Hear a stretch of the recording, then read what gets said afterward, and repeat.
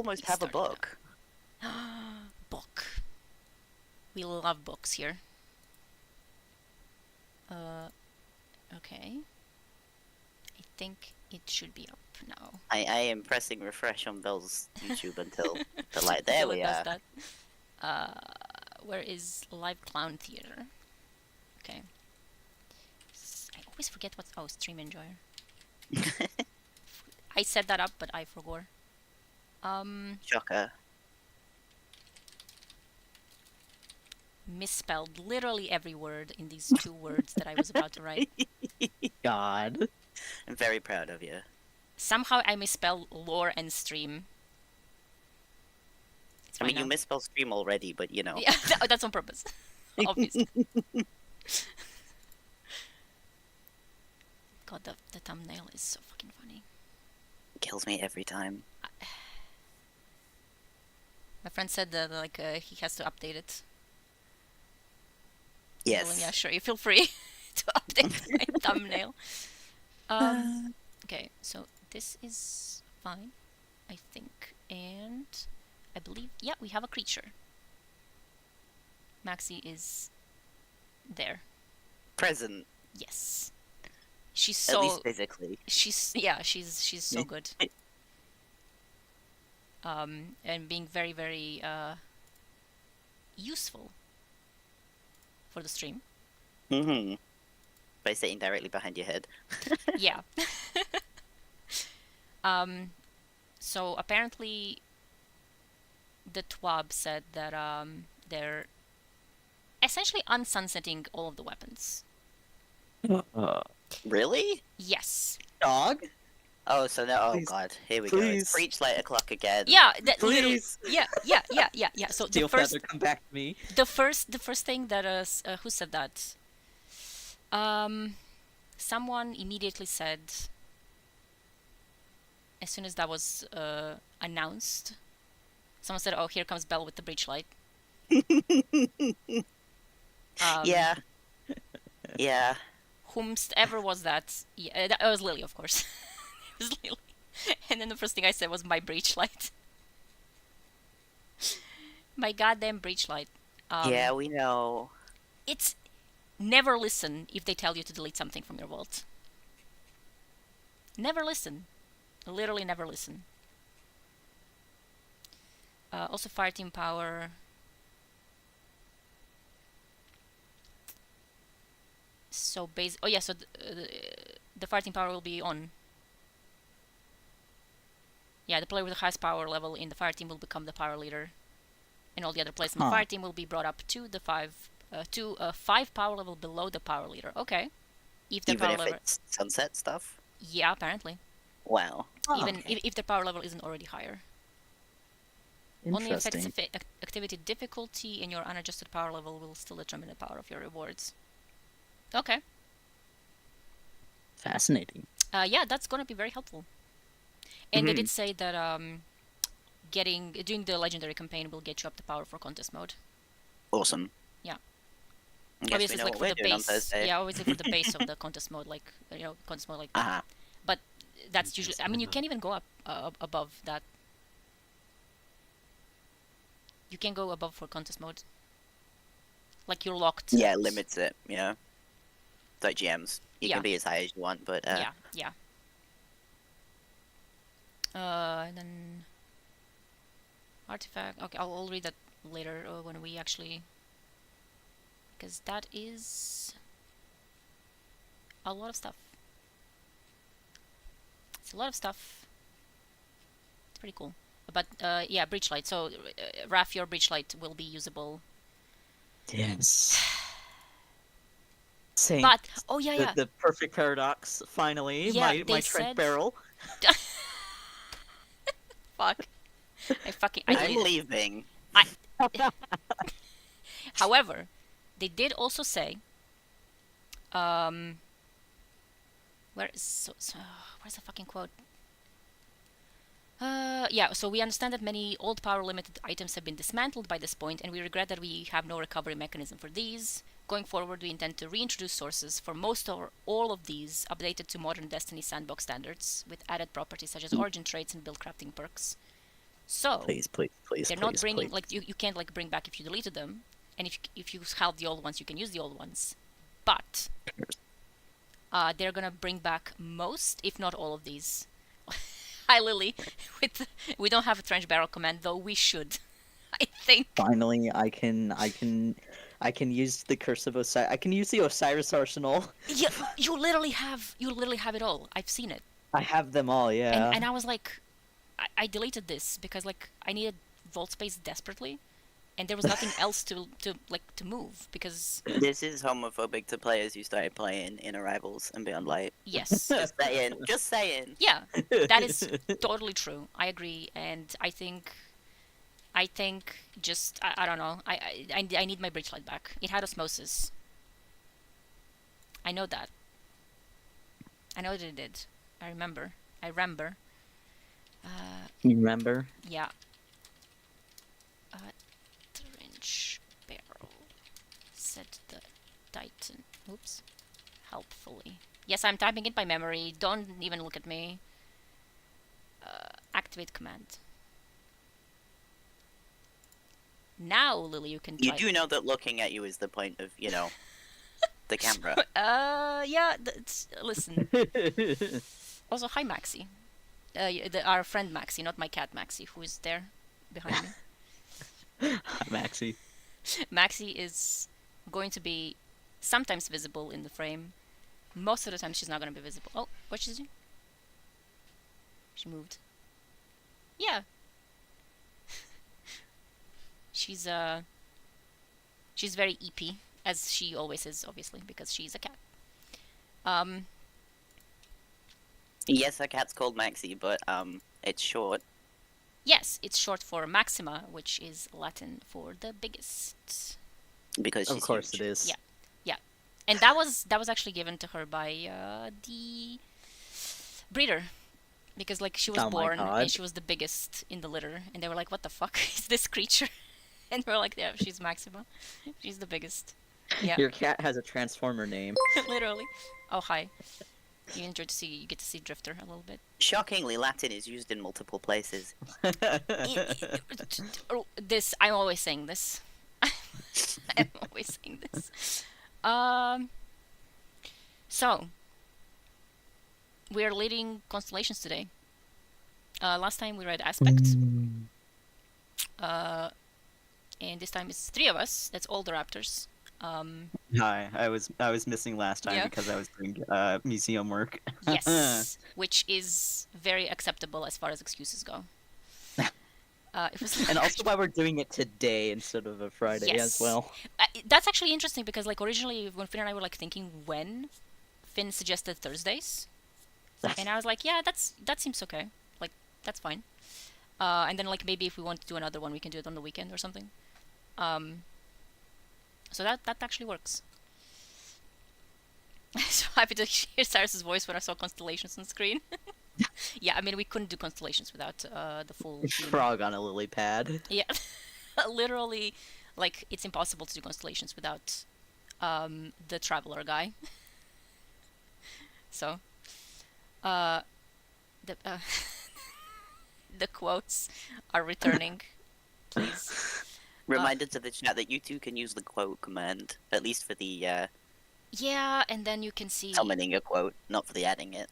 you can see whatever bullshit we've said in the recent days. Oh, I am quite curious. I've been a bit inactive recently. Yes, we have been having a time, especially during Onslaught. We have to play Onslaught a little bit with you. We've been Yeah, having yeah. quite the conversations. Lily summoning her own quote. Yeah, of course. How do we begin this one? Constellations. I mean, first we gotta start with which season that came from, which is Season of Dawn. It came from the sundial. Yes, it did. If you played Sundial, you would drop pages. And I remember when I got the first page, I sat there until I got the rest of them. Just in one go. Man. I have no recollection of collecting them all, but I did. Yeah. Wildly out of character. Yeah. It's so like the whole thing of me sitting in an activity until I get all the lore pages started very early on. Remember that one? The vow. Now. Yeah, we talked about that last week. It was. It's funny because like it was genuinely like, okay, we've been playing this for like 12 hours now, and it's like day one contest mode raid. We should take like a nap before we continue. And then we were like, no, actually, let's go back in as three people on contest mode to get the lore pages. 10 times we were clearing that thing. I'm going to read Constellations from my physical copy, which I have printed out and almost finished handbinding. Yes! And I'm feeling very normal about it. If you have a picture of it, send it to me, and then I'll show people your little book. Yeah, it's not quite done yet, so it still looks very scruffy, but we will accept this. Hold on. We will accept your scruffy book. Thank you for your service. Oh my god, her little paw. Finn picked up a new hobby for this, a dangerous gambit for ADHD folks. I did, I sure did. Yep. I was like, I will print it out because it's easier to read on a physical page last week. After reading aspect, and I was like, it really is. Well, it's easier to read it if it's like in a booklet format, and you can print in a booklet format. And bookbinding is one of those things that I have wanted to do for a very, very long time, and I have not allowed myself to do it, because I have ADHD, and picking up hobbies is a thing that certainly happens. It sure is. So. But now it's done. But yeah. Handshake from Max. Do we have put it in stream channel? What the hell is going on here? Oh, that's from the last time. I see my I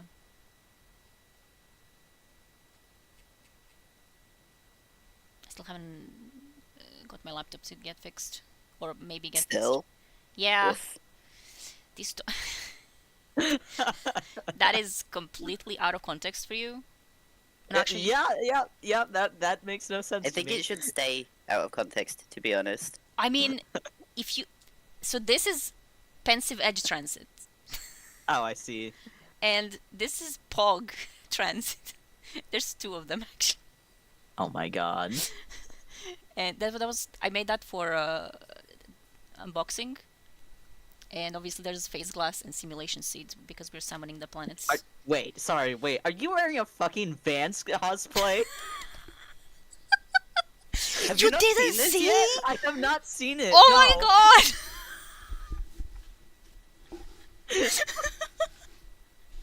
Yeah. Hello. So how long did it take? Like Finn spent like weeks fighting about with patterns and shit. Yeah, I had other stuff on my plate as well, but yeah. Just a second. Oh there my it is. god. It's just a cowl. I mean, just. Just, he says, having not being the one to sew it. But like, it's not. I don't have the whole robe because I'm not sitting in my room. He does have his towel though. Yes, but I'm not sitting in my room with a full robe. Like, for now. For now. I'm going to exit the stream. I can't believe this. No, listen. That's the whole point. This is gonna be incredible. Fuck, I gotta run. I gotta run. This is gonna be really funny next week. Because of the other lore book that's next. Oh. What's next? Is it Trials and Tribulations? See, this is where I'm like kind of sad that my camera's not working because I have the mock-up version that's like half scale and puppet sized. Yeah. Sat on my mannequin with a puppet in it behind me. It's so funny. Yeah, this one, it's like Finn was also considered like my headphones should fit in. So otherwise it wouldn't fit. Yeah. Pretty good. It is. And wait a minute. Which side can I turn? There. Because it has a towel. Yeah. And I mean the towel is here. Yeah, we don't never mind. We don't talk about the towel. Okay. You haven't posted my my little sketch. Your sketch? The shitty little Wait. doodle I put in it. Wait. Oh my god. I know exactly where it is. Everyone's literally- enjoying the I the literally- Bello. Wait. It's not gonna be visible, I think. Yeah. It's not gonna be visible. Or maybe it will? Wait, let's first, because I wanted to see... Oh, no, actually, wait a minute. Can I... Shit. How do I... No, not this. This is the wrong. This is wrong. Everything's wrong. Dance behavior. No. You see that? That's the book. Yeah. And... Oh my god, I actually doodled. No, wait, this is... And, this is the leftovers from the hood. It is the leftovers from the hood, yes. The yellow. Okay. Can I actually make it... I mean, I can make it bigger. So... That is going to be a little bit better, I think. There we go. And, the highlighting is legendary already. Well, I thought about the way that we're going to read this. Yeah. Oh, yeah, we thought about it. I'm gonna take the picture of your doodle later. Because we had...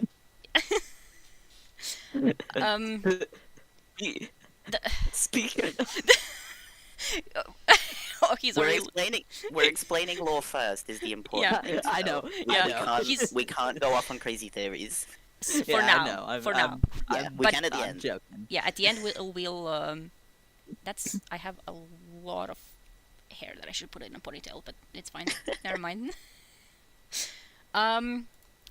What we could do for start is for no reason whatsoever watch a trailer, Sounds good to me. because we watched Yeah. the trailer for Undying, and also And it because turned out a lot of people hadn't seen it. exactly, and the trailer for Dawn is... It's the best trailer they've ever done. Literally, Yeah, it yeah. will never be. It will never be better. Like it's never gonna be a better trailer than that. It is genuinely. It's Ooh. really good. And Osiris will at the beginning explain like what the season is about, so we don't have to like go way too into like what was going on, especially because it explains how it connects It's to... not really what this lore book's about. Yeah. Yeah, and it explains how it connects to the previous season. Schmeason. Just a second, can I... Season schmeason. Wait, I have to remove myself first. And... You've been busy, Guardian.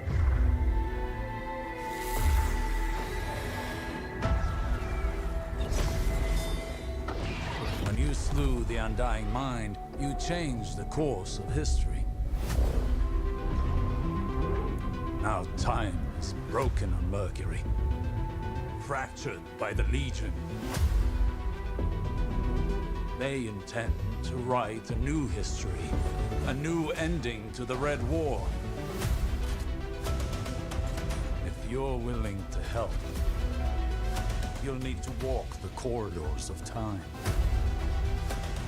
And you'll need my sundial to do it. I built it so that an ally of mine could cheat death. I failed to help him, and his death remains my greatest regret.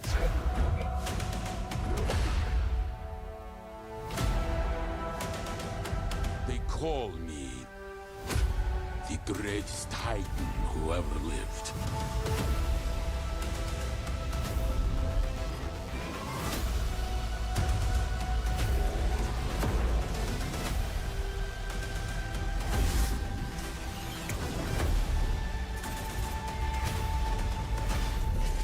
You fight like a caged animal.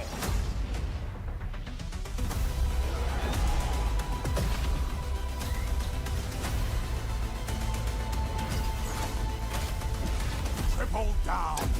Why, your light is savage. What? What? 7 follow! bring the sky down upon them.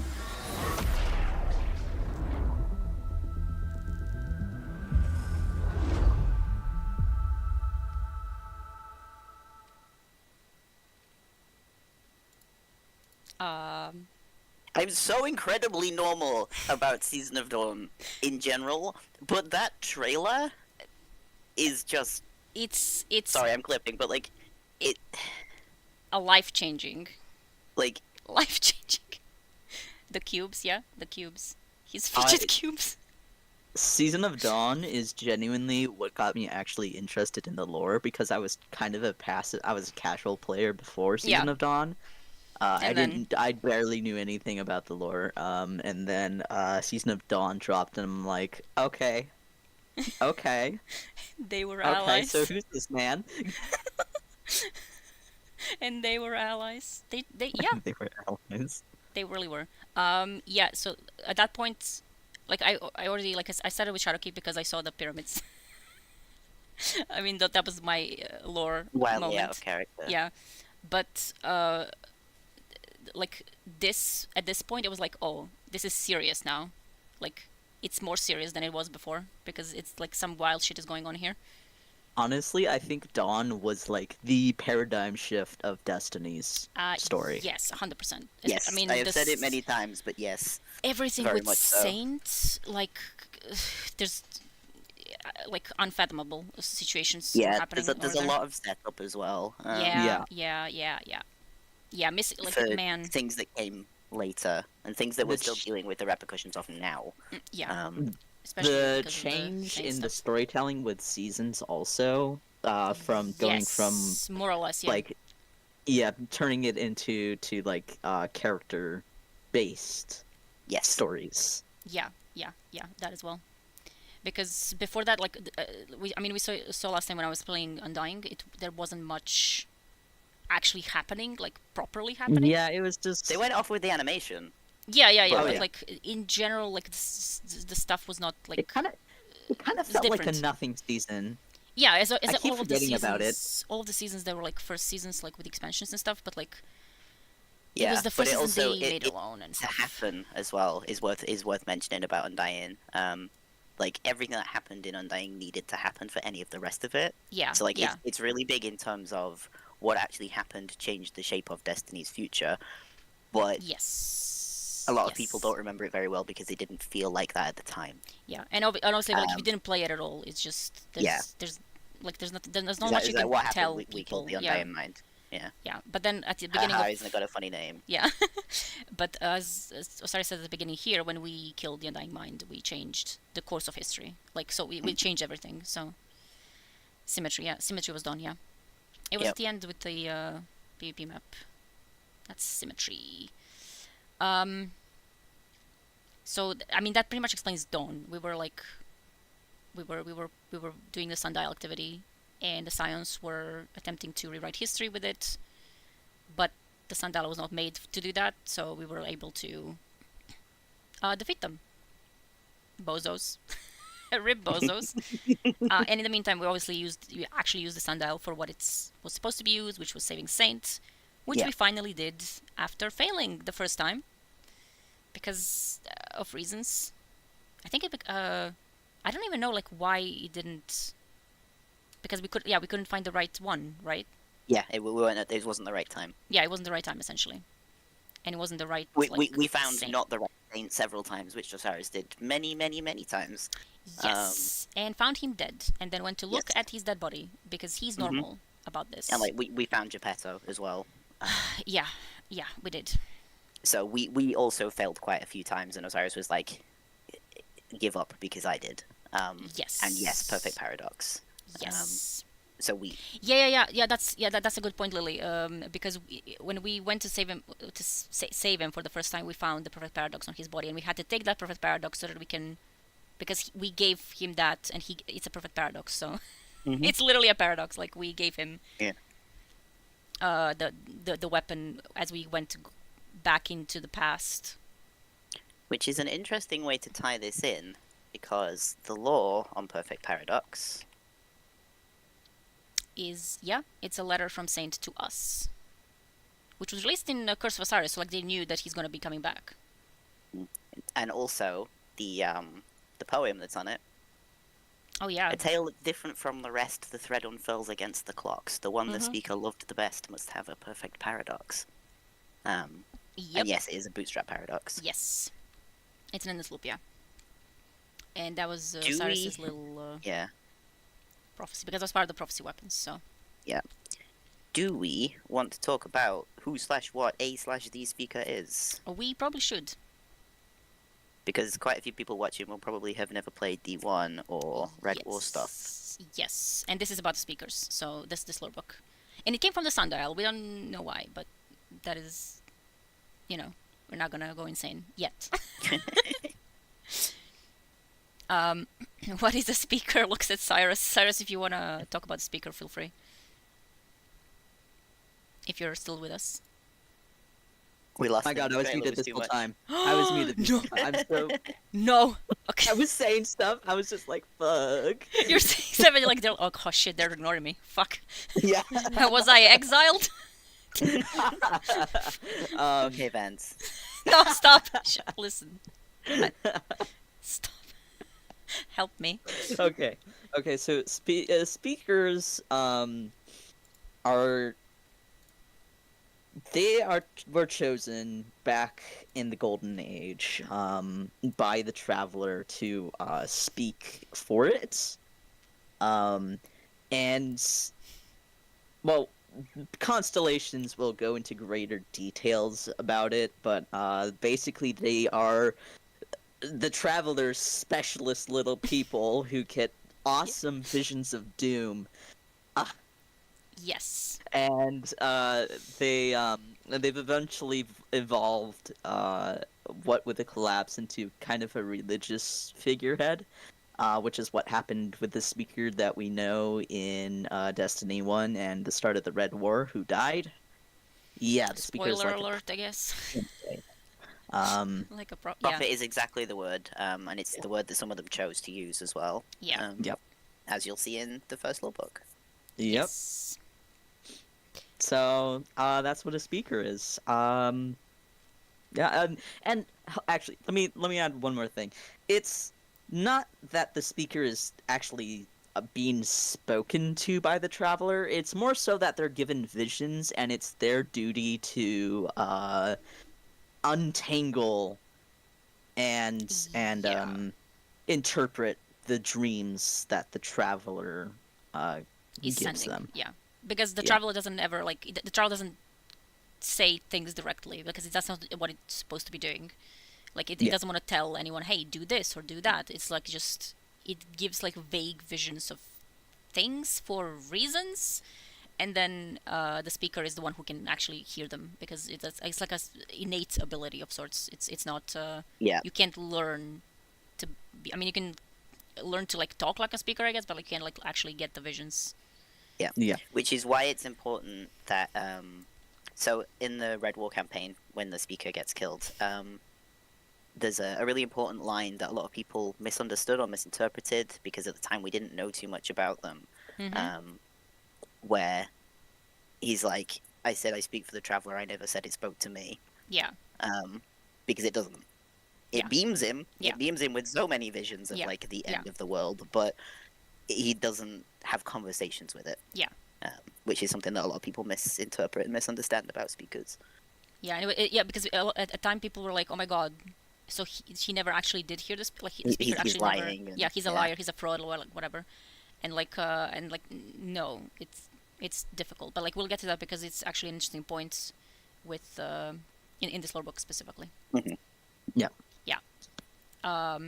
Which means that we can actually start reading that, because like there's not you much else. The brackets? Yeah. So when I click this, is it gonna be So.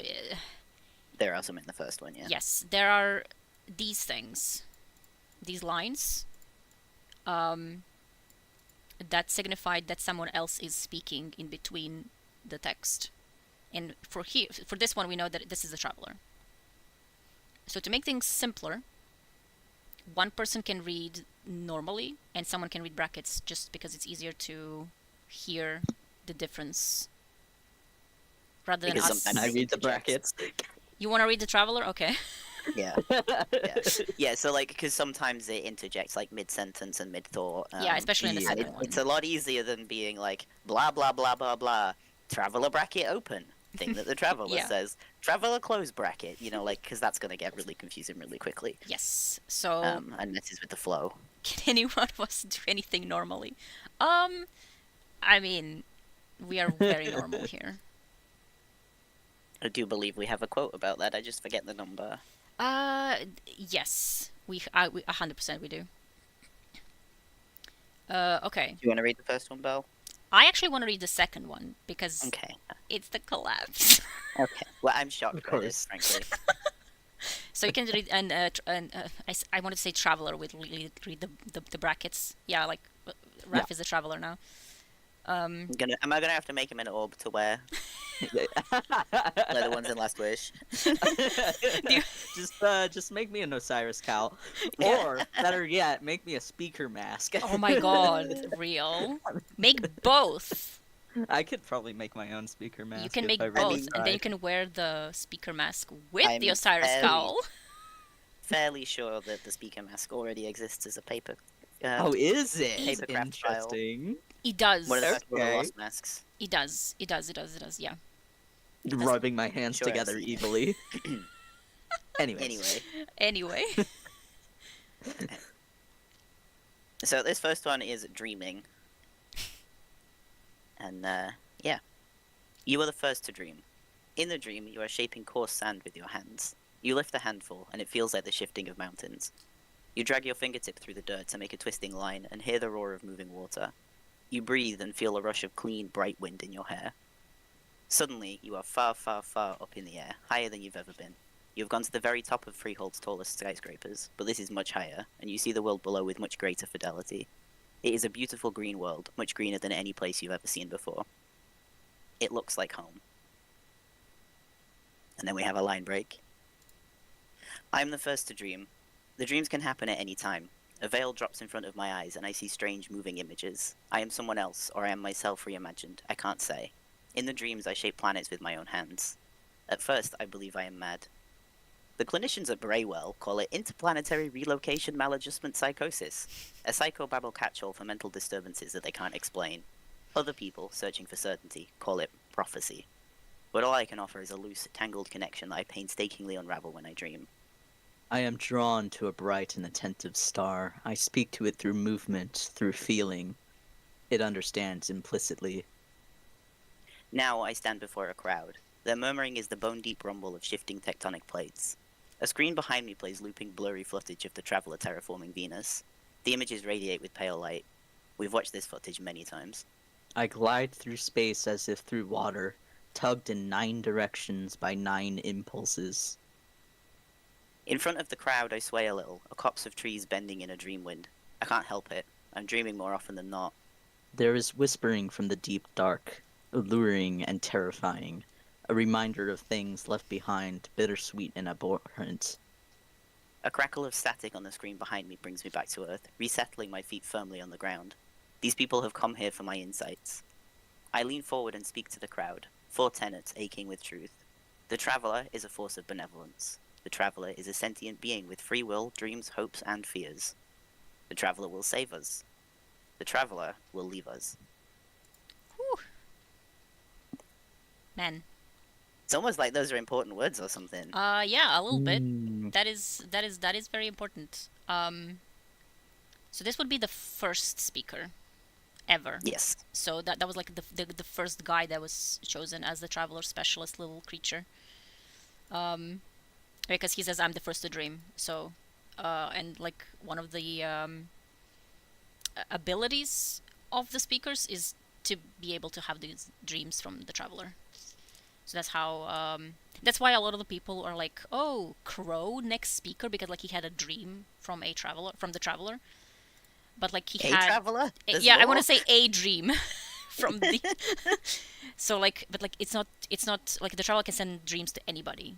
The difference between a speaker and someone like Crow or even Young Wolf, because Young Wolf had a dream from the Traveler.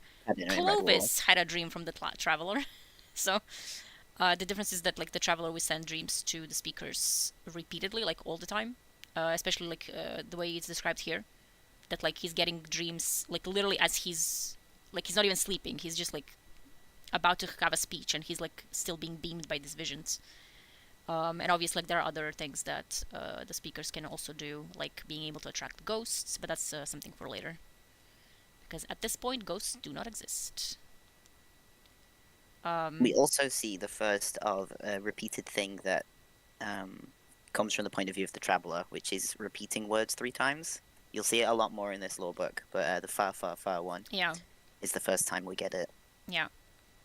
So which is just like an interesting... Yeah, so this first bit is the Traveler, and Traveler speaks in the second person. And like, essentially is like, I guess like, speaking to the speaker, or like the person that this would be. Which is why it's like you feel the wind in your hair, like you are like in the Freehold and stuff. Freehold is on Mars. Yeah, it's also important because Constellations is like the only time we really get anything like this from the Traveler. Yes. Everything else is always like these like messed up visions. Yeah. That and Radiant Accipiter. Yes, which is the crow bit. Yeah. And I guess Dreams of Alpha Lupi, but that's different. That's a little bit different. But this is why this is like a really good lore book, because it's unique for the Traveler and for like literally for our little Traveler. Like there's like, it's basically like one of the main characters, but we never get to like learn anything about it because it believes in choice. Yes. Yep. So it doesn't really talk. Yeah, it doesn't go, this is what you should do. Yeah. It goes, here is what may happen. Yeah. The bittersweet thing is interesting. Yeah. The bittersweet thing is very interesting because it specifically says there is whispering from the deep dark, alluring and terrifying, a reminder of things left behind, bittersweet and abhorrent. We can speculate what that means, but like whispering from the deep dark. Well, I wonder what that could be. What? It's obviously an ancient city from Minecraft, but you know. Obviously. Yeah. But also a reminder of things left behind, because like obviously it leaves things. So this could be referring to the fact that like it has to leave all of the previous civilizations, which is why it's a bit bittersweet, because like it has to visit them, help them, and then it has to fucking leave, because whispering from the deep dark is chasing after it. So, you know. Cosmic horror pen pals, yeah. And it's then, also, you know, there are some civilizations that have used darkness as well. Yes. That are not, like... bad. Yeah, they're not, like, antithetical to what the Traveler is after. Yeah. I mean, the first... I mean, the Witness of Species was... Yeah. They used both light and dark. Yep. More or less, like, I mean, as a matter of fact, they had the Traveler first, so... before they had darkness. So that is very interesting. Mm-hmm. And... also interesting, clinicians at Braywell. So this is this is the beginning of the Golden Age, essentially. Yeah. And Braytech was already... there. So, like, they've been around. That's an interesting little detail. Yeah, it's always felt to me that Clovis has come from family, like wealth. He's definitely something come from. Oh yeah, yeah. That is 100%. Yeah. He talks about that in some other places. Yeah. Yeah. But like this is after the Traveler has arrived in the system. Yeah. Like this is the footage of, like, they're talking about the footage of, like, you know, the first team that went to see the Traveler. And, like, and Venus being terraformed. Yeah, terraforming Venus, because Venus was second. I always forget the order. I know that it's like like there's a specific order, and then like it disappears in between. Mm-hmm. Like it went to Venus, then like disappeared for like months, and then it reappeared somewhere else, and then it disappeared for months again, and then it went to like Jupiter or something, and then they calculated how it moves, and then they realized that it's going to be at Mars, and then we went to meet it at Mars, which is how that happened. So like this would be very, very early on, this footage of Venus being terraformed. That's like genuinely like pre-Golden Age because we haven't yet actually met the Traveler yet. But then, obviously he's like having these like that's already as he's there, as the Traveler is like established, I guess, because like he already has this very specific speech with the 4 tenets that are very interesting. And surely they won't come up again. Yeah, and people should like remember them a little bit better. Because I feel like a lot of people don't really realize this one in particular, the second one, that the Traveler is an actual like person. Like it's sentience. It's a sentient being with free will, dreams, hopes, and fears. Like it's not just like an object or like a construct. It's something else. Yeah. Which also makes this current situation very interesting. The fact that it's been attacked. Mm-hmm. Because it's basically the Traveler arrives into a system and goes, "Hi, I'm here to help, but please don't kill me. Yeah. Please don't get mad. Yeah. I am my own thing, and I will leave eventually." Yeah. Yeah. And that last one's very important. The Harmony used it especially because of like Seraph as well. Yeah. The Harmony had the Traveler. Yeah, the Traveler gave them, because their planet was around the black hole, so the Traveler was like, "Let me help with that," and it did. It helped them with that. Clovis received a small loan of 5 billion glimmer. I was waiting for you to see that one. True. And Lily's tangent as well. Venus is so fascinating because it has light. It's light terraforming, Ahankara wishes, and the haze and fucking with time. Mm-hmm. There's a lot of stuff going on Venus. So going inside the Travel like a Magic School Bus episode. Yeah. Let this be a normal field trip. I don't think we've ever had one of those in Destiny. Nah, I believe we'll be fine. We are built different. Well, I'm built different. I'll be fine. I'll be fine. Let's not have this conversation. I'll be fine. I'll be fine. Okay. Next, because like that's basically all I think. Yeah. Just a second. 9 directions by 9 impulses as well. Yes, that's our system. Yep, the 9. Yes, and also the 9, yeah. And yeah, that's all the little travelers, little insights. Oh, and I am drawn to a bright and attentive star. So that like the star is how. Yes. The speaker. Yes, that's the speaker. Yeah. Where is that? Oh yeah, here.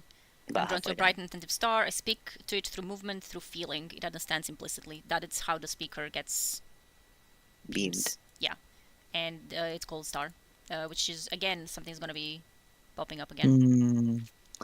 And then we have Severing, the second chapter, which is, as I previously said, about the collapse.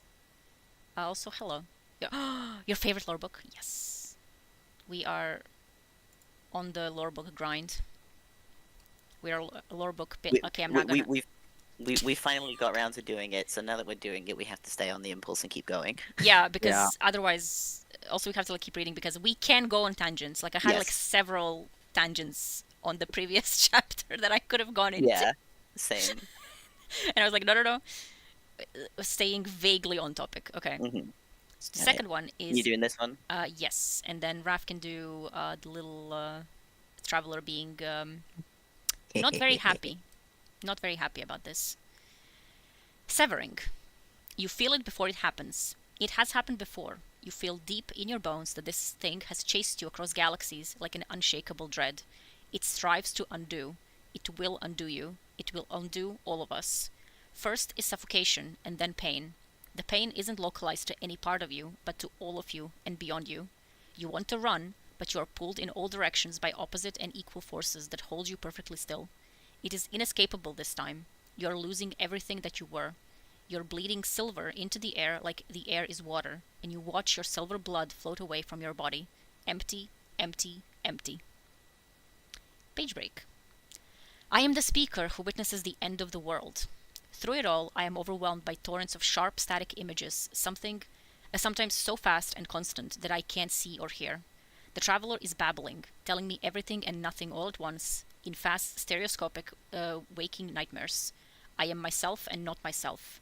And I am stuck in a web of black spider silk, frozen in the mind-numbing silence of space. Have no answers. The fall isn't quick. It happens over weeks and months. Cataclysmic disasters, natural and unnatural, flattening human settlements on every planet. That I have made, I have shaped, my work laid flat. Earthquakes, tidal waves, solar flares, cyclones, sinkholes, exploding lakes, wildfires, unknown, untreatable plagues, raise populations in hours. Water goes black with unknown poisons. Forced down my throat. The ground opens up and swallows entire cities. And I am sick, sick, sick.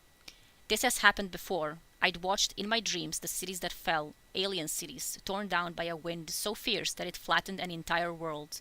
And it is not my fault. But this is different. The traveler has not left us. Something new, half remembered and wished forgotten, this false sister, has arrived. Is that yes, that is. I don't want to abandon you. Watch on crackling video feeds as people try to escape the outer planets. Exodus ships burn. Like I will burn. Up with thousands upon thousands of souls aboard. We gather in frightened, huddled, trapped, stuck, doomed groups in relief outposts, hoping against hope.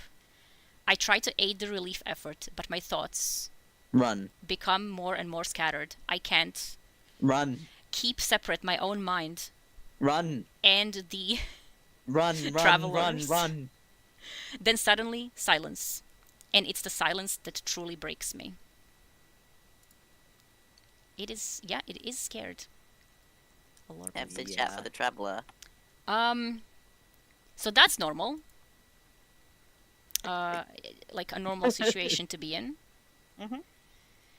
And like, again, you feel it before it happens. Like, and also like, it has happened before. Like the traveler knows what's going to happen, but like, there's nothing he can do. And specifically, it's like, it is inescapable this time. And like, we don't really know why specifically this time, but like, it might have been just, I mean, it could have been like tired, like too tired to like keep running or something like that, because it's been maybe running. It knows about the veil. Maybe, but like the veil has been like they've been chasing it with the veil for forever.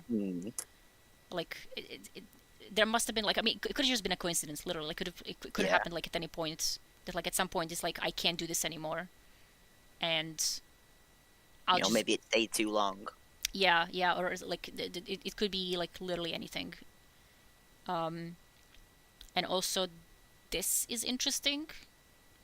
Bleeding silver into the air, like the air is water, and you're watching your silver blood float away. Like a silver tree? Yeah. Really, the tree? No, we're thinking that this might be referring to the light. Yeah. That this is how it refers to light, which is very interesting because like it's like treating the light as its blood, which again, with the situation that we're in right now, it's not good for the little creature called the Traveler. And then notably small creature. Yes, notably small creature that is different in different depictions, like different size. Like when you see it from space, when you see it from like a different cutscene, which may be on purpose. We don't know. And then, of course, the only really depiction of what happened in the collapse. Like, I mean, there's obviously Last Days on Kraken Mara and stuff for Titan, but this is basically the only thing we know of how it went down.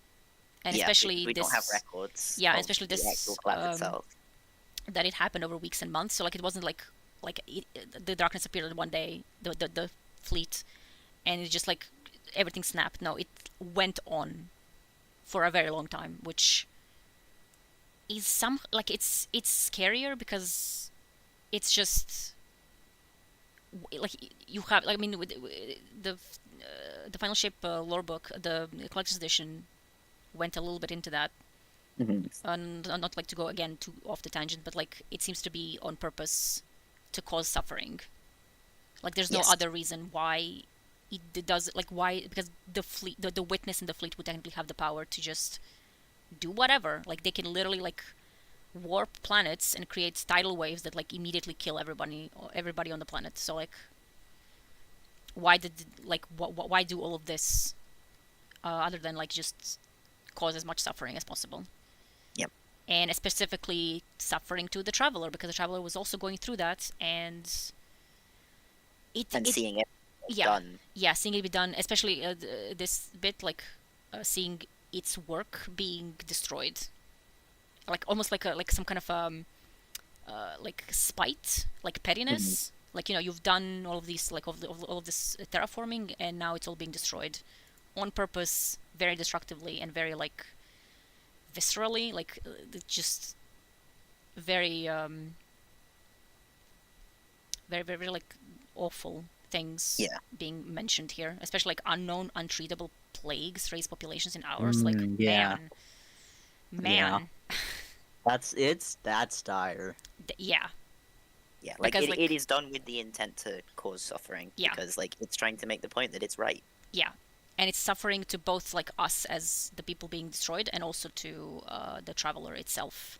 Yeah. Like kind of making a point that like you can terraform all of this, but like at the end it will all go down to shit. And yeah, cruelty for cruelty's sake. Yeah. Yeah. And yeah, like a bully breaking a kid's toys. Yeah, sort of. And then also like water goes black with unknown poisons and like forced down my throat. Like you literally very like, ooh, it's, you know, like the descriptions themselves are kind of not very nice from the traveler's perspective. And also, as Finn said earlier, like the repeating 666, and then also at the beginning empty, empty, empty. Yeah.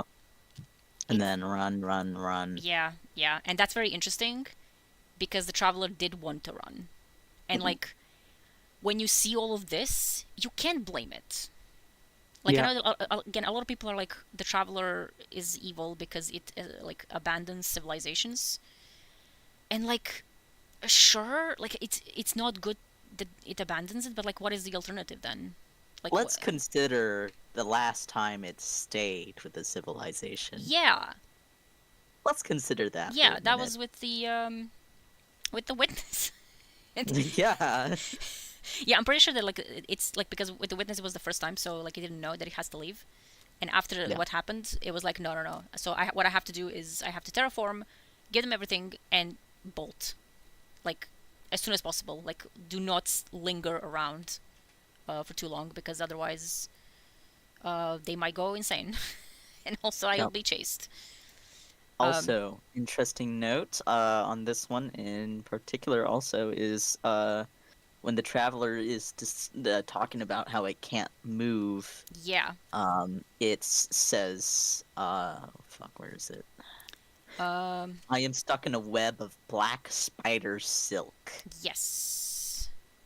Very interesting. Very interesting. And Savathun knew a spell that could keep the traveler in place. Yeah. That's from the Witch Queen, which like we can't know whether that was planned for that long or not, obviously, but like now that that did happen, we can kind of use this as possible, like this might mean, like this specific thing might mean that this was what Savathun did to kind of force it to stay, because like obviously she knew that, like I mean she had a plan to kill Nazarek. and steal the whale finally. And she did specifically say that she tricked the traveler into staying. So yeah, and that she tricked also the witness into. I mean, obviously she did, because like the veil disappeared. Went missing, yeah. And the witness was like, "Well, there's nothing I can do here anymore. There's nothing we can do here anymore." It's like this. Yeah. It's most likely what that is meant to symbolize, like the because like that's what she was doing in her own throne world, in Witch Queen, to keep the traveler there. Which, if she did that in the collapse as well, that must have been very unpleasant for the traveler to remember. Yeah. We also know from Rasputin about it starting to move and then stopping. Yes. Yeah. Yeah. So that was actually in the next season. When Rasputin shot the traveler. Yeah. Rasputin was, yeah, he was observing. He did not know what the fuck was going on, which He again, was going through it. Poor guy. yeah, he had no ways of knowing. But yeah, so There's that's also a whirlwind reference. yes, whirlwind reference. Alien cities torn down by a wind so fierce that it flattened the entire world. So again, the fleet and the witness doing like just like this did not need to happen like that, but Yep. it did because they're assholes essentially. And obviously like the traveler being like it's not my fault, which it isn't, but like a lot of people again tend to be kind of like, no, actually the traveler Caused is the like, bad way. yeah, caused Ooh, no. but we have to consider the fact that in the original story, I God, that's the one thing that like if that happens, I'm genuinely gonna be like, that's bullshit. Because but like obviously won't because they never Yeah, like that actually is bad writing, which is why it won't happen. yeah, which is why they abandoned that whole idea Yeah. of like the traveler will be revealed as actually the evil thing, and like you've been the servant of the evil whatever orb. Yeah, yeah. So like I think this was like a really good like explanation of what actually happened and why the traveler tends to run, and that like it's not doing it because it's evil or like because it's like just doesn't care. Like it very much cares, like very much so. Like that I shade my work laid flat. Like that's very. Wouldn't you run? Yeah, yeah. It's, Like that's the thing. It's like, wouldn't you run? yeah. I would. It's like there's no way that no one that like people will be like no I actually like and like it did I think try sometimes to like do something but like it can't. Again, we saw that in Lightfall. It can't do anything. Its only defense mechanism is creating. Yeah. It can only create. It can't destroy. Yeah, like it did react in Lightfall and it was like terraform beam and like it's like it looked really like when we first saw that in the trailer, it was like oh my god, the traveler's attacking, and then we saw the plants and we're like, oh, it doesn't actually have an attack. It's just a little terraform beam. Like, which granted it did do a lot of damage to the ship, but even then the ship started growing into a massive tree. That's actually the only thing that we've ever seen this obviously like something happened to Rolk's pyramid, which probably was Savathun doing whatever shenanigans she did to like snap it in half.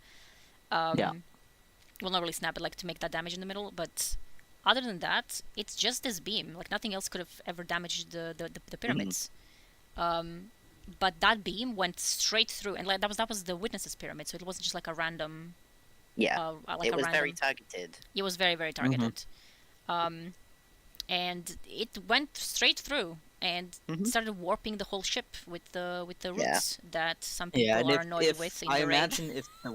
I imagine if the witness didn't parry that blast, then it would be well, probably not but cinder. Yes. Or not but roots. Not but roots. Yeah, because it's grow. Yeah. Would that maybe have like changed the witness then? Maybe that was the attempt. Maybe. Like who knows? We might find out more in Final Shape. Yeah, maybe, yeah. Because like I mean, it accidentally rewrote Nezarek. Because he didn't know, like the child didn't know that his body was being 3D printed in the ship, and then it got like Nezarek got hit by that and was like, oh, an extra power. Light and dark, extra bonus. Yeah. He's so funny. Nezarek was like, tasty. Yeah, he's such a creature. But also, yeah, the little tree grew and everything. I mean, little. Yeah. But like the damage done was insane. Yeah. Like and like the fact that it keeps growing and it keeps like warping the pyramid as well is quite powerful. But if you've not done the raid, I encourage you to just load in. Yes. And look at it because you can see a lot of like the edge of the the cradle that it's built. Yeah, and it's look around. massive, and like it did a lot of damage. So, but again, it's not the damage type that's like that can like kill the Black Fleet. Like, so it can't do anything. Yeah. Do you think it's pre-Arachnis? Alas, poor Nezarek. Yeah. He was just I knew ahead. him well. He was just ahead, yeah. Yeah. And then being put into the 3D printer. Yeah. And constantly You know, yapping while he was being printed. God, there's something wrong with that little man. Imagine we the knew that. witness like just brooding in the pyramid, and Nezarek is just in the background, talking over and over. God. It's like, hello, hey, man.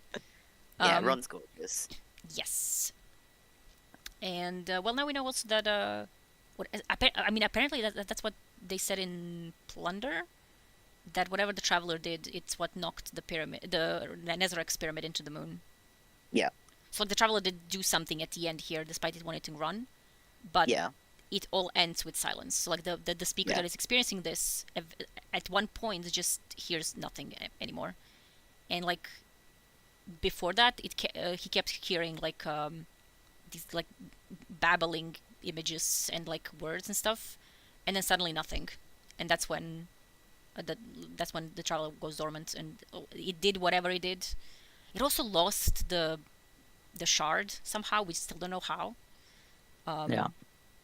But that happened in the collapse. So before the collapse, specifically on Earth, the Traveler was it must have been like damaged here and there, but like it was not. The shard was not cut off. The shard was cut off in the collapse. Yeah. Which is very interesting, and it didn't get reattached as well. Yeah, when it reformed. Yeah. So that there's also part's off. An interesting point with the something you half remember and wished forgotten. This false sister. Mm-hmm. Yeah. It's so interesting. It's so interesting. Like, that could be the Witness, because it's not like the Witness is it's not the darkness. Yeah. Yes.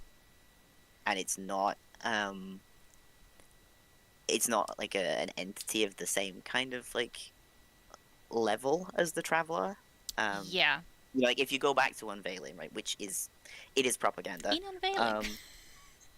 In Unveiling, there is the whole thing about like the Gardener and the Winnower. Yep. And we now know that that's not strictly true, or not true in the way that it is written. Yeah. Because, you know, much like Truth to Power is propaganda, it's something that, you know, the Witness has presented to us as fact and is not. Yeah.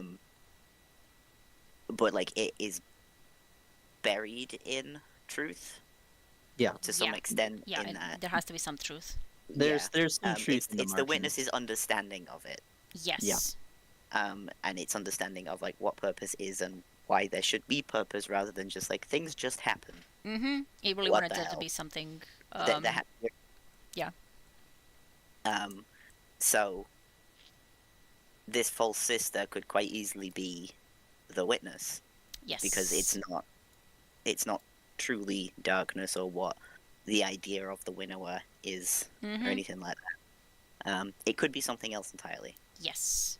And but half remember and wished forgotten false sister says to me the Witness. Specifically. It's a really interesting thing to come from a law book that came out in Dawn. Yes. Yep. And more interestingly, next time there's going to be a line that is very similar to this. Yep. That is also mentioning a sibling. But like it's an almost identical line, but from a different source. That we don't know what the source is, but it is a different one.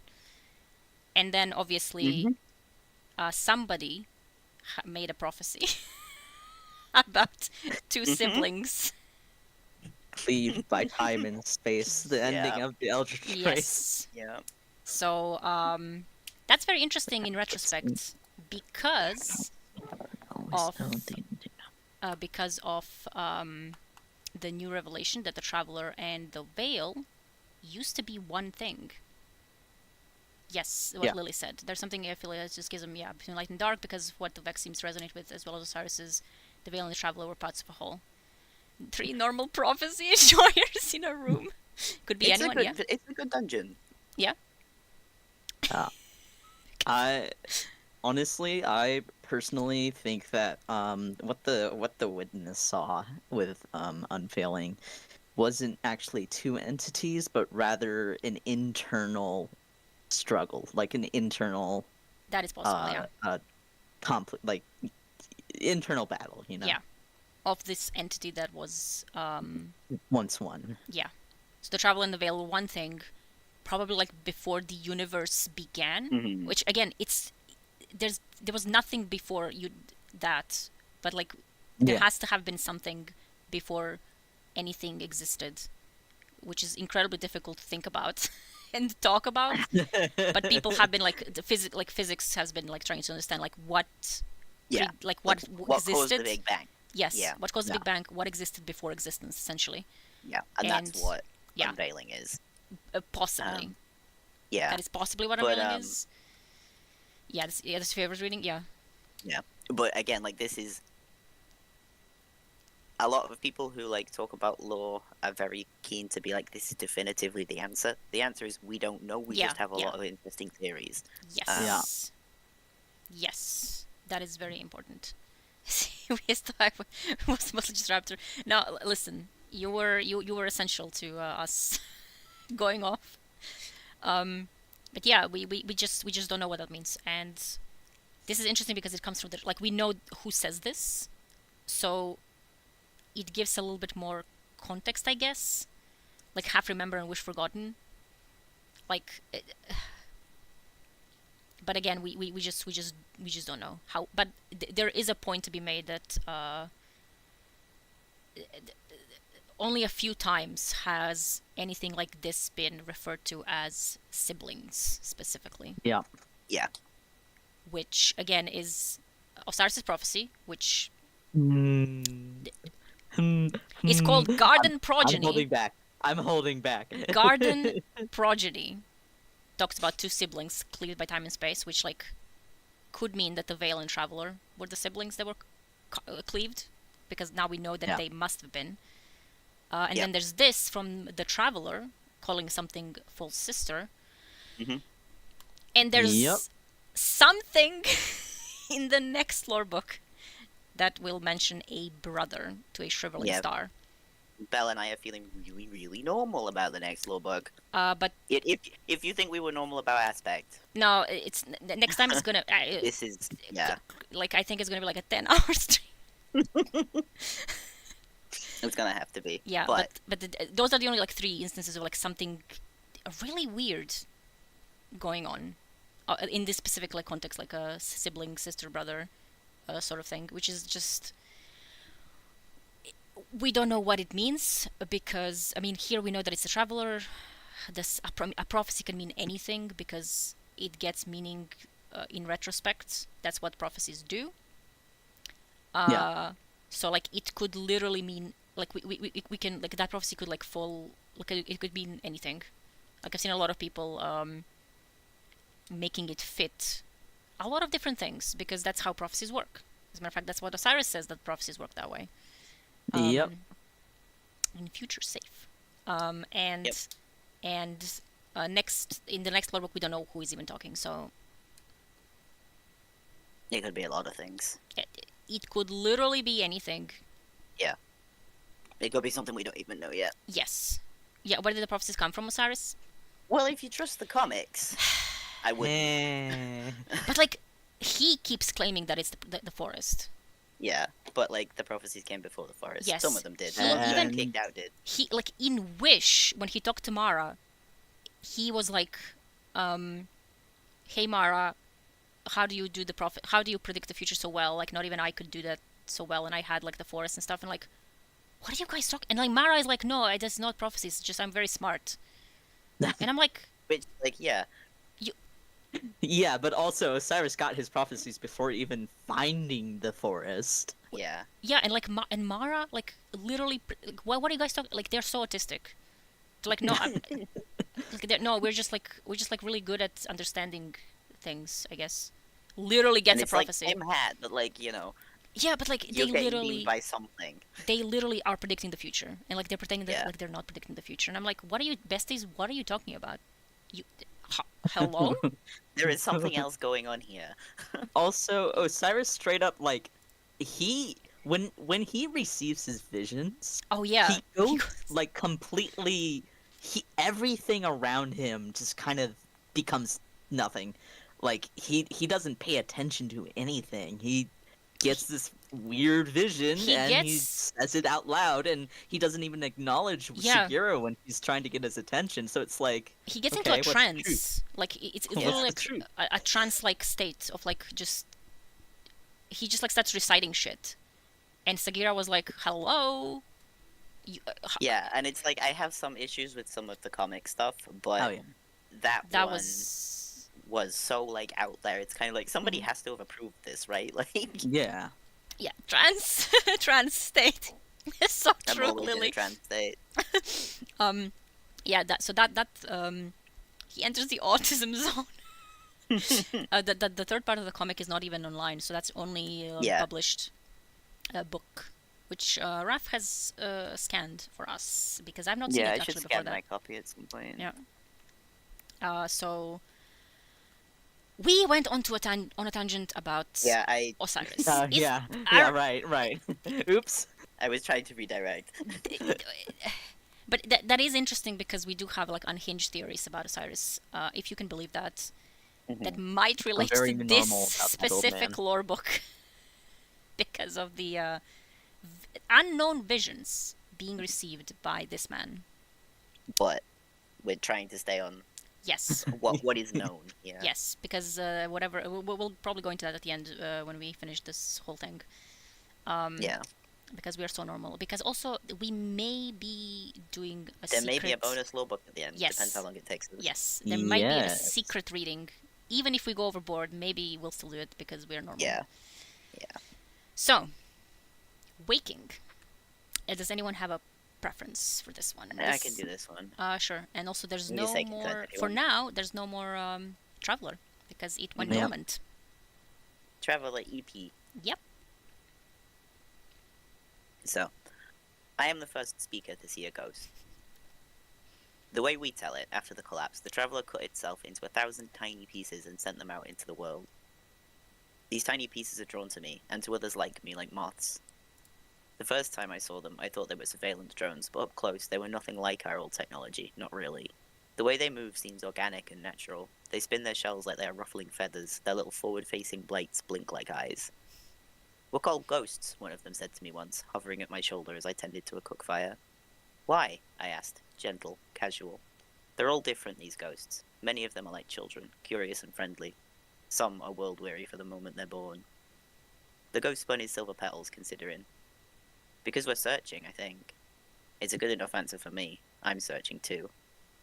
I let the little ghosts follow me. We talk about what the Traveler was like before the collapse. They like to hear it, and I like to remember. Deep in their core, they remember too, I think. They remember a time when they were all one piece. Still, they like to ask what the Traveler told me, and I recount all the dreams I can still remember. I haven't dreamed since the collapse, and this is almost like dreaming again. Today, at twilight, one of the shy and quiet ghosts who has been lingering at my side asks if I will follow her out into the valley. I should say no, but she sounds hopeful. And I am curious. We travel for several hours. The land here is recovering, not just from the collapse, but from the time before it. Resources from our settlement are scarce, but nature is creeping back in, and nature is cruel now. It's been starving and confused for decades, jostled out of its natural order, and now we reap the consequences. Wolves steal our livestock. Mange-ridden bears wander through our compound late at night, pawing at our doors. The land is so thick with the memory of poison that it won't grow crops. We protect ourselves from this recovering world as best we can, and we rarely go out at night, but I'm drawn by a curiosity that feels beyond me. The ghost leads me to a barn with a sagging roof. She asks me to wait out of sight. She says, "I think you'll scare her." I don't fully understand what she means.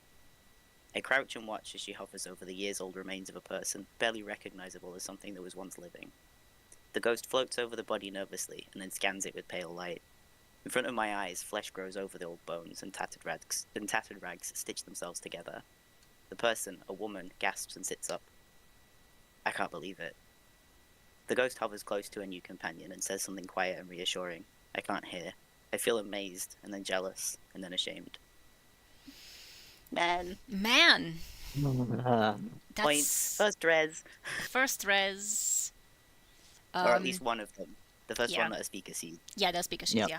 So that should be like another speaker now.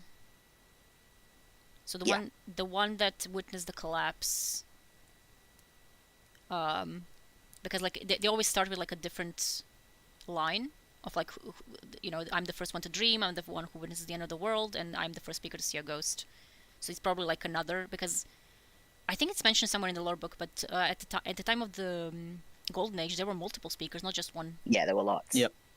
So it's like, I think that hasn't been mentioned yet, might be mentioned later. It's mentioned somewhere. Just like it's understood that it wasn't just like one guy being beamed. It was. Yeah. It was. Yeah, these are all different people. Yeah, it was several. Yeah. Also, that's also a good point to make, because a lot of people thought that like our speaker has been the same one, like that this lore book is about one speaker, and like no, he's not like 1,000 years old. There were multiple people. Yeah. So this it is does not touch on that later as well. So none of these are our speaker yet. We'll know when it is. Yeah.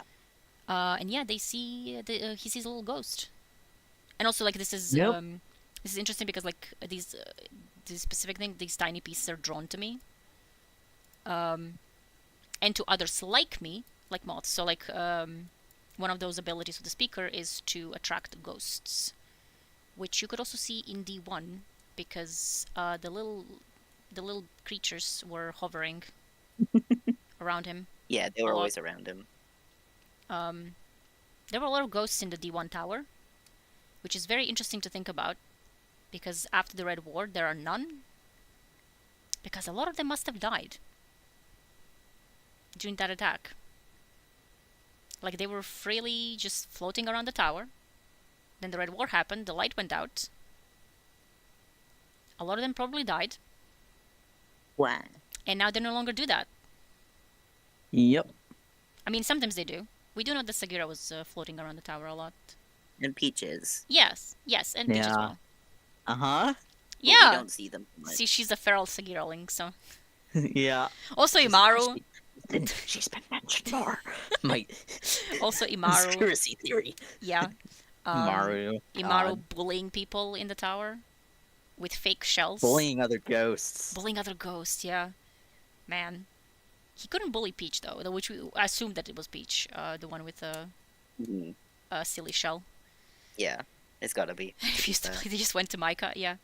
Listen, a lot of them did go to Micah. Micah is like carrying like a whole a legion of ghosts. Mm-hmm. Man, I want to see her. They have Micah doing it again. Yeah, but ghosts. There's a ghosts. There's some really interesting descriptions of ghosts here as well.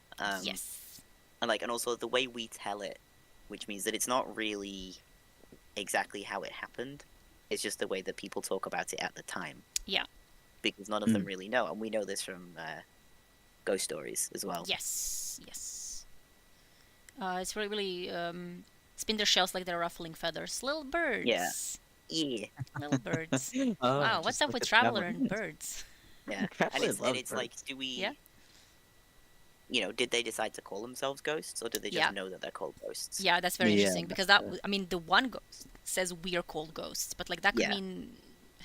Did they decide all of as a collective, or did the Traveler just go, right, you lot are ghosts, go and... Yeah. We don't know. So like, we know that they don't agree on stuff. Like ghosts are very, very different. Again, this is also what the speaker says. Like they're all different. Yeah. And we also know that ghosts also aren't sure why they're here. Yeah. Yeah, that's what I was on about ghost stories. Yeah, and also Pigeon and the Phoenix, which is also from this season. Yep. So also a very good lore book. We might get around to it one day. Yes. There's also another kind of that triple word thing, almost. Yeah. Which is interesting because it's the Traveler that's been doing that. Yeah. And now the speaker is also doing that. Yeah. And like, so this is the one of the speakers that has witnessed the collapse.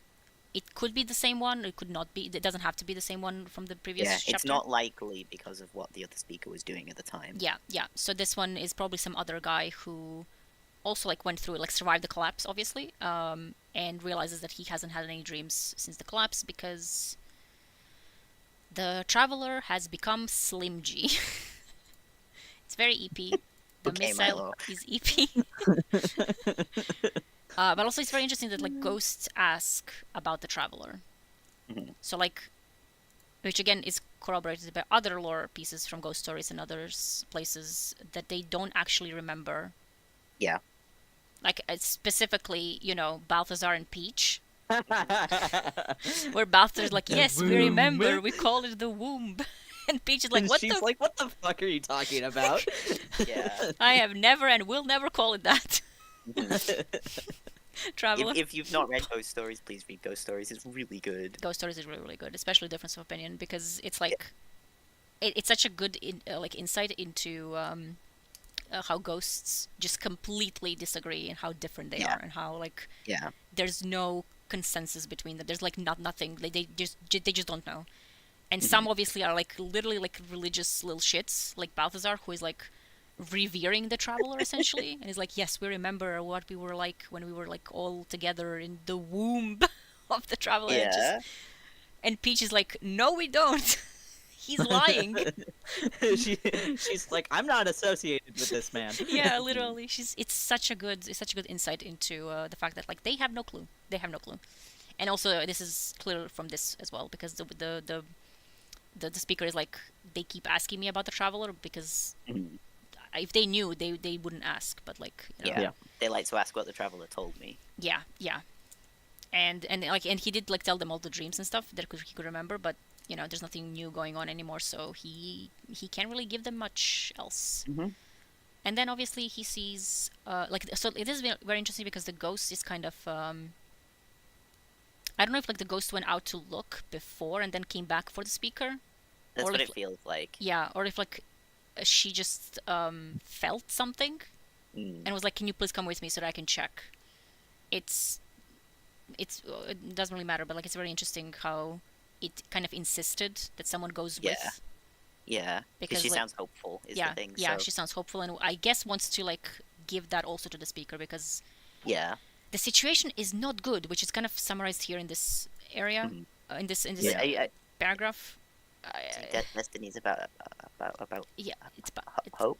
It's about hope. Are you hope is there a theme? There's a theme? I don't know. Are there themes and narratives? That's crazy. That's I don't insane. think so. I think they don't actually mean anything that they write. Yeah, of course. I don't think there's any.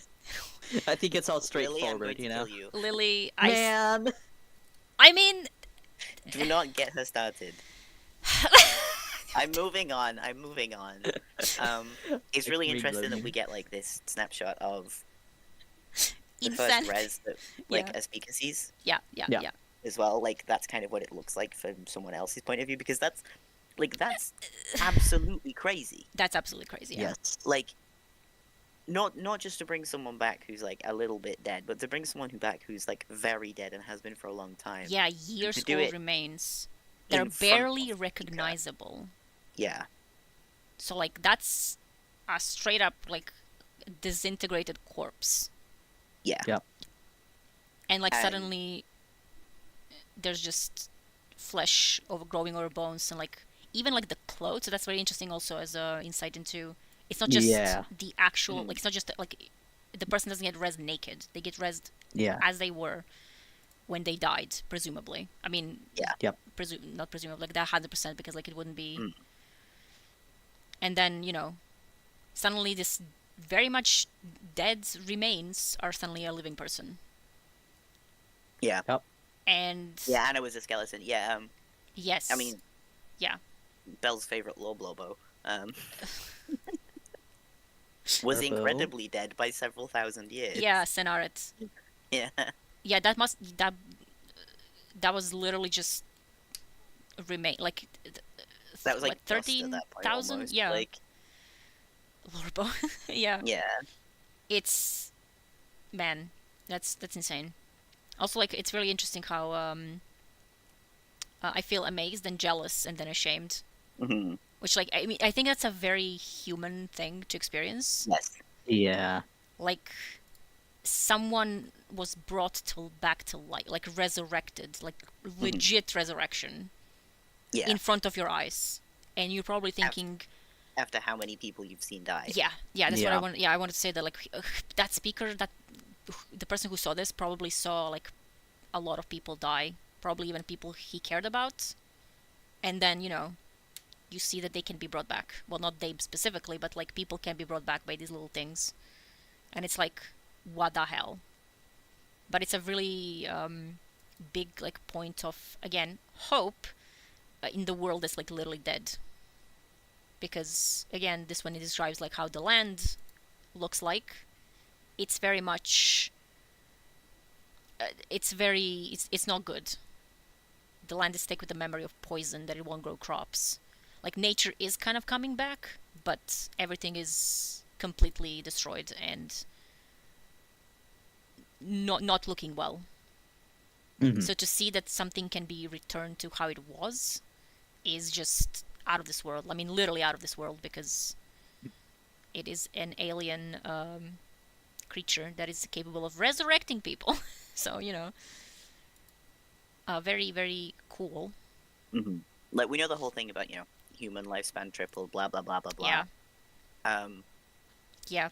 But nobody ever cracked Resurrection. how to live forever. Yeah. Or how to bring someone back. Yeah. Like, that was Cloves' whole thing. Yeah. And the only thing he could figure out was how to put people in robots. Yes. And, I mean, it worked, but then again, not even he could figure out on his own. He needed an entity beyond our dimension. Oh, loser. Loser, an entity beyond our dimension who is like... He was so, like, sure that it was benevolent. Meanwhile, the lesbians. Yeah, meanwhile, the lesbians, yeah. But yeah, so... Yeah. Like, that's a huge thing. It is a huge thing. And especially because, like, again, it's the speaker who's seeing this, because, like, he's being followed by ghosts, so he sees a lot of ghosts. And I guess he didn't... Because like, at first he didn't know what they are, right? Like, they look... They're kind of, like... He thought, like, they're surveillance drones. But then when you look up them, it's like they're not, like, technology that we know. So it was like, what even are they? And, like, they're following him. So, and they started asking about the Traveler, and, I guess he knew... What do you do? Yeah, he realized that they are some part of that somehow, but, like, Yeah. It's and then you realize, oh, they can resurrect people. Well, that's gonna change the world.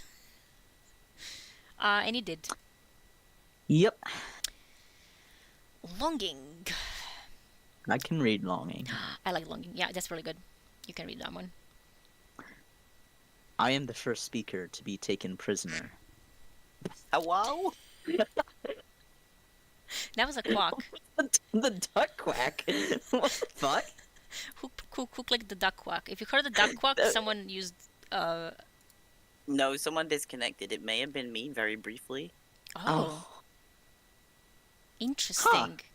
Well, quack. Well, why would Everybody... it play Bell's join sound then? This is mine as well. Oh. Duck Stream Sniper. Oh my god. Okay. Fuck. The timing. Duck timing interruption. Okay. Restarting from the start. Yeah.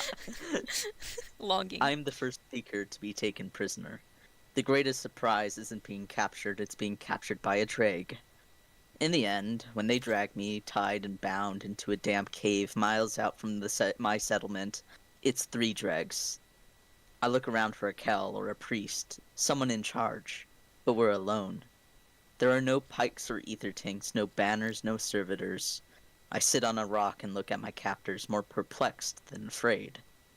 The shame of being captured by something so little and young-looking, when for so long we've managed to defend our settlement from their hulking captains, is a little bit humbling. The dreg, who grabbed me, fidgets with the mask. One of his companions watches, while the other half-heartedly points an arc spear at me. They seem uncertain, nervous. Probably they weren't supposed to have done this. I wait patiently until the dreg straps the mask to his face. You, he says in a crackling, distorted voice. I'm floored. They've managed to make a translator. You are the mouth of the great machine. There have been negotiations with the Fallen since they arrived on Earth. Never successful, nearly always fatal, but they've happened. So I'm aware that some of the Risen know their alien language, and some of the high-level Fallen know ours.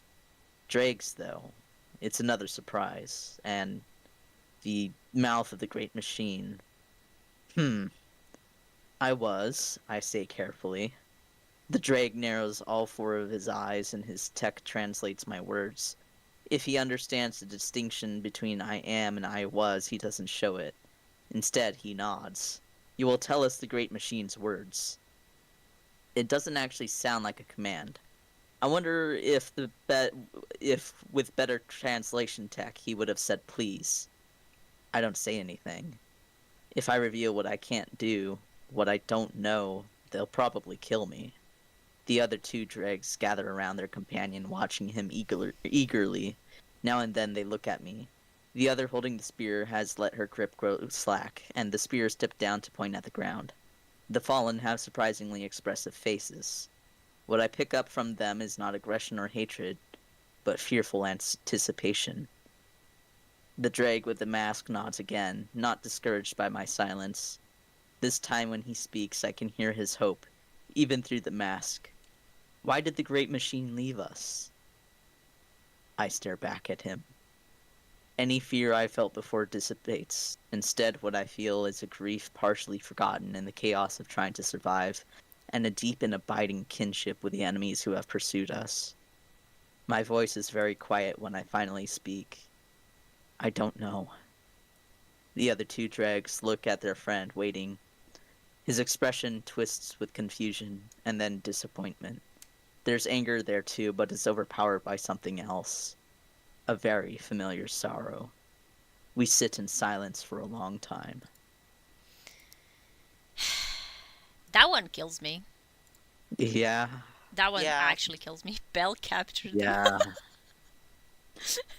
Yeah, the dregs. Man. I don't even know what to. It's just man. Yeah. Man. There's some really good world building in there as well. Yeah, it is. A lot of little snippets of information about what we know. But nothing it doesn't specify anything fully. It just kind of gives you a little bit of info of what's been going on, because this is a little bit later, I suppose. Well, at this point, people know quite a lot about the Elixir at this point. They know the difference. It's quite a big time skip ahead. I think the last one. They know their little classifications. They know I look around for Keller Priest because they already know how the structure of Elixir works, how their leadership goes. They know about pikes, ether tanks, banners, servitors. It's all just very and they've all obviously been fighting. We've been defending our settlement from the hulking captains. So it's been a while, and at this point people already know quite a lot about Elixir. So the speaker is understandably a bit afraid for being captured by aliens that have been killing people. Yep.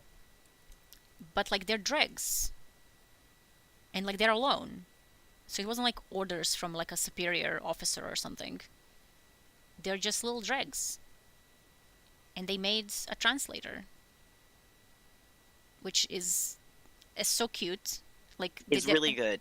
They're so good at technology, even little dregs. I dropped something. Whatever that was. I hope it's nothing important.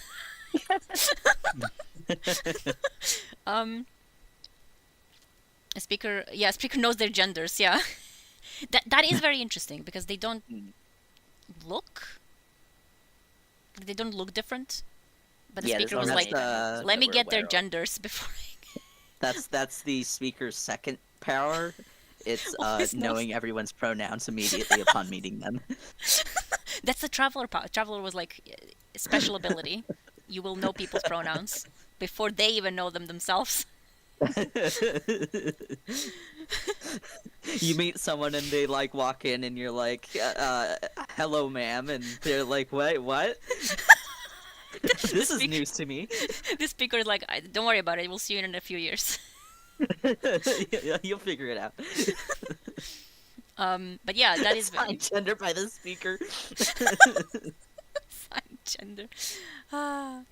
But yeah, there's a lot of They might have different voices, maybe, like, because obviously we can't actually hear the. I mean, we can hear the translated voices. They're being different. Yeah. Because of VAs, but maybe yeah. Personally, I like that they're not sexually dimorphic because they're bugs. Yeah. They Yeah. they don't seem to be. But They're like bugs. maybe they're like details that you can like you're figure not aware out. of, or Like I could see whatever. maybe specific markings. Maybe markings Yeah. and maybe voices, yeah. Because Yeah, like but- in-game voices, like their chittering is just chittering, like we can't tell. But when obviously Yeah. they have different VAs, so might be a subtle difference that like you would know if you've interacted with them quite a lot. Yeah. The Elixir would know, obviously, yeah. Yeah. Bug, bug smiley face. Bug. Bug, boogie. But yeah, Or like crabs. Crabs. it's a really huge thing here that they're Monster. not Crab is bugs.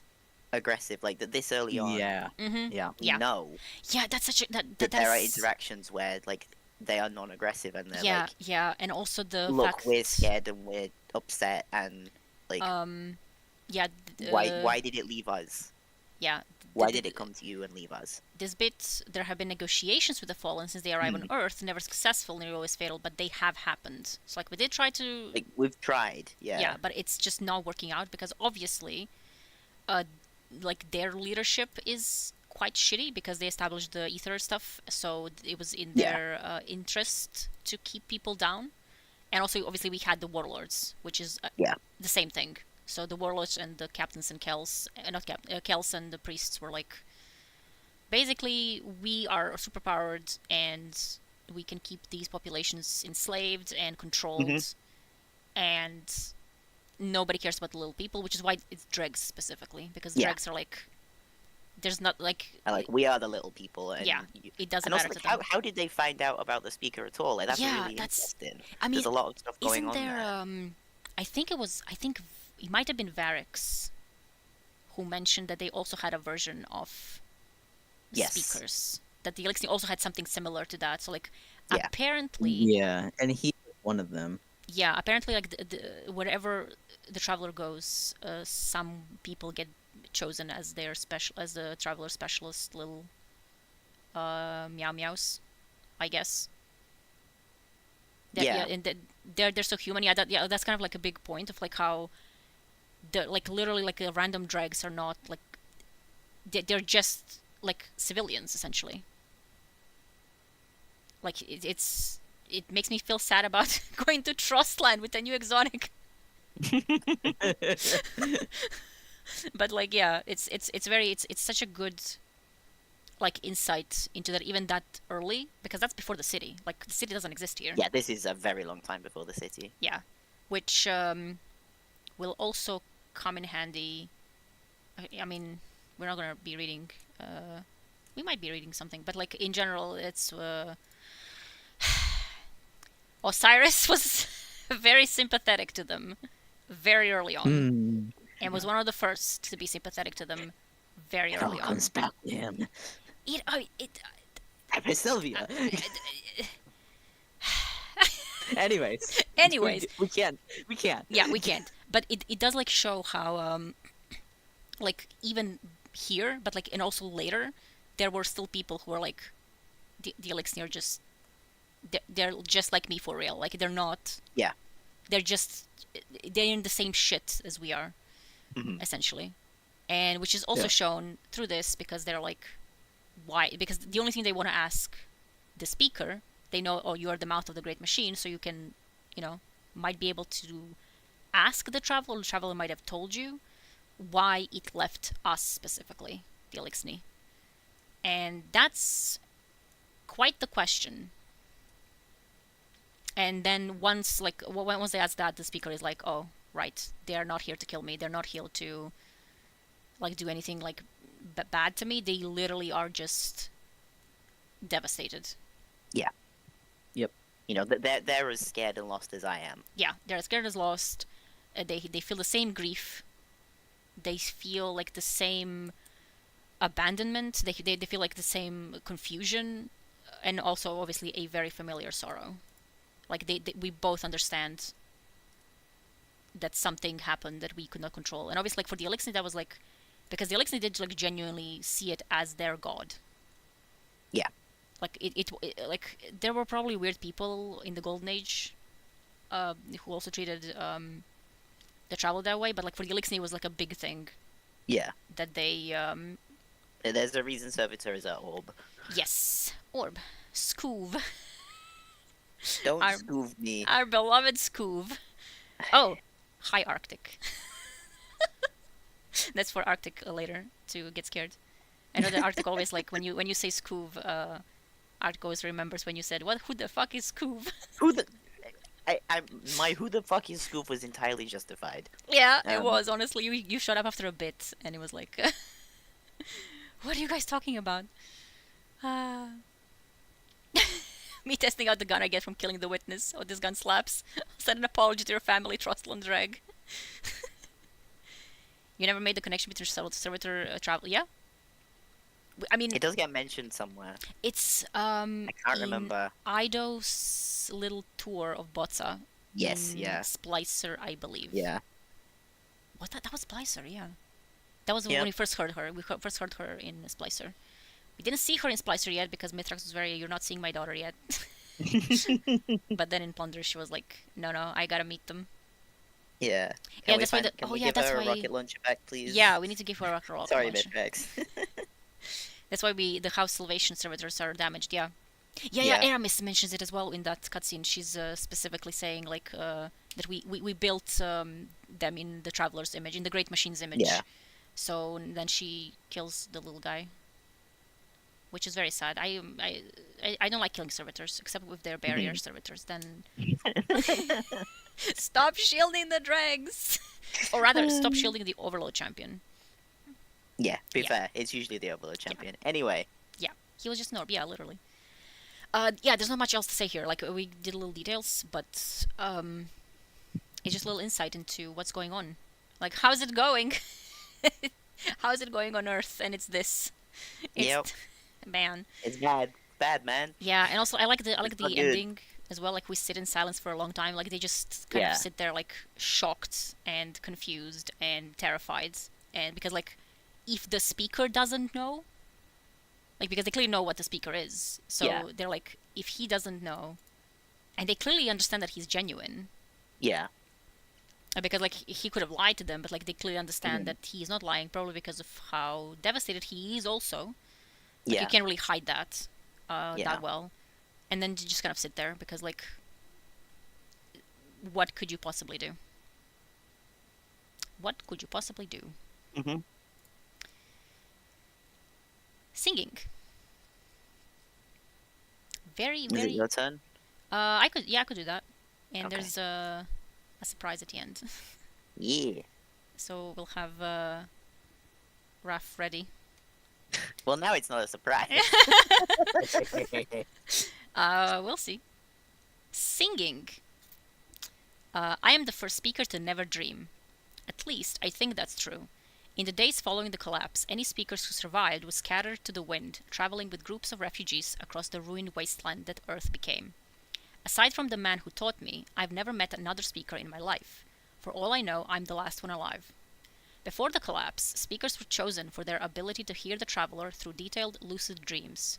Since the dreams have stopped, there are other signs. Ghosts follow us. When we do dream, we see a strange and blinding white light. We are prone to headaches. My mentor couldn't teach me how to interpret dreams, so he taught me in hypotheticals. I had to imagine what the dreams might be like. I had to speculate why the traveler might come back to us and when. Like all speakers, I memorized the 4 tenets. The traveler is good, the traveler is sentient, the traveler will save us, the traveler will leave us. Sometimes I worry the traveler has already left us. My mentor died of a wasting sickness 2 years ago, and I've tried to live as his replacement. But where he was a living memory of when the traveler was awake, I have only his memories, second-hand, imperfectly understood. I can't give answers. I can't make the traveler speak. Or at least, I couldn't. For weeks, I have worked in secret on a project gathering scrap metal of old broken things left over from the time before. I've cobbled it together, tinkered with a mix of strange and half-understood technology, tried to calibrate it to my needs. A long time ago, long before the collapse, astrophysicists recorded sounds from the planets in our solar system and turned them into music. They translated plasma waves and radio emissions into eerie musical rumbles, roars, whistles, and hisses. The Traveler makes sounds too. The speakers have listened to its music for many years in the form of dreams. Carefully, lovingly, I built a mask, an amplifier. No one knows it. No one knows about it but me. I won't get their hopes up, even though mine are sky high as I put the finishing touches on it. It's not beautiful like our old technology was. It is scuffed and bent and rusted, like everything we own now. But if I'm right, if I can do this, it will do beautiful things. I can't bear to fail. I have failed at everything else so far. When I'm finished, I wear the mask. Pieces of it, not sanded down, are rough and sharp against my face. But I dream for the first time in my life. I have cried out unheard for so long that my voice is raw. Man! It's such a good one. It's... Man. It's such like a cool like beginning, like because this is like again another speaker. He never had any dreams. He only had a mentor who did have dreams, but like no one else did after that. It's like this is someone born during the Dark Age. Yeah. And quite a way into it by the sound of it. Yeah. And that is very interesting because so even after the collapse, speakers would still like be born. Like someone could still become a speaker even after the collapse happened, when the Traveler was still dormant. Which is interesting because you'd think like, you know, when it's dormant, it wouldn't be able to like connect with these special people, but it does. It still does somehow. And obviously there are other signs, so that's how they know that he's one of them. And he was being taught by someone who was already established speaker, but obviously that person couldn't like show them the dreams or anything, so it was like just hypothetical situation that they might dream of.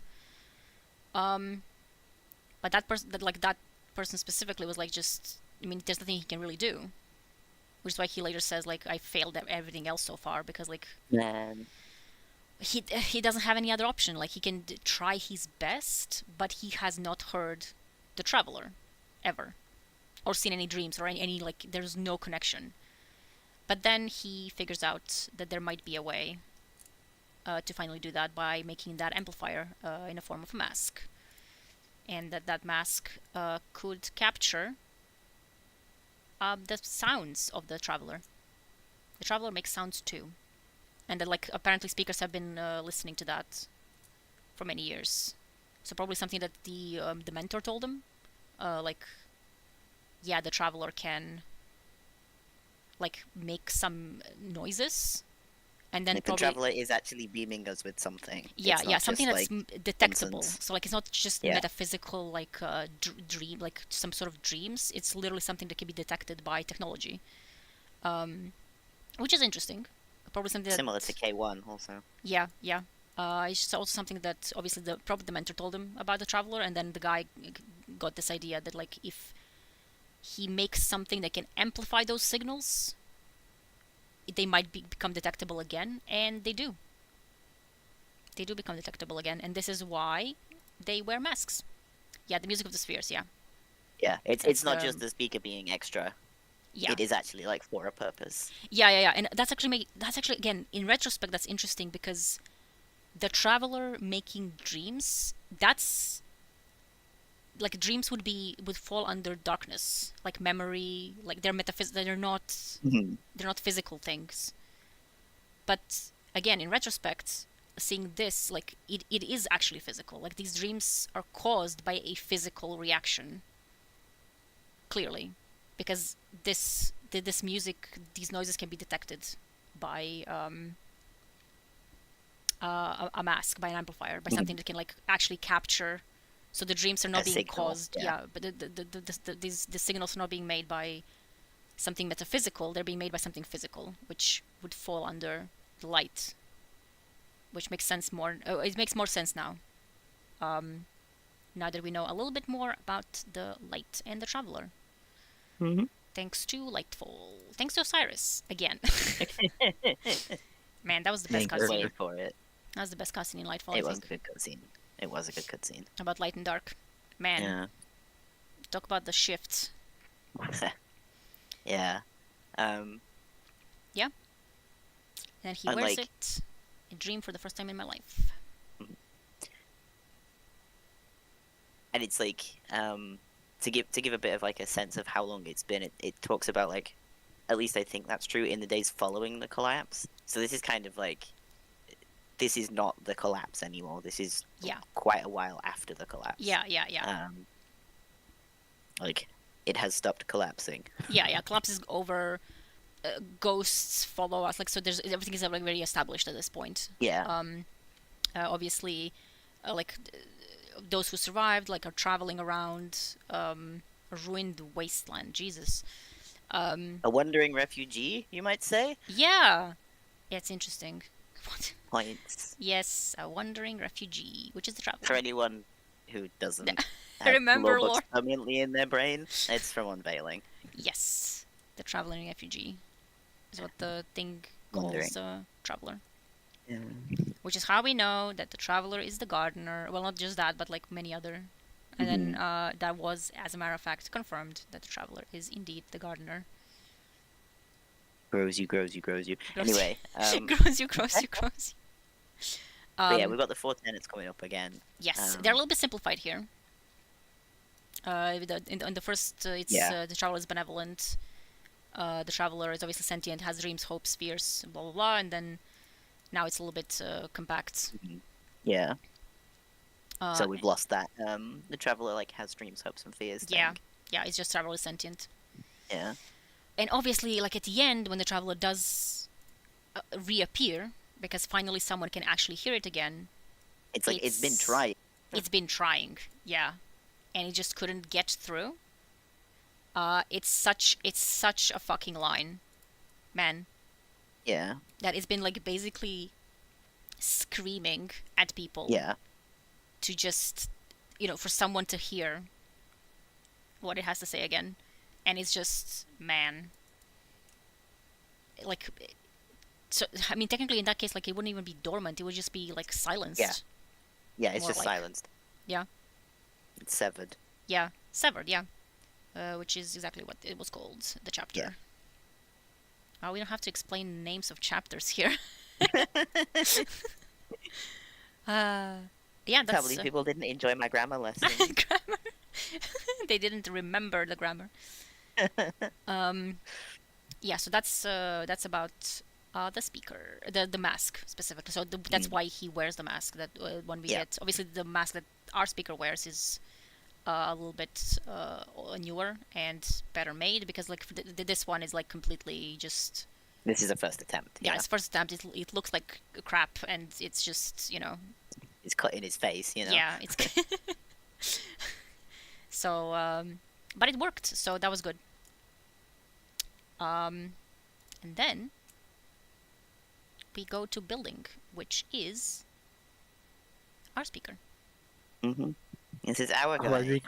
All I request is to read growing. For no particular reason. So there's no reason why he wants to read growing. Spoilers. No. Listen, trust us. Spoilers. It's fine. Trust us. We are Does so Raph sound trust. really quiet to you as well? No.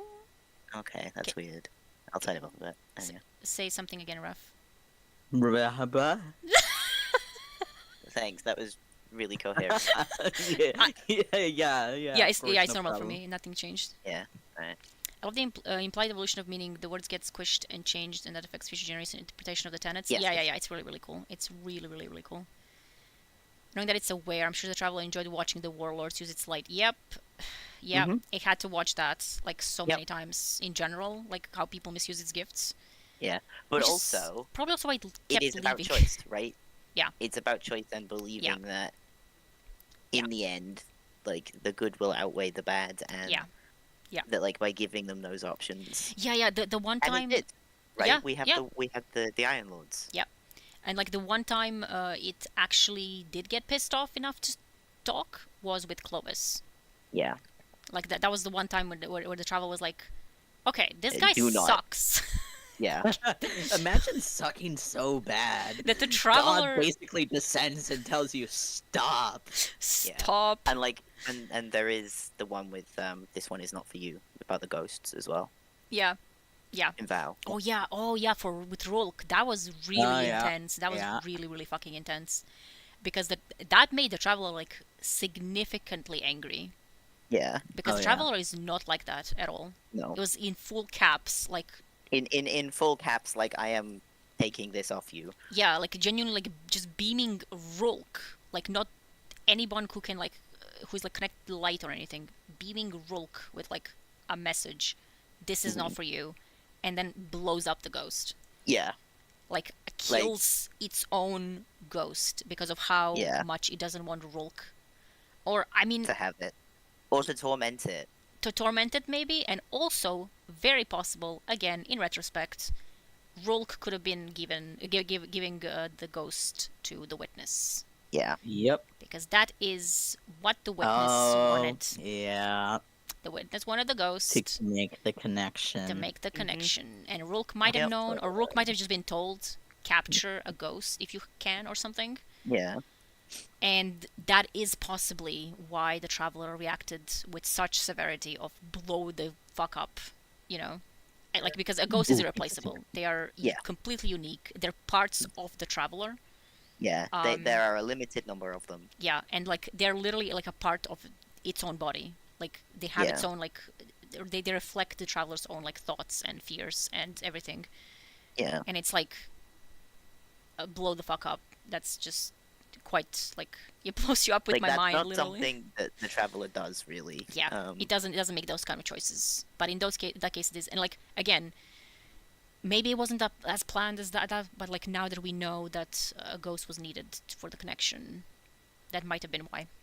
Because Yeah. the traveler would know probably that a ghost could do that. And it's like, nope, you're not getting that, and you're not giving it to the witness. Nope, not a chance. Because we know that Rolk was tormenting them as well. Yes, he was. He was like experimenting essentially with them, Yeah. and that also was just And like there's voice lines in the raid where he talks about like the pile of ghosts at the door and stuff like that. yeah. He's normal. He's normal. Traveler voice, be gone, thought. Literally. Yeah, giving them the opportunity to study a ghost would be bad. Yeah, it would be bad for everyone. I mean, it was bad when Savatun had a chance to study ghosts in the tower. And light suppressing technology as well. Yes. Totally okay to give to Savathun. Anyway, in that case, you can have that one, Finn, and then growing. Yeah, and then would be Raph, and then we'll see. yeah. Building. And we'll close the wager that I've got open in my other tab. I always have the wager open. What am I talking about? Of course. Let me get a quick drink. And we're reading building.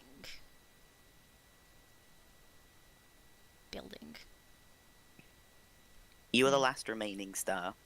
In your dreams, you see yourself suspended in bright but flickering light, staring out over a world half destroyed. You see thousands of pieces of yourself in that world, stumbling through it like infants, wandering in labyrinthine ruins they don't understand. For a moment, you feel in your body everything that they feel. The elation of success, the pain of failure, the candle snuff of death, the gasping of rebirth. You feel it all at once. And then we have a line break. I am the last speaker. I am the child of 2 self-exiles, and I live in a settlement in the shadow of a looming mountain. There are about 300 of us, and we've lived here for nearly 7 years. When we first arrived, we were under the jurisdiction of a warlord named Cathor. He offered us protection for a high price, requisitioning a third of our supplies, and conscripting nearly half our people to his cause. The actual protection he provided was limited. The warlords used our valley like a battlefield, crashing through like giants who couldn't see the lives they were ending. But they could. They saw us. They just didn't care. The Iron Lords drove Cathal out nearly a year ago, and we've lived in comfortable independence since then, with little oversight from our risen saviors. Our people voted for that. The Iron Lords saved us, but they would be no different from the Warlords if they also wished to rule us. Now I sit in negotiations with one of them, a woman named Lady Aphrodite. You're free to decide either way, she says, but if you say yes, you'll have an armed escort. 3 other people sit with me.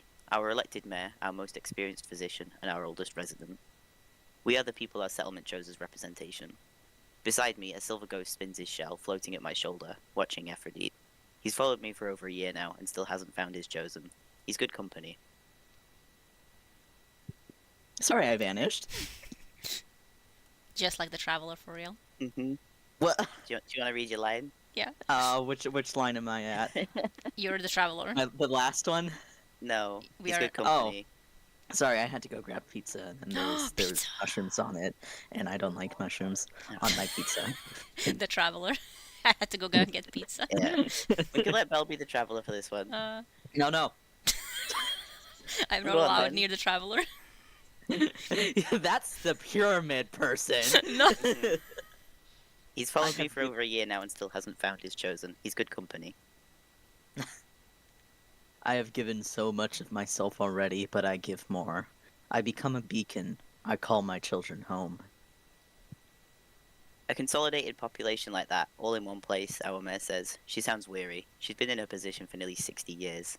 It would draw warlords to us like flies. Don't worry about the warlords, Aphrodite says, with the cool assurance of someone who only half understands our worry to begin with. Their days are numbered. Their way of life is incompatible with the Iron Decree, and so... She shrugs.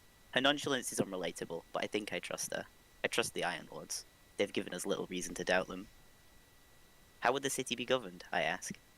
Aphrodite shrugs again. That seems like the kind of thing you put to a vote. She taps her fingers on the table, impatient but only a little. We'll just build the place and bring people there. We can defend the walls, but we're not going to dictate what happens inside them. This is a joint venture, a collaboration. My companions exchange looks, considering. Aphrodite watches us. Like most of the Risen, she tries to look impassive, unaffected. But if you listen closely, she's trying to convince us. She wants this. Listen, she says. Risen and non-Risen have lived in their separate corners for too long. We're all people. That's all the Iron Lords are trying to say. We should live together. She pauses. There are things we can teach each other. 2 weeks later, once we've packed up everything we can carry, we leave for the place where we'll build the last safe city of Earth. I wish for something to grow in my shadow. Wow. Traveler. I love this one. It's, I mean, I think I've said this about all of them so I- far. we literally said that about everything in Aspect as well. Because they're all good. They're all good. Read a lore tab. Wow, this was the best one Listen. ever. Reads the next lore tab. Best one ever. Because they're all good. They really are. I like how it returns this part of the text at the beginning. Mm-hmm. Because that wasn't Yes. there while the Traveler was unavailable. Muffled. Muffled, yes. But now that the masks are back in the game, it's back again. So like this is kind of like, I guess, a signal as well that the speakers are active of sorts. Yeah. And also, really important to note that, like, it's not just the speaker going, because the one before it was, like, I think I'm the first one to never dream. Mm-hmm. And this one is our speaker going, I am the last. And Yeah. the Traveler's like, yes, you are. Yeah. Yeah. You are the last remaining star. Which is also, again, very peculiar because there used to be more of them. Like, the normal situation was there were multiple speakers at once. So, like... It's possible the other speakers couldn't find candidates. Yes, it is possible, yeah. Well, not just that, because, like, Yeah, because also the Traveler says the that, ghost like... was still attracted. Like, it's because it's the Traveler saying, you are the last. Yeah. So... It's very And, like- interesting because, yeah, like... Because even if you can't find someone else, like if a human person can't find someone else, the Traveler will still know that they are there. Yeah, even if they can't hear it. Yeah. But- So I think that's really interesting. It's possibly also to do with population reduction. Like, if it's, it like, might be... one in every billion. Yeah. And there's Yeah. not that many people left. Yeah. So, like, the ones that were remaining because they were still, you know, I guess born close to the collapse or, like, during, like, the early days of the Dark Age and stuff. So, like, they Yeah. were still Or, like, survivors. Yeah, and survivors, yes. But as all the survivors died out, because it's been a long time, and I guess no new ones were born, because maybe it was also part of the reason why, like, it was maybe more difficult to get chosen while the Traveler was dormant, sort of muffled. Like, it couldn't Yeah, there reach could be all out. sorts of reasons. Yeah, I couldn't reach out to any new candidates, essentially. And it was like, and this one was like I guess the last that it detected. Yeah. At the time. Also, another interesting note about this one. The line "I am the child of two exiles" Yeah. implies that our speaker was an awoken, Yes. which is why he lived so long. Yes. The last line unlocks a hidden spectrum of emotions. Yeah. Yeah. Yes, that is a very, very common theory, which I think it's most likely correct. Obviously we don't know. We never seen him besides the outside of without the mask. And then there's the line with the two exiles. You know, the Awokens who left to help Earth. Yes. So two self-exiles. So like the Awoken. That's specific. That's very important. Little detail. Because the Awoken who left the Distributary left on their own to leave, so that was the first exile, and then the second exile was the Awoken that would become Earthborn because they left the reef. And and both of those were decisions that they made on their own, so it's two self-exiles. Yeah. Which implies that he was Awoken. Again, we can't tell because we've never seen him without him being fully robed. Including the mask, so... Which might be another thing about why, because he's blue. Yeah. Yeah. Yeah. Yeah, the Awoken were fairly rare in the early days, so... Like, it's not the big deal, like, huge, but, like, it's, you know... Yeah. But it's interesting that they will be Awoken, because Awoken were, like... The Awoken themselves are very distant from... they're obviously a mix of light and dark, but... As far as like a connection to the light, they're not exactly the first candidate. I think, if anything, it confirms that it could be anyone that is a speaker. Yes. Like, it could be an exo for all we know. Yeah. I mean, Micah is... So long as they're human. Yeah. Micah is more or less there, I think. Yeah. Because she's had dreams from the Traveler when she was still a little kid. Yep. And she had them later, and she's followed by ghosts. Yeah. So, like, if it's anyone, it's probably Mika. Like, yeah. And, like, it's... Again, we don't know. It might be, like, a coincidence. It's entirely possible that it's a coincidence, because, like, it can happen. Like, maybe she's, like, really good with ghosts, and they just kind of decided to go with her because she's going out there looking for guardians and stuff, but given that also, she had dreams as a kid... yeah. Yeah. It's... I think it's implying that she might be... at least a candidate, if not like a full-fledged, like proper. I guess you can say like there are improper speakers. I mean, yeah. And also like a detail here is that this is so they had a settlement for 7 years somewhere that isn't the last city. And the warlord named Cathal.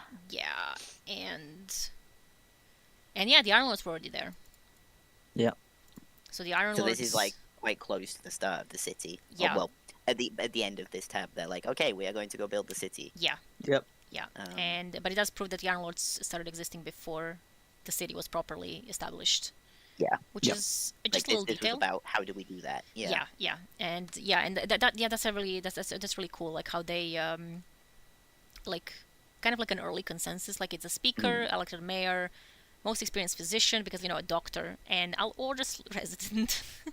And the fact that the people of the settlement chose, they held a vote to say who should represent them as well. Yeah, it's in really, this really, particular instance, it's really cool. Is really good because it's like a big sign of like how things have changed. Yes. So now there's like a community that actually functions properly, like as an actual civilization, like as close to it as possible, because there's only 300 people here. So. Yeah. And. Also, shout out to Aphrodite. Yeah, and also Aphrodite. Aphrodite was there as well as like a part of the Risen. And honestly, the best person who could have been there of all of the Iron Lords, because the Iron Lords were... Notably not good at talking to people. Yeah. Like, imagine Galleon. Was their HR. Or fucking Tim or like Felwinter. I mean, Felwinter did okay. Felwinter loved keeping, like, that's the only thing he wanted to do, like, to keep humanity safe and stuff. But like, as far as talking to people and being not very good at considerate. I mean, his helmet would not have gone down well. Oh my god. No. Not with the no, speaker. It wouldn't have. Yeah. Not with the speaker. No. Yeah. So like everything was. But yeah, like... also like it's, it's like in Pigeon of the Phoenix, like it's their city. Yeah. Like I'm just here to help. Yeah. It was very Also, like I like how she was like super hopeful. Like, don't worry, like the warlords are over. Like we want this. Yeah. Please say yes. We're not gonna make you, but we Yeah, would yeah, and really like really like to make this happen. she really wanted that, and she was like she was very sure that the Iron Lords can handle like the warlords, and that eventually with time the warlords are just gonna cease to exist, and everyone was gonna adopt the the Iron Lord way of life. Stand agree. Yeah. Which they did. They did. Yep. Risen did eventually become like they were like what we are now as Guardians was built on the Iron Lords. Yeah. Just with like slightly more checks and balances in place. Yes, and like obviously we are a lot more chill, I think, than the Iron Lords were at the time. But like Iron Lords had to be a little bit less chill in the Dark Age because of the world that they lived in. It's something that like people take away from Saladin a lot. Yeah. They're like, oh, he's so like, you know. But he's been back through some in my shit. day, and it's like, well, there are reasons, and like, yes, he needs to change and grow, and he has been doing that. Yeah. But he's very much reasons that he is the way that he is. Yeah, there's a reason why he's like that, and there's a reason why he was like that in the Red War as well, which makes me insane every single time I remember it. I mean, even Twilight Gap, right? That makes sense. Yeah. From an Iron Lord point of view, that makes sense. Yeah, that does. Yeah, because he wanted like everyone to no one to like waste their life on like a losing battle. Like, oh, we're gonna just like, even if because for him like he knows what it was like before the city, so like. If the Elix need to take it to the city, whatever, we're just gonna do something else. Like, it's not. Yeah. It's better to like keep everyone alive than to lose people, and you know, just especially Guardians who are like helpful and who can like help like build a new place essentially. Yeah. But they can't all be Shax. Yeah. So that was a. Remembrance is very good. It is very good. And Aphrodite is very, very, very good, and she was very good friends with the speaker since around this time. That will continue. We'll see later, but like they were. It was really nice, and also like I like how the speaker asked, you know, how should we govern the city, and Aphrodite is just like, that's not my problem. Like the Risen, the Iron Lords, the Guardians are not here to tell you how to lead the civilians. We're here to protect you. We're here to make sure that you are all safe. You know, we can defend the walls, but we're not going to dictate what happens inside of them. Which is, again, very, very nice, and kind of a setting what would eventually become, you know, the Vanguard and all the Guardians. Yeah, and how we live because now. I imagine if it was otherwise, if they did decide, then that would be a very slippery slope. Yeah, it would be, because like you needed only one. That's a military, basically. Yeah, that's a military, and like you would need only one like, of the light the bearers to become like insane and just start a dictatorship. Like you can't stop a Risen. Like killing them is fairly difficult. Like not that difficult, but like it is fairly difficult to like deal with it if it comes to that.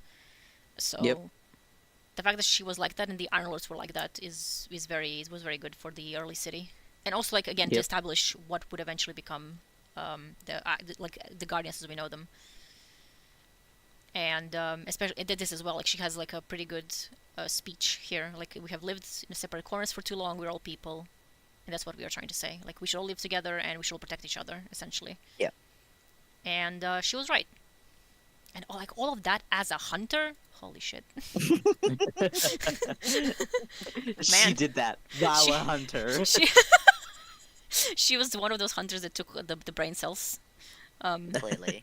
And the hunters share one brain cell, and Aphrodite had it all. Yeah, and now she's somewhere, and she, I guess, bounced it back to Eris. Yeah, and then of course the last line, which crying and wailing, but I wish for something to grow in my shadow, because that's the traveler basically being like, come to me, I want something to like live beneath me, because like that's what the traveler just wants. That was the point. Yeah, it's a gardener. It wants to make sure that like things grow in its presence, and it wants to like protect the people, and that was the whole point. Yeah, and it wants them to and then so like they had to pack and leave for wherever because that obviously that settlement was somewhere else. It wasn't near the traveler, but they clearly knew where the traveler was, and I assumed that the speaker is the one who probably sensed this message and was like, okay, the city will be built beneath the traveler. Yeah. That's kind of the implication here. Yeah. Which is nice. Thank you, speaker. It's also a rare occasion of the traveler saying "do a thing." Yes. Yep. Yes. Which makes sense. In this specific situation, it makes sense. It's kind of like, if you're gonna make this place, it should be where I am, right? Because it's like, I mean, the traveler and is it's still not the saying, connection. it's not even saying like you have to do this. It's like please. Yeah. It's basically saying please. Yeah, it is literally like, I wish for something to grow in my shadow. Like, and like, it's not even like, oh, please come here because of whatever. But it's just like, I need this like as a entity that's literally built on like growing and gardening and like tending, caring for others essentially, which is like wow. Maxie is cleaning herself. Oh my god, Maxie's cleaning herself. Look at her. She's like my ear. The only acceptable screen derailment. Yeah. Look at. I like when cats do that, like. Yeah. With the ear. Look at her. Peak entertainment. Oh yes. What if I cried about the golf ball? Literally. Well, me every day. Every day. Yeah. Yeah. She's so thorough. Meticulous. Yeah, meticulously cleaning her ear. Oh, the other arm. Holy shit, the other ear as well. So-called free thinkers when cat does anything. I love that Belle's like watching her on the camera and not turning around. Yeah. I have Belle, to move. with the best view in the house. I will watch her on the camera. I'll cover her now. No one sees her. Live cat commentary. I'm trying to like position because. Okay. There it is. Next, that is for Raph. The guy can cackle. Okay. All right. Whew. You are waiting for something to happen. You are suspended and weightless, but so heavy in your heart. You have a child's voice, quiet, easily lost in a crowd. You try to shout and be heard, but there is only one little star in a sea of thousands that can hear you. It only understands a fraction of your words, but it tries, and that has to be enough. Life goes on beyond your control, as it always has. That is the curse of your creation. The things you build are not your own. And then another star blinks into existence. Page break. I am the last speaker, and I sit at a table with the vanguard while the city around us fights over nothing. We built this city to find some kind of unity, Tallulah says. She has her hands on the table and is leaning forward like she might jump over it. We're breaking apart from the inside. Silence falls over the room. I am trying to think. What does the traveler say? Saint 14 asks, quiet. Everyone looks at me. I breathe in through my nose, breathe out slowly. About the factions, I ask, or about people killing each other in our streets. This is not what the traveler wanted, that much I can tell you. That was the direct result of creating us, Osiris says, leaning back in his seat. He is stone-faced as always. Violence. Does the traveler truly know what it wants? I try to hide my frustration, and I'm glad my face is hidden by my mask. The truth is, I cannot say for certain what the traveler wants, or whether it knows what it wants. The traveler does not speak to me in words, but in dreams. Dream language is cramped. The messages come from the traveler, disintegrate on the way to me, and reform into something else. I am an interpreter more than a speaker. But uncertainty has been the death of us before, and it will be again if we are not vigilant. So what I say is, the traveler has always wanted to protect humanity. On its own or through guardians, we need to enact that will. With all due respect to both of you, Tallulah says, eyeing Osiris and me, this isn't about the traveler. This is about what happens when people come together without anyone to really lead them. She taps her foot. She's nervous, unusual for Tallulah. Let this go on a little longer, and this is the same as the Dark Age. It's just warlords, packed into a tighter pen. A body of representatives would help, Saint 14 says. Something to allow all sides to be heard. Every side has a voice, but not all voices should be given the same weight. I say, shaking my head. Some of these ideas are dangerous. We should determine which factions can continue to exist, and give them an official channel through which to air their grievances and pursue their needs. Which ideas are dangerous, Speaker? Osiris asks. He's watching me steadily. And who decides that? This is not a fight, Saint 14 says. We have enough of those ahead of us. We will hear from each of the factions, I say, ignoring Osiris. Some decision is better than no decision. Give them the opportunity to plead their case, save for those who have resorted to outright violence. Well, then we've got to get rid of the Echelon South for once. For one, Tallulah lists, counting on her fingers. And those binary star idiots, too. Trinary? Binary? Whatever. Anyway, there are plenty of fingers pointed at this new group, too. Monarchy something. If anyone can prove the rumors, we exile their leaders, I say, holding up my hand. The factions that stay will argue their case. Of those that have a valuable viewpoint to bring to the governance of the city, we will create a council. This sets a dangerous precedent, Speaker, Osiris says. We will have this argument again later, I can already tell. I hope you're prepared to walk this slope. We vote. Osiris is the only no. Then, after an inquiry into the violence, we form the consensus. And that's how we got where we are now. Yep. Which, I mean, I understand. Like, Osiris was right. This refers to the faction wars. So the factions were like just going sicko mode on the city because like everyone wanted like, I guess everyone wanted like a piece of something. Like people were forming groups, factions, and they were like, and each one of them realized that like if you become like a bigger faction with like good like leadership positions, you can get power essentially. And then they started fighting about it. Which is why there was this whole discussion with what would later become like all of the Vanguard leaders. The first three of them, as a matter of fact. Mm-hmm. Tallulah, Saint, and Osiris. And the speaker... I mean, the speaker was trying to do the best he could at the moment.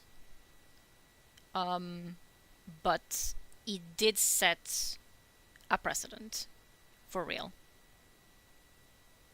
Just as... like I said, like which like you can't like who decides which ideas are dangerous. Like obviously there's like something that can be obviously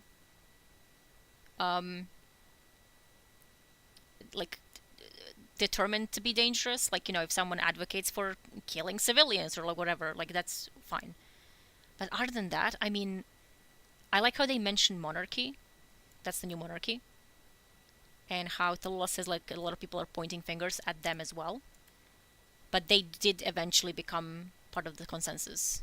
So despite a lot of people having issues with them, they did. They pleaded their case and they got accepted. And like, they wanted the city to be a monarchy. Like, what? Like, and that got a pass. So. Yeah. We don't know much about these two, Echelon South and Binary Star or Trinary. We don't know. Tallulah, please. There's actually class items in Destiny 1 that has them. That has like a mention of those. Yeah. I think it was Hunter Cloaks in specific. Yeah. So, but like I'm not sure if we know exactly what they stood for. Like, what was their what exactly made Tallulah say that like, well, we have to get rid of these two like right away, specific, like, you know, not even like questioning. The implication is that they're causing a lot of the violence. Yes. In the city. Yes. I'm pretty sure you never have an argument with Osiris just once. That is true. You always have an argument with Osiris plenty of times. Mm-hmm. Because he will come back and say, and another thing. And another thing. With Anna. That's probably the funniest because we were actually having jokes about that for like 3 years while he was in a coma. Mm-hmm. Like he's gonna wake up and what was the first thing that they did when he woke up? Yep, we were literally saying like second, really. Yeah, like he woke up he will wake up and he'll like go back to Anna and be like, hey, like resume the argument. And He did. that's exactly what he did. And she was so pissed. She was so angry that he was there. I mean, to be fair, she was doing exactly the same thing that she was when he saw her last time. Yeah, like, yeah, 2 and years he was earlier. like, still? And she's like, they must have sent him there, like, because, to, like, get him to do something. They're like, just, Anna will sending Osiris to you. He's had a lot to talk about. Anyway, Yeah. sorry about that. No, it's fine. And then, obviously, I mean, that like, this that got suggested eventually did pass. And again, like, some of them got kicked out right away. A monarchy something got accepted eventually. And obviously, like, the solution was like, if we can prove that there are like bad, we exile their leaders, and then the ones that stay can argue their case. And obviously, that ended up with New Monarchy, Dead Orbit, and future war cults. Eventually. Normal groups of people Yes. who have totally never caused a problem on their own ever. Yes. But you can't just kick everyone out, is the thing. Yeah. You can't kick everyone out, and Just for disagreeing with you. clearly, It's like about what they're disagreeing about. yeah, if there was some kind of a vote, like, I mean, civilians might have pitched in some way or another, and Yeah. like, if people were like, yeah, this is fine, although I don't know who voted for monarchy, Yeah. which New is very, monarchy. yeah, very ironic. Like, you voted Yeah. for a monarchy, You voted for. Yeah. and then what? Voting ended. hmm But then obviously Osiris is like, this is a dangerous precedent, which it is. It is Yeah, to some extent, it and is. also, kind of is referencing what happens to him later. But Yes. Yep. Yes. Might have been a prediction. Yeah. Like, it happened to him, but not even like, it's like he didn't want that. Like, he wasn't a faction, so like, he was just one person. Mm-hmm. I'm sure there were but no the incentives. cult were, yeah. Yeah. So we'll get to It's that. a whole thing. Yeah. It's a whole thing. We'll get there It's next week. a whole thing. And then obviously this is like extremely funny to me, and it will never stop being funny. But like, they vote, and Osiris is the only no. Yeah. And, like, he knows that it's not going to do anything. Like, Yeah. whatever he votes for, he's not going to sway the others, because like, obviously he's outvoted. But he still wants it to be on record that he voted no, Yeah. because it's And a matter also, of like, principle. He does have a point. Yeah, he does. Like, who decides? Yeah. Like, by what metric and all that kind of stuff. Yeah, that is But something that should be considered. but also, like, something did need to be done. Yes. Um, Yeah, something because, very much like, needed to it be was done. hurting civilians, and it was hurting. That was the whole. The faction wars was the whole thing with the Concordat, which has mysteriously been mentioned several times into the. Yes, since the Skimmer. Yeah, no, Skimmer. Skimmer, and then Into the Light as well. Okay, sure. Which it does make sense, because we don't have factions anymore. No. We've not had factions. As a matter of fact, it is actually referenced this week in the Into the Light lore page, with the little snippet of like Yeah. the like interview with like the people in the city. Yeah, because we haven't had factions, and Yeah. like because after And everything in Splicer, they got kicked. Dead out. Orbit actually finally fucked off. Yeah, Dead Orbit and fucked off, and you're like, the okay, monarchy bye, and cults and were properly like, you gotta leave, Yeah, because Future they were War cult actually were, like, they were trying to get the trying coup. to overthrow the Vanguard and a bunch of other Yes. stuff. Yeah, because Dead Orbit didn't participate in the coup. No. Didn't try to participate. They were like, I'm not, like, Arak Jalal was like very much, no, Yeah. I'm not into this whole thing. He's like, I want to leave. Why do I care what happens here? Yeah, literally. So it doesn't really matter to him. But the other two were actively planning, which, like, Yeah. Lakshmi was compromised by bullshit, but like the But also, monarchy, it's very like. monarchy was just straight up just whatever, like, leave. Yeah, Please and leave. we do have history with those two Yes. as well.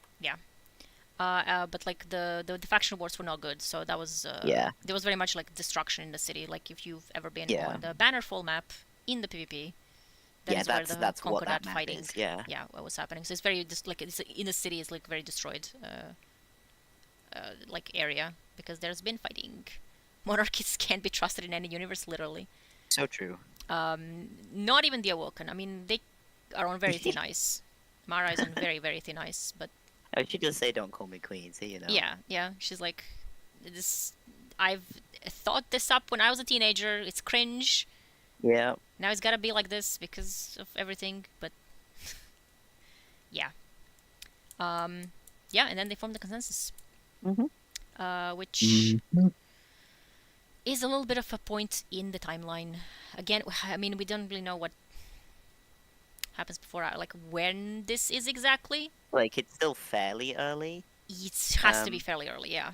Because Osiris is still there, and so is Saint. Yes. Yeah. So, and it was before the Vanguard. Yeah, so this has to be before. I mean, it's before. Obviously, they leave. Osiris and Saint get. Well, Osiris gets kicked out, and Saint leaves after him. What we always like? Is it like around Twilight Gap? It has to be around Twilight Gap. This is before. Yeah, this is before the Twilight Gap. Yeah, and the exile is like much. But we don't know what's the timeline. Exile is. Oh my god! It's a fucking conundrum. It's a nightmare. It's a nightmare. nightmare. Oh my god! It could. I'm not be sure that they years have ago. any. Yeah. It could be over 100 years ago. We don't know. Yeah. We know the date he was exiled, but it not means the year. nothing when we don't know the current date. Yeah. No. He says in Immolant that it's been a century of exile. But like we don't know if that's being like literal or exaggerating because it's Osiris. Yeah, and also like time dilation. So yeah. Time dilation. Don't talk to me about the time dilation. He's technically over 1 million years old because of time dilation. Man. Yeah. But so it's like there's a whole bunch of different things. Yeah, so we don't exactly know when this is exactly. Like it has to be obviously it's before Twilight Gap, but like is it before the Six Fronts? Is it after the Six Fronts? Is it? It's hard to say. Like Six Fronts feels kind of early, so like you know. This one feels like it's before Six Fronts because Osiris isn't the Saint hasn't gone, and Osiris isn't the Vanguard commander. Yeah, it's possible. That is possible. Like this is before it's had. One of those like you end up sitting there like drawing conspiracy maps to. Yeah. Like, yeah. So it's. And like to be honest, I don't think there's internal consistency. Probably, I don't think people at Bungie have decided not. what the timeline is. Yeah. Like there's like we can obviously point to like vague connections. Yeah. That's the yeah, but relative the dating important bit is that it's like in it's my early field. in the city age. They lack a Bible. Yeah. Yeah, it's early city age. That's It's early probably what. It's early city. Might be before Six Fronts or like most likely before Six Fronts because I think after Six Fronts things like this conversation would have gone much different if Osiris had been the Vanguard commander and if like everything has been settled already. So that's. I think this was freshly after the Vanguard was formed in the first place. Yes, most likely. Yeah. Which because they seem to be kind of new in these roles. Also, Talila's still there. Talila also is a very very interesting point, and she's in her like she wouldn't be here if she weren't the Vanguard already. Yeah. So they have to be already like the Vanguard has been established, but like they're not super like into their roles yet because it's very early on. Yeah, it's so fresh. Yeah, and searching. That's the next one. Mm-hmm. If anyone has a preference. I've lost track of whose turn it is. I think. So Groving was. I just did the last one. Yeah, it's. I'll do this one, and the next one will. Right. I'll do the last one. Sure. Searching. Somewhere, the other tiny star is calling out. You try to answer, but it cannot hear you. Not without help. You want to help, but you are paralyzed. Your limbs are crushed, and your heart beats so slowly. You've never known weakness so intimately as you do now. You can only wait. Page break. I am the last speaker, but I have been searching for the next. I stand on the balcony of my small apartment with Lady Aphrodite, who wishes to leave the last safe city of Earth. I suppose I can't convince you to stay. Aphrodite stands with her arms crossed, looking out over the city. No, she says. And you certainly don't need to ask permission. She laughs, just a little. No. She leans out over the balcony railing, looking down. Guardians have no fear of heights. She would probably happily hang over the rail by her ankles if the mood struck her. But I was thinking about what you said before. She turns to look at me, but the featureless mask serves me once more, betraying nothing. About finding the next speaker. Ah. I've been waiting for decades for someone to come to me to tell me their child is having strange, blinding dreams and headaches. To see a guardian stroll through the tower, flocked by unpaired ghosts. I've interviewed hundreds of people via long-distance comms. I've consulted the traveler. I've walked daily among the crowds of civilians and guardians at the entrance of the city. And still, I've found no one I can hand down my mask to.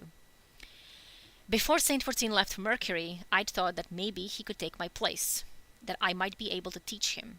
That's not the way it's usually done, but he has such a gentle heart. He has the right temperament. Sometimes I think he's better suited to it than I am. But he hasn't come back. I clear my throat. Yes, I say. Right, I still haven't found them, but I know they're out there. Well, Aphrodite says, I'm going out there. I can look. It's a good offer, but I'm still waiting for him to come back, all the same. That's why you want to leave the city? I ask instead of condoning the proposal. You're the one who convinced me to come here. I'm glad I did, she says, lifting her chin. But no, that's not it. There's something about this life that isn't working for me. Seems to me that a guardian should have more ways of marking this world than with a gun. That's not how I think of you. She pauses, then leans on the railing. Sure, she says, but it's stuck in my muscle memory all the same. Hundreds of years of pointing and shooting speaker. She shakes her head. I don't know what it is yet, but I want to find a different way. This conversation feels so familiar. I was so young the last time we had it. I understand, I say, softer now. That's a noble cause. She shrugs. And maybe I come back with a little baby speaker. She doesn't say it, but the if I come back at all hangs in the air between us. I would appreciate your help, I say finally. I can't wear this mask forever. I like Aphrodite so much. She's so good. She is really good, and she's somewhere. She's still out there. She's still out there. Interesting, again, is the mention of the star. So there is, like, a new speaker has appeared. I think we this is we kind of skipped through, but like another star blinks into existence. That is how the traveler talks about the speakers. They're stars to it. Yeah. So another star blinked into existence at some point while they were having that conversation, like during when that conversation, like in the timeline of that conversation happening. And who is like who is that? We don't know, and we don't know here either because like the traveler don't have a clue. We don't have a clue, yeah. And the traveler is still here saying that tiny star is calling out. So like whoever that person is, they're out there, and they can feel that there's something going on with them. But and the traveler, yes, and the traveler is trying to answer, but it cannot do that, not without help. The help would be either the traveler like stop being muffled, or the person having a mask. Yeah, so you know, and you can only wait. So the traveler doesn't like it can't do anything. It only can only wait. And obviously the speaker also notes. I still haven't found them, but I know they're out there. So like, the speaker must have felt something as well. Like it must be even if it's just the traveler going, yes.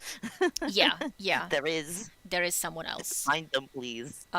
Also, very very cool that the speaker actually gives us some pointers. So like, it could be anybody, including a guardian. Yeah. Yep.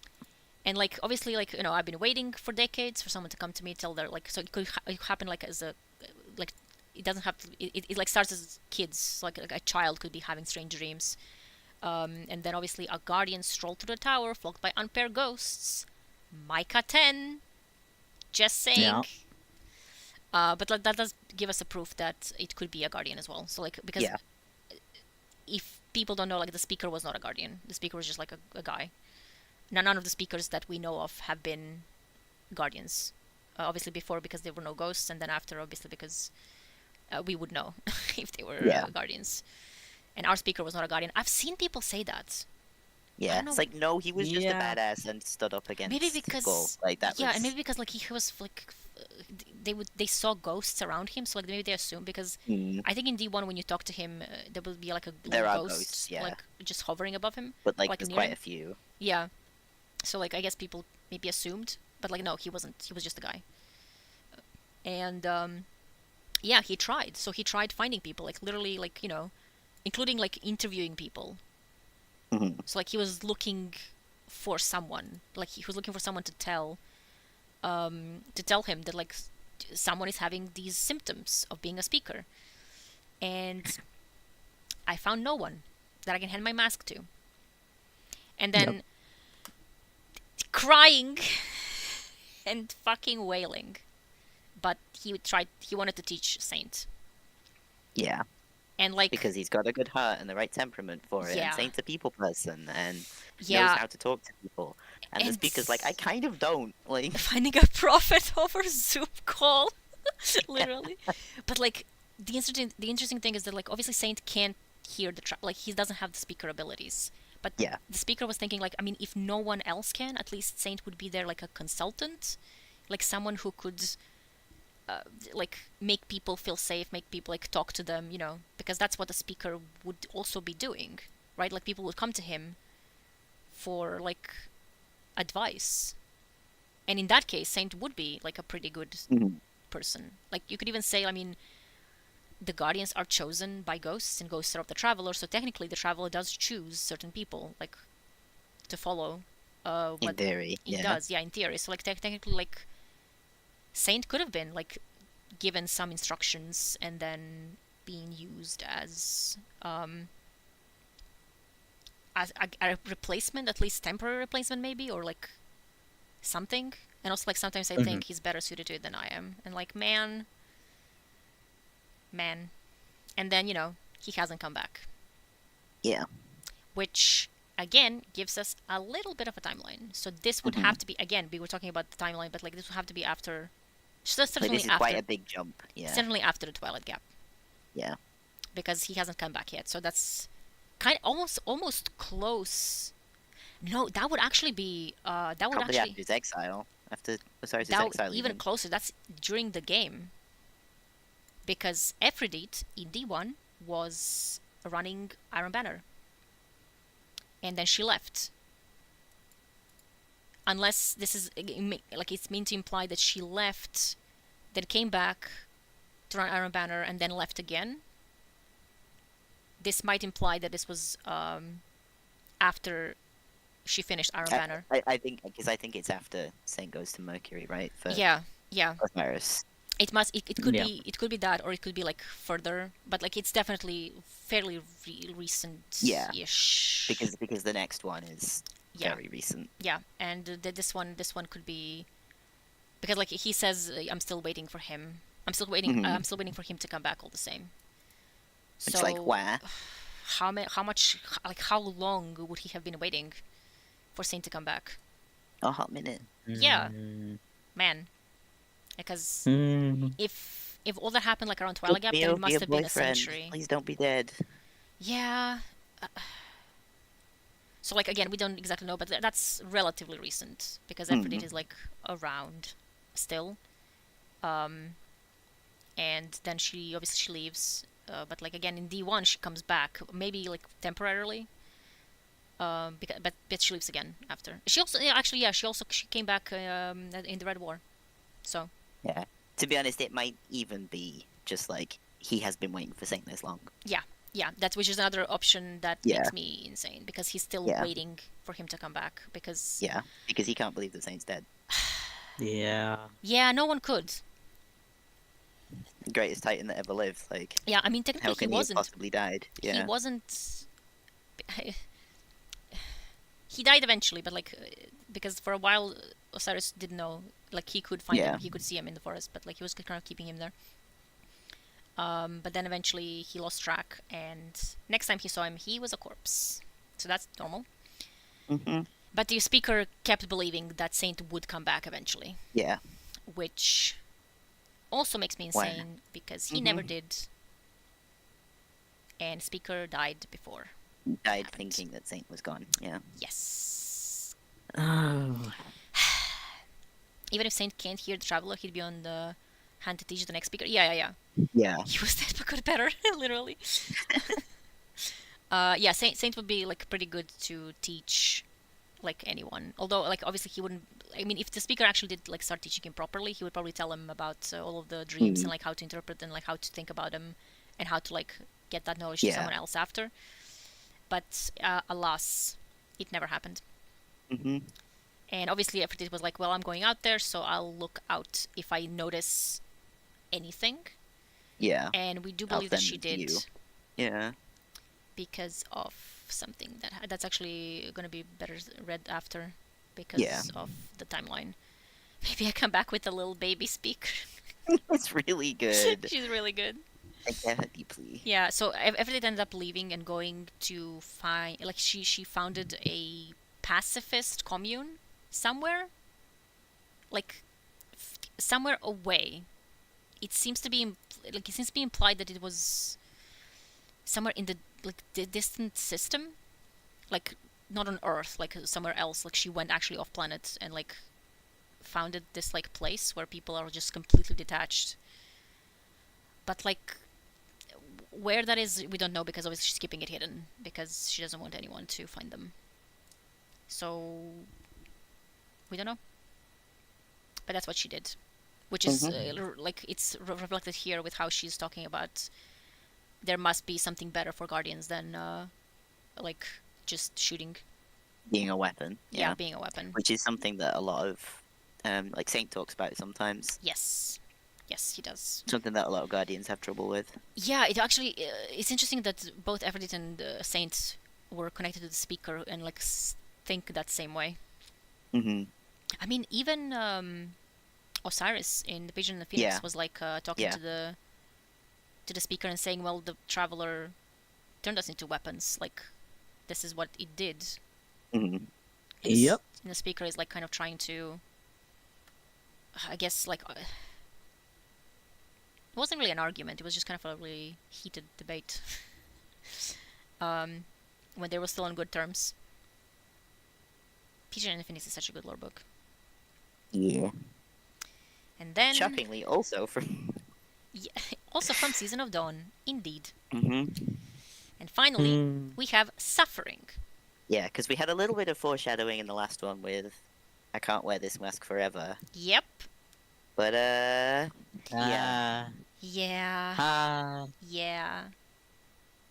Oh, if you're suffering right now, it's gonna get worse. Yeah. Yeah. Okay. Yag. Yag. So we've had another time skip here, and you'll see why in a second. Mm-hmm. Something terrible is going to happen. In this dream, a horrible, brutal hand stretches towards you.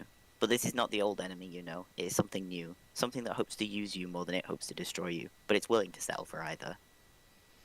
The cage is worse than the paralysis of silence. It is worse than the grasping tendrils of dark.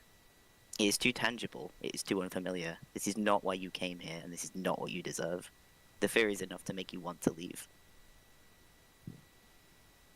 And we have a line break.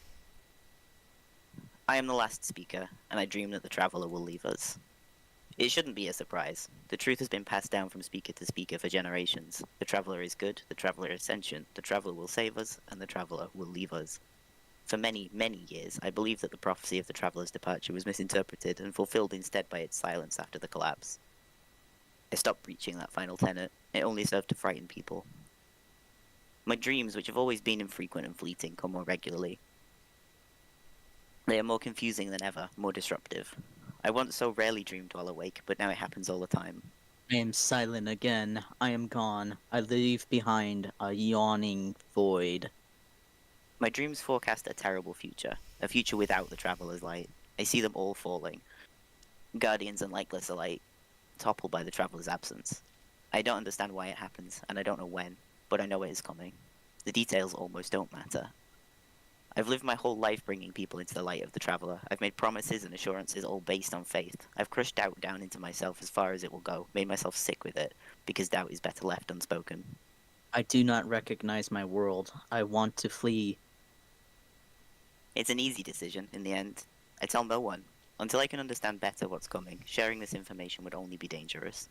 It would create panic, a mass exodus from the city. Maybe the system, if Dead Orbit has a say in it. There will be fear and anger and violence, all based on a dream I can't explain or verify with proof. If I can understand this better, if I can make sense of it, then I can fix it. Surely.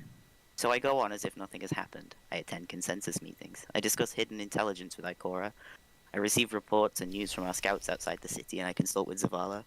People come to me with questions, as always. They ask how to cope with loss and change and fear, all daily realities of this life. They ask how to cope with doubt. I lie through my teeth and tell them to trust in the Traveler. Empty, empty, empty. The dreams continue. The headaches get worse, but I believe so strongly that this knowledge would destroy our way of life, and I hold it so tightly that it poisons me. It's all for nothing. I'm in my apartment when I hear the first ground-shaking explosion, and I go outside to see what's happened. I see the Red Legion fleet darkening our skies, and I realize I have made a terrible mistake. Head in hands. Head in hands.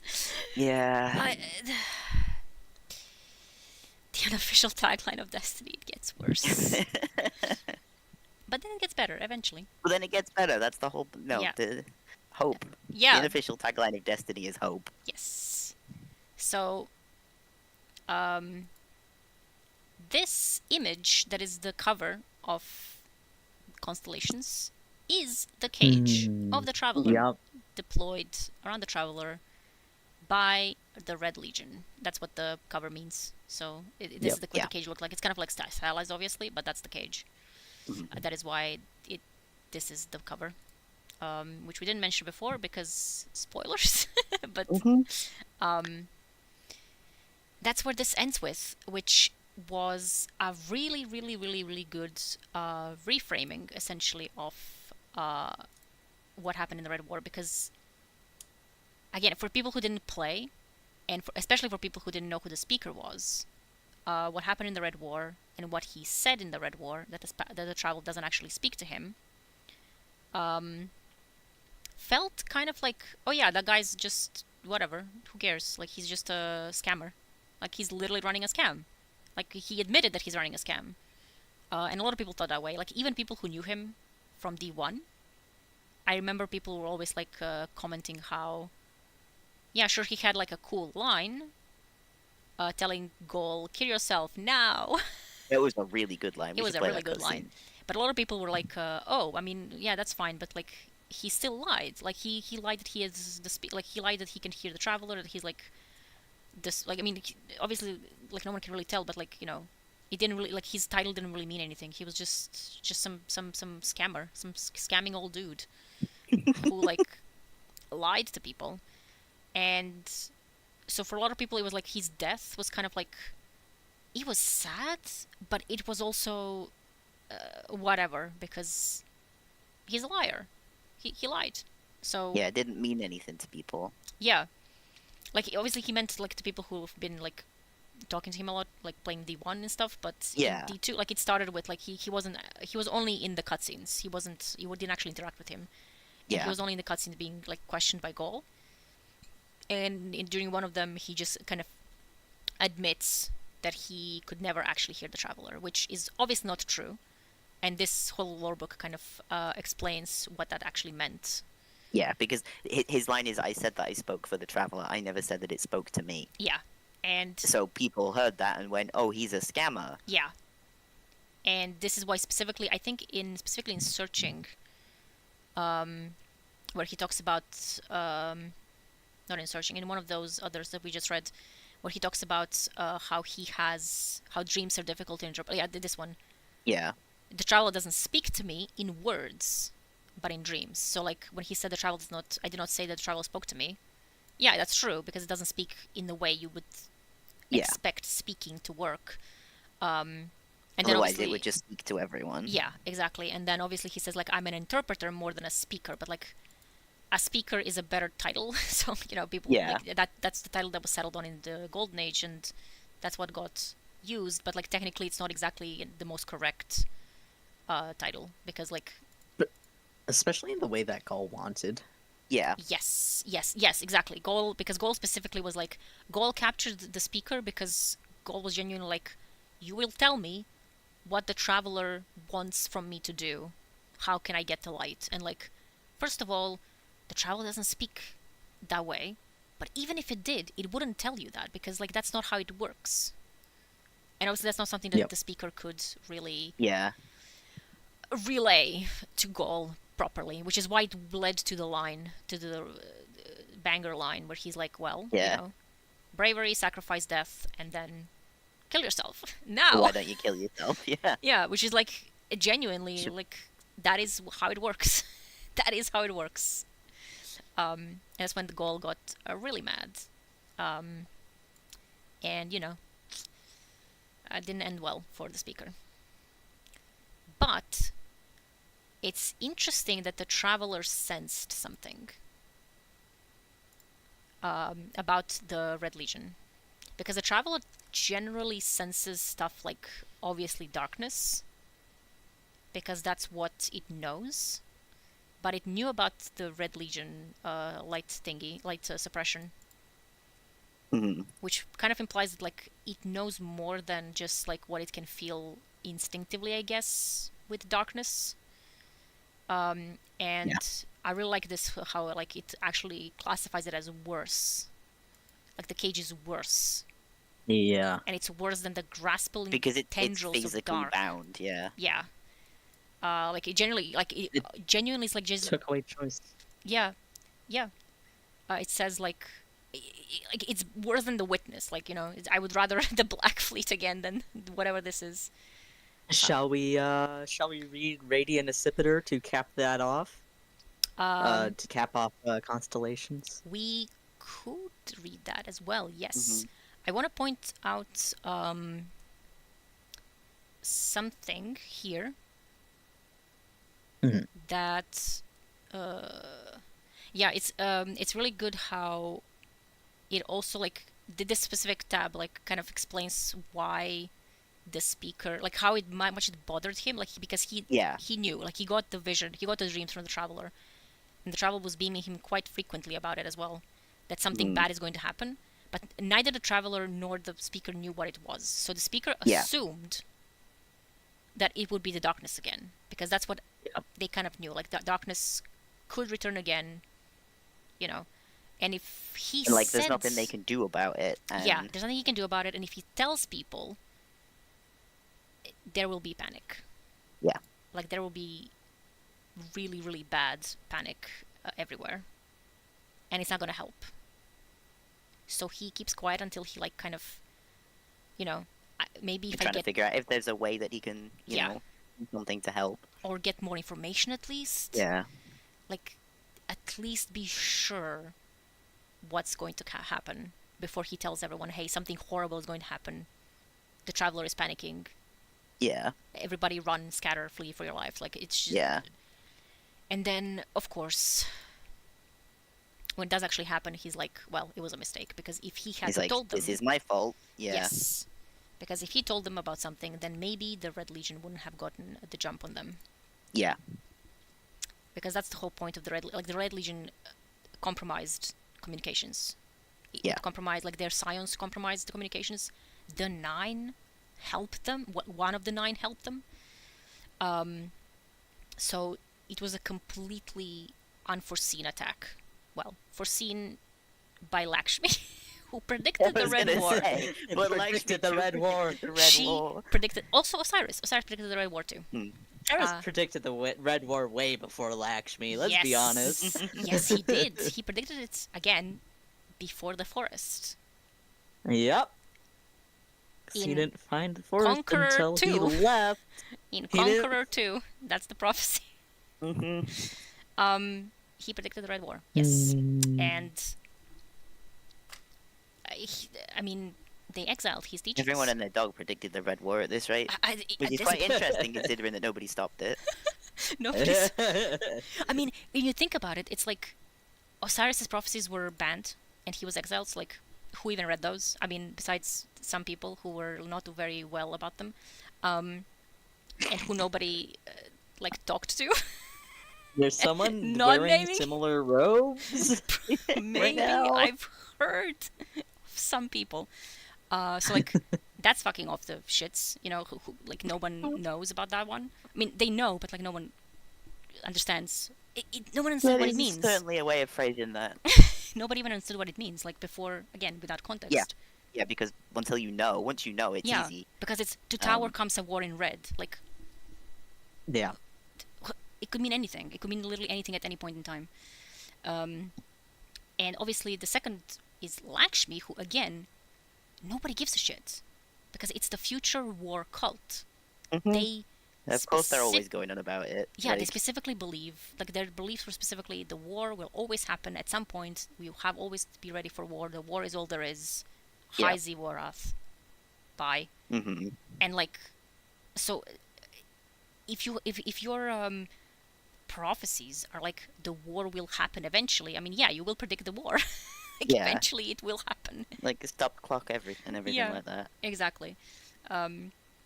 Which is why like nobody paid attention to. I mean, to cults. Like two cults were like predicting the Red War. Like, why would you even bother? And then of course the speaker who saw beams from the traveler, who was like actually beamed with the exact information, but like the information wasn't super Useful. clear or useful or like again properly understood.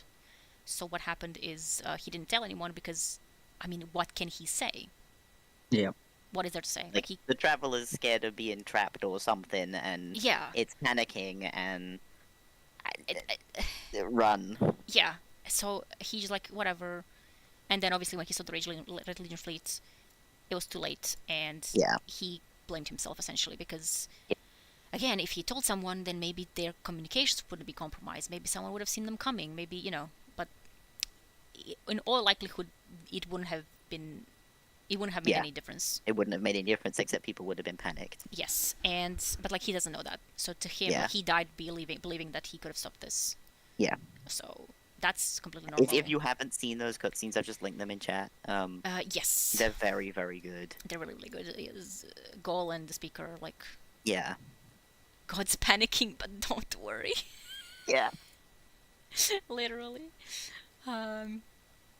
Wait. Radiant Scepter. Radiant. I think Raph wanted to read that one. It's got the traveler bits in it. Yes. So and the speaker. And the speaker. Yes. That is I think that means I'll read it and Raph does speaker bits. Yeah. I think that's what he's getting at. Traveler bit, yeah. Oh, right, traveler bits. Right. Yeah. Yeah. Or you can, Finn, you can actually read that one. Okay. Let me have another swig of drink then. Well, actually, yeah, no, you know what? Sure, I'll get. Okay. Yeah, because you were reading the. Why am I being? Suffering. You were reading suffering. I'm always reading suffering. Reading Destiny lore is suffering. I think a lot of the speaker's mistakes stem from trying to prevent fear and doubt rather than teaching people to overcome them. Yeah, it's like he knew that he can't. Like he wouldn't. I think that's one of the reasons why he was because he was like genuinely talking like, oh, I think Saint would be better at this than I am. Yeah. He had again like he had fear and doubt, and he didn't know how to overcome that either. So like, how can he tell anyone else? And that like definitely affected how he viewed everything and how anything happened. It's just how can he possibly tell people something horrible is going to happen when he is also fearful and doubtful, and he can't stop it for himself. So how could he possibly stop it for other people? And Saint is gone, and he's not coming back, at least not in any like reasonable time frame. And one of those, if Saint's not back by now, I don't think he's coming back. Yeah. And it's like no one else is really there, and like it's a tragedy. It is a tragedy. It is not his fault. Yes. And there's not a great deal that he could have done. Yes. To do anything about it. Exactly. Also, do we want to give some context for Radiant Exhibitor? Sure. That was in Beyond Light, because that was in Season of the Hunt in the Harbinger mission, when Crow was a little guy. And Crow, as a little guy, got visions from the Traveler. And It's also interesting to note that the formatting of this is the same as. Yes, this is the same format as Constellations. Constellations, yeah. So it's kind of like mirroring, which is very interesting because that's like a year, almost a year. Several, not really a year, but like 3 seasons after. And there was the Harbinger Mishra was like that's actually very interesting now because I'm remembering that that's also the things with the shard, pieces of the Traveler in the EDZ. Yeah. And Crow was getting visions, and there were like also like visible, like little visions of feathers and birds that we were following through the mission. And we were fighting the Taken, who were trying to drink the light. I remember those names. Light Drinker. Light Drinker. Yeah. And they were fighting around the pieces of the... It's not the shard, but there were pieces of the Traveler. I remember there was something with Sav as well involved. I think she was trying as... Yeah, she was dicking about with Yeah. Crow. Yeah. And then this was the ship that was kind of a reward for the mission, but it was actually physically... It's Crow's ship. Yeah, it was physically in the end of the mission. Like you could... Like when you finish the mission, you could go into a room and that thing was stored there. And it is quite literally a paracausal ship. So Amanda investigated, and it's a paracausal ship. That's a new one. No navigation system, no controls, no computer on account of it responding directly to your thoughts. Not much to tinker with under the hood, mostly because there ain't no hood neither. So and it's because Crow crashed all his ships. Yeah, like he kept doing it. So this is basically the Traveler being like, "Fucking fine, like you're my Blobo. Please stop like killing yourself in flying accidents." Yeah, it has like feathers and stuff on it as well. Yeah. Genuinely, like the Traveler made him a paracausal ship so that he would stop crashing. Yeah, that I choose to believe that. Like straight up, like this is not. Yes, and so not exaggerating. I think here, because this is from the his lore book. That is from Lost, the lore book in Lost. It's actually shown that he is actually using that as a ship. Yeah. There's no true cockpit inside of the Radiant Scepter, and like Crow is in there crying, and Glint is Crow at any point in time. What if I cried? But yeah, he's actually that is canonically his ship. Yeah. Paracausal, a little thingy, and it has a lore attached that is the same format as Constellation lore book. So it's almost like a little extra chapter of Constellations, which is really nice of them to give to us. And it says, "Freedom is a chain, choice is a prison. You see him, and all he wishes for is confirmation of that fact. But to do so would invoke something far worse than justification. You can feel his hand reaching inside of you, grasping for your heart and tearing it free for himself. You know the pain he will cause. In one last act of defiance, you break your shackles, exerting the strength you had been slowly gathering all this time. Physical chains break, but chains of causality are not so fragile, even for you. You see him, and he is satisfied. Then he is gone. Your roar of defiance echoes into the infinite. You know they will witness. It is only a matter of time. Man, we'll get into this. Page break. I am the last speaker. During the long years I have held this title, I also held out hope that my peers will still remain somewhere in this world or others. But that hope, like this title, has been taken from me. I compose these thoughts on the eve of what may well be my passing within the cold walls of a prison. So dark and suffocating. Not my private chambers. They are my last words, but also perhaps my most important. My captor desires knowledge, understanding, a clarity that even I have been denied by the Traveler. He does not understand. How hard it is to communicate. Does not care to. He would take rather than have the patience to be given. He asks me to make the Traveler see him, speak to him, but he does not understand. I cannot make the Traveler do anything. I can only listen and repeat. But he does not wish to listen. To the warnings. To me. He does not wish to believe that he will be reduced to memory. Fail. I have seen it. I have seen so many things. Before that shackle was put around the Traveler, it cried out to me. It showed me.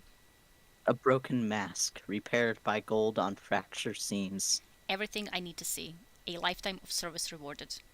I do not need to be afraid. The speaker any longer. There is no need. For fear that time has passed. Of us, of my peers, of our order. In the time to come, to make a choice. The traveler would speak freely. Those who listen will know. The dangers to come. And those who will listen. They are not forgotten. Speakers, for our time has passed. A new age is dawning, and I wish I would live to see it. I am the last speaker, and I am at peace. Man! Hey, what if I cried? Imagine sucking at driving so bad that God gives you a magic car to keep you from dying. Yeah, that is what happened. Yeah. Yeah. Man. So. Man. So important note here. That repaired with gold cracks thing. Yes. Kintsugi. It is a thing that happens a lot in Destiny. There's been a lot of stuff like about that technique. It's also how this mask has been repaired. It's in Zavala's office. Yeah. So you can go see it in Zavala's office. Yeah. And like, it has been mentioned a few times around Crow as well. Yes, it has. But like, the big thing here is that like, there are no speakers anymore, and that's why. Yeah. The speaker couldn't find another. Yes. Like there was something that the traveler could detect and stuff, but like at this point, the speaker was like, So this is happening when he's trapped on Gaul's ship. Yeah. He makes that very like that he's in a prison, that he's like not in his private chambers. No, he's like making his last message, and he's basically saying that there is no need for the order of speakers anymore. Yeah. And the traveler, because the traveler is going to wake up, essentially. I think that is the implication. Like the traveler will break free, it will wake up, and there will be no more need for anyone like to specifically speak for the traveler. But it's a very, very interesting little detail that we got quite a long time after the Red War. Like 3 years after the Red War, as a matter of fact. 4 even years after the Red War. Numbers are... Oh, you are so good at maths. I'm very proud. I'm so good at math. Yeah, 2017 to 2021. So, like, very interesting. This is also very interesting, because this refers to Gaul. So the Gaul trapped the traveler and tried to, like, steal the light. But it's the phrasing now is very interesting. You feel his hand reaching inside of you, grasping for your heart, and tearing it free for himself. You know, the pain he will cause. That's him trying to steal the light. And then obviously this one is the waking up. Yeah. And the one last act of defiance, you break your shackles. So because the traveler broke the cage, and it exerted the strength, you can be slowly... Like, this also shows, like, the dormancy was not just the traveler being, like, whatever. It was actually gathering, like, strength back. And it waited for the like right moment to use that, and this was that moment when it broke out of the cage at the end of the Red War. And then you see him; he's satisfied. That was Gaul when he kind of became a being of light, and then he's gone because the traveler literally like just like blowing him up, blowing him up with his mind. And then, interestingly, your roar of defiance echoes into the infinite. That is the pulse of light that spread through the system at the end of in the Red War end of the war cutscene. You know they will witness. It is only a matter of time. That is the Black Fleet. That did indeed witness the pulse of light, the beam. Yeah, because the pyramids went, oh, yes. Hello? Literally went, who did? Oh. Yeah. Because the pyramids were dormant in the deep space, and when that light went through them, well, the light went through the universe, they were like, okay, it's back. And then they started skedaddling over to the system, because they heard, like, it was basically like the traveler pinging the location back. Like, I'm here, I'm alive, the war is back on, essentially. Yeah. And it knew that they will notice, it knew that they will come over. But there was no other way. But it was like, I have to do this to, yes. you know. Yes, and that's why it also started like preparing, and that's also why it like rebuilt itself at the end of Arrivals, Mm-hmm. to kind of prepare for the battle to like happen again. But like the phrasing, they will witness, Yeah. because that is a full year before Witch Queen. So we had no idea. I mean, obviously we knew that it was about the pyramids, but like the word specifically was very... Yeah, we didn't know what the voice in the dark was. Yes. And the speaker was having a time, for sure. Mm-hmm. Poor guy. And the traveler was beaming him throughout. Mm-hmm.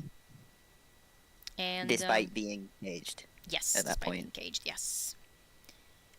Which like shows how much the connection between a speaker and a traveler was, like how strong that is, and how well like the mask worked at that point as well, and how and much... also kind of how important it was to the traveler to like let the speaker know. Yeah. Because that was the last. Because a traveler knew that some... Yeah, there was no way to save him. Yeah, there was no way to save him, and there was no way to. And there's no one else really at that point, like at least not ready. So it was like, well, I can speak for myself now, essentially. Yeah. And it kind of did. Like, it didn't need to, and also made Crow the ship, which is so funny. Crashing, yeah. I cried, you cried, we all crowed. We did. Man, the speaker. I really like this because like it's such a good way to kind of make sure that people know that he wasn't like, if you've made a mistake of thinking, oh, he's just like a stupid fraud at the time. Like, it's such a good, both Constellations and this, which is basically like an extra chapter of Constellations. Yeah. Is like, no, he did try his best, but like the situation that he was in was impossible. Like, he was put in an impossible situation in general, with like the traveler being dormant. He only had the mask. There's nothing that he can really do. Like, he could make a choice either way, and he could have been wrong in both of those choices. Like, if he told someone, could have ended badly as well. He couldn't have known. No one could have known. I mean, we don't know, because like that's not what happened. So, but it could have been very, very bad. And yeah, that is Constellations, which, again, very interesting that it was in dawn, and that it was dropping from the sundial, which, I mean, like, obviously it's dropping from the seasonal activity, like that's not something, like whatever the lore book was, but like, it's just the timing of it all. I don't know, it's interesting. It's very interesting. Yeah, dawn's where a lot of things really picked up. Yes, very, very much so.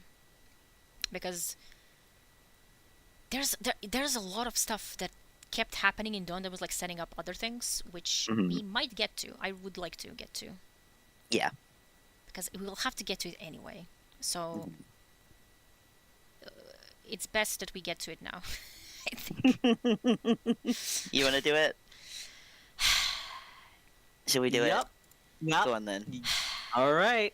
Well, first of all, before that, there's another thing. There is another thing. Which is Osiris. I gotta pull out my book for this one. Osiris threatening Rasputin with a scout rifle. Get ready. Dinky little scout rifle. Because this is okay. So this happens at the end of Dawn, right? Saint is saved. We're fine. The lighthouse has been rebuilt. I don't know if you want to see the lighthouse cutscene. It's not that important, but like... We should see the lighthouse cutscene. Okay. We rebuild the lighthouse with the lantern, which was the artifact. And Osiris then goes to talk to Rasputin, specifically. Because he knows some shit is up. Osiris knows that something is coming over.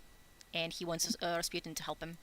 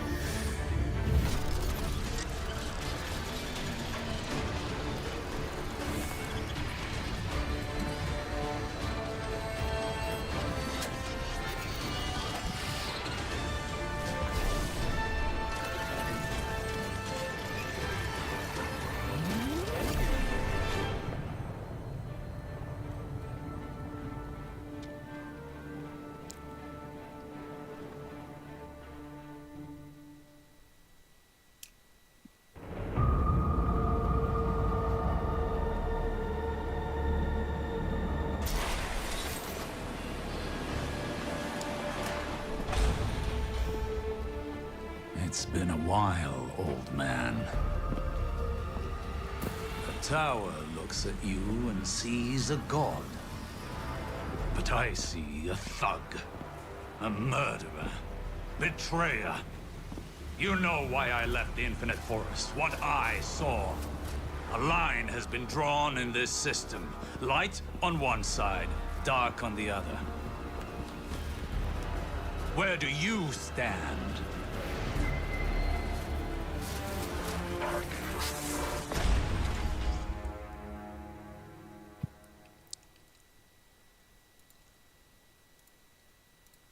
So, normal things. Mm-hmm. Normal things are happening, for sure, in this cutscene. Yes. Dubstep. Obviously, the scout rifle is the best option here. Yes, obviously. Also, yes, I did also think that Raph. I was waiting for the It's Britney bitch to start playing. Yes, so like everything was finished with Dawn. We saved Saint. We stopped Scions. We rebuilt the Imperial Foundation, which helped us. For some reason, we needed to rebuild the lighthouse with specifically the lantern, which was the artifact. And the lantern is not the one from this timeline either. There's some. It's a whole thing. There's some weirdness with that. I'm sure it's fine. There's some. That's for Charles Tribulations. Never mind. We'll do that next year. But like we rebuilt this lighthouse, everything was fine. The trials was set up again because specifically Osiris wanted. That's also from Dawn. Osiris told Saint that like we're gonna need trials because he needs to prepare the Guardians for what's going to come after. That's like that was the purpose of like I'm giving you trials now because you have to make sure that they're ready for the shit that is going to happen after. Because again, Osiris knew that something is going down. And so there's no one else that can do it, so... Yes, and so he went to Rasputin and was like, speak, old man, and also threatening you with the scout rifle. And also, I know about what you did to Felwinter. Yes, so also important to note. Yeah. The stuff at the start where he's like, oh, you're a betrayer, murderer, blah blah blah. That was about the Iron Lords, because he knew, and he was a little bit angry. He was a little bit angry. Tiny bit upset about them. He spent time with the Iron Lords. He knew them. He was not very happy about that. And which is important because this technically from Worthy, but like that weblore came like at the beginning. It's a very direct continuation of that whole thing. Yeah. Because this is basically the conversation that he has with Rasputin and what happens after.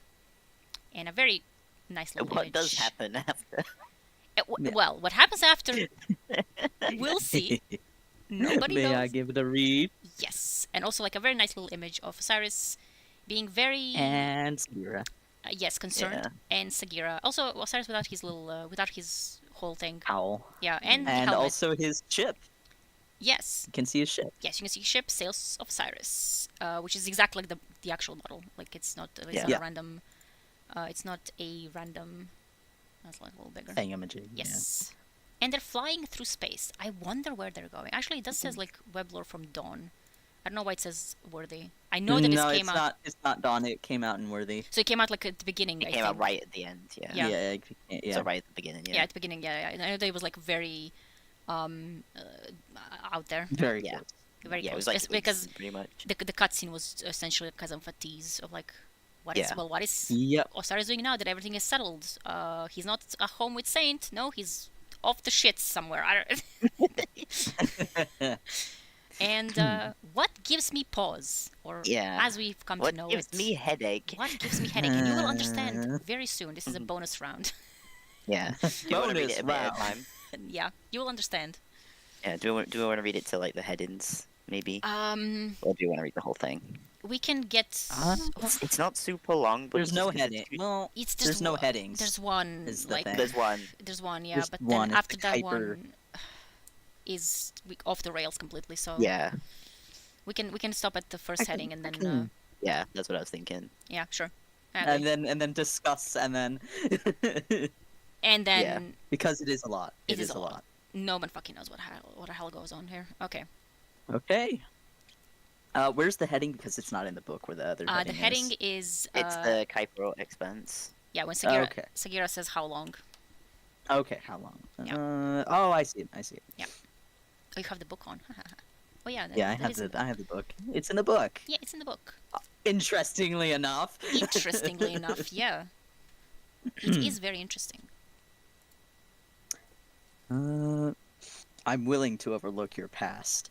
Crimson light quivers, exhales, and surges in waves across bedrock walls at quickening tempo.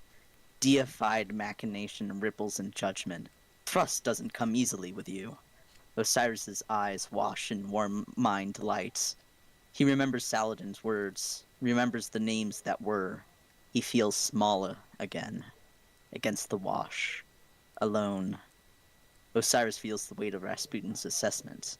Rhythmic cipher crashes over him as displays sling projections into maddening motion. Osiris's fate splits into golden multitudes to consume the information. Eyes in all directions, searching for the path. Rasputin constructs a model of the system, highlighting an anomalous signal near the end. Sorry. Blah, blah, blah, blah, blah, blah. Okay. Rasputin constructs a model of the system, highlighting an anomalous signal near the edge of Soul's influence.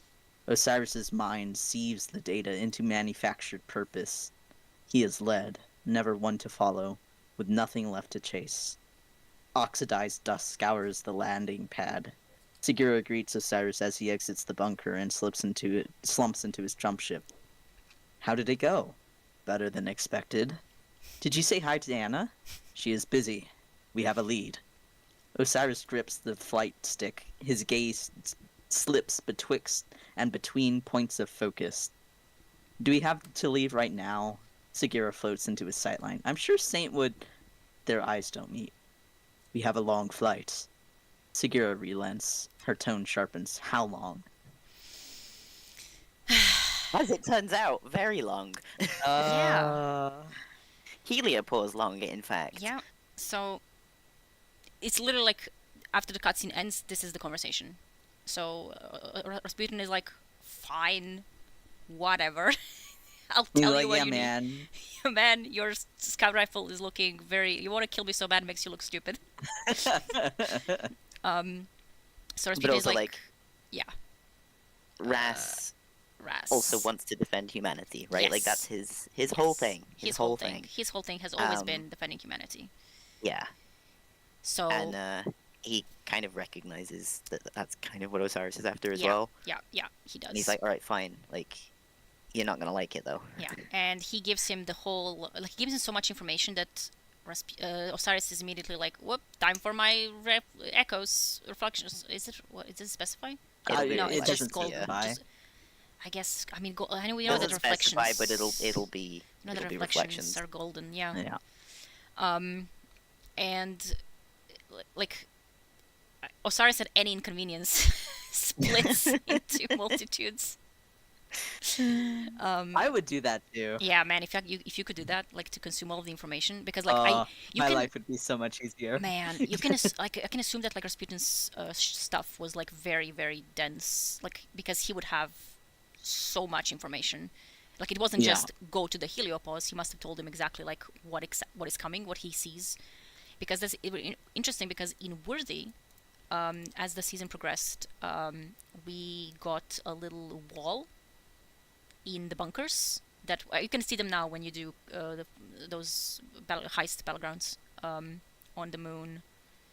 When you go into the bunker, you can see the wall that shows the solar system, and over the weeks it would start showing the pyramids getting closer and closer.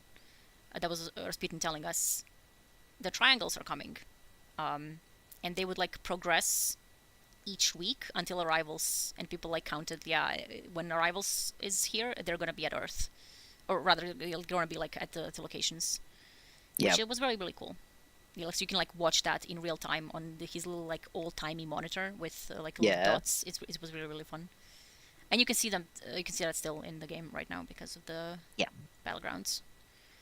So when you go into the bunker, you go down the death slide, you enter the little bunker, and you can look to the left, and there will be a wall with a solar system. And you can see the little solar system that he made. Yeah, you don't normally see them because there's usually a bunch of exploder units Yeah. that are like. Yeah. But you can, if you kill them all, sides, yeah. you can wait a little bit, unless someone like pulls you through because they're speedrunning a strike. And then he gives him the location of where to go. Where it gets funky. Yeah. This is where also, it gets I think important to note that the heliopause. A lot of people don't know this. So there's a thing called the heliosphere. Yes. And that is like basically the distance away from a star, at which like the solar wind works. Yes. So the heliopause is the boundary where the solar wind and interstellar wind are like balanced. They're in equilibrium. Yeah. And like it's far away. Yeah. Like Voyager only passed the heliopause like 10 years ago. Yeah. And it's generally considered to be like a boundary between the solar system. Like that's the edge of the solar system. And basically. like the outer space. So once you cross the heliopause, you're in outer space. You're no longer in the system because the solar wind is no longer affecting you. Like the sun can no longer affect whatever crosses. That's the last of the solar influence, which is very terrifying. And that's where Rasputin told him to go. Yeah. It's also important to know that heliosphere is not really a sphere because it's streaming against interstellar wind. Yeah. So like it's more like a comet trail. Yeah. But on a solar scale. Yeah, much bigger scale than a comet. So the heliopause in the direction of the Voyager crossed it is much closer than the heliopause in other directions. Yes. But I digress. Yes. Anyway, basically it's a very fucking long way, and he left the solar system. Yeah. Yep. All right. Whew. Ready for more? Yep. It's not long, but it's just. This is where it gets funky. Yeah. Yep. Kuiper Urt expands. Kuiper slingshot achieved. Course correction negative. Brake line trajectory failure. Alert. Gravitational anomaly. Bow. Solar warmth peels into guideless vacuum as Osiris skims across the heliopause. A hollow serenity bathes his face. What is it? Osiris breathes a sigh of relief at the sight of the anomaly. An answer.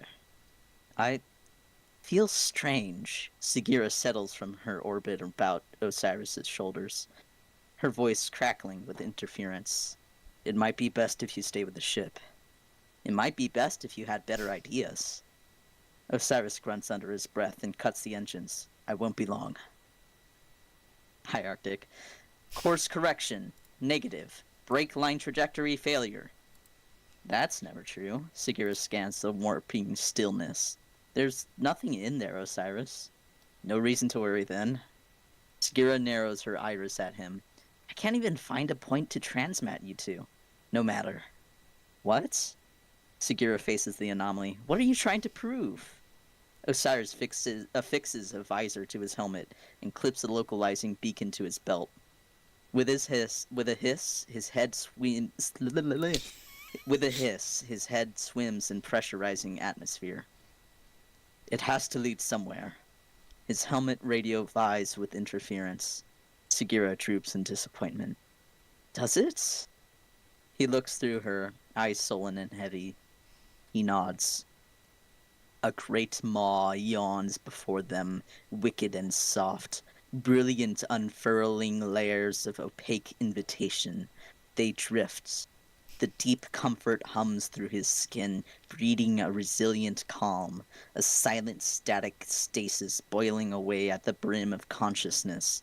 Collision alert. Bow. Course correction. Negative. Collision imminent. The anomalous maw welcomes. It is a gullet, endless in hunger and depth that splits reality like petals opening to consume the sun. The depth warps. Sweet flavor spins through the senses. It cradles him, locks in motionless descent, rocks away fear with warm recognition, stretches and wraps and cribs. Collision alert. Starboard. Bow. Abeam. Radial. Aft. Bow. Abeam. Port. aft, radial, port, bow, course correction, negative, trajectory, failure, collision, failure. It threads through space, set adrift beyond and before, until there is only within a point. Lone and stark amid the undulating expanse, distant at the edges and forward only deeper. Osiris, a wayfaring witness, a reluctant heir, a broken promise made true, a husk to fill a throne of sustenance, a shear to prune the vine, a warden to vacancy, a mind elated and crestfallen, a sojourner of meaning ever seeking. He turns back. Sagira's light blinks from shaded canopy within his vessel. Starless bends weave and break through pools of luminescent memory. They flow to the point beyond. The point grows gaunt, and if he were to reach out, he would brush the walls with his fingertips. Osiris stands in dark, quiet comfort. He treads placid trim. He swims in depth, lined by pale rivers of white gnashing, far below and above. He sends forth his echoes. Their sight finds no purchase in the gullet. They push the walls beyond his fingers and let stand only the path of wants. They drift until no longer felt. The skeins neither snap nor remain. Before him, the gnarled point softens and splits into a blooming cathedra. A metal seed laid barren in the bosom of the throne in a pool of light. A nexus. He plucks it from the pool. From its drippings spawn a rapturous light, spreading through the enormity and ravenously washing over the gullet at increasing pace. Dark gives way to cold reflective alloy, to logic and formless calculus. The cathedra, overwhelmed by prediction, rings with the dull mimic tone of congruence. They scream to Osiris, his mind. They crave, never to tire, his unique causality. They would grow, unceasing, death to death, forever. The path of want falls to assimilation. Osiris flees to the safety of Sagira's blinking light. The gullet quivers, reverberation that trails his every step in sentient chromic glisten. He calls for her to open the ship, to break the false light wave that bests his every step, to... I'm glad you changed your mind. Sagira's shell shines a reflection across the cockpit as Osiris's jump ship rolls to face the sun. Ready to go? Kuiper slingshot, jump lock, trajectory clear. Green line. Sagira. He grips a cold metal seed. Yes. The sun hangs dim and distant in a sea of ink. Its waning glare burns the focus out of Osiris's eyes. Blind to all other points, they drift, engines humming in anticipation, vessel drenched in an angular shadow. So who wants to tell us what that meant? I don't know what that means. Yeah, what kind of House of Leaves bullshit? We have theories. We have theories. We have many theories. We have a lot of different theories. We've been baffled by this. Like, there is a reason I call this What Gives Me Headaches. Since this came out, it was like, what does that mean? Right? Like, what? Like, rereading it, honestly, it feels like he's seeing the witness's point of view. Yes. Yeah, that's where I'm at this point. Yeah. Yeah. It feels like... Yeah. Yeah. The problem that we have is, like, where did he go? Right? Yeah. Because so because it's not a pyramid. Yes. So a lot at the of people beginning, think it's in a pyramid. But it's at not. the beginning, when this came out first, a lot of people, like pretty much everyone, like including me, I also like my first instinct was, because at that point we knew that the pyramids are coming over, and that Rasputin knows that they're coming over, obviously, and that they're like near. So like they're around the heliopause probably. Yeah. So like to Osiris... be clear, the Kuiper belt, the Oort cloud, is outside heliopause. Yes. So, like Osiris clearly, Rasputin gave him coordinates to the Pyramid Fleet, the Black Fleet. He went there, he entered, like, a pyramid, I guess, and he had an experience that is definitely an experience that a person can have. And he like something happens. He finds a seed, which at that point we had no fucking clue what that is. Like a cold metal We found seed. out later. Yeah. But Yeah. at this point, we didn't know. At this point, we had no clue what the fuck that is. Like he clearly finds it, but then like something happens and like suddenly, Sagira is telling him, "I'm glad you changed your mind," and like already like leave. And he's like, "Yeah, sure," and like he's holding the seed that he didn't have previously. So like, but nothing, like upon rereading multiple times, none of the descriptions of anything here show the pyramid. Because at that point, so that was the beginning of Worthy. We've been in the pyramid at that point, in Shadowkeep. It's like we know what it looks like. Obviously, they're kind of wonky. They're kind of weird. There's some weird shit with like perspective and size going on in there, but they're physical. Like, it's a physical space. You can get in there. There are walls. There are urns that you can push. describe them in a way that makes sense. Yeah, exactly. Like to me, half of this feels almost like Vex descriptive. Tom Scott voice. I am here at the heliopause. Literally.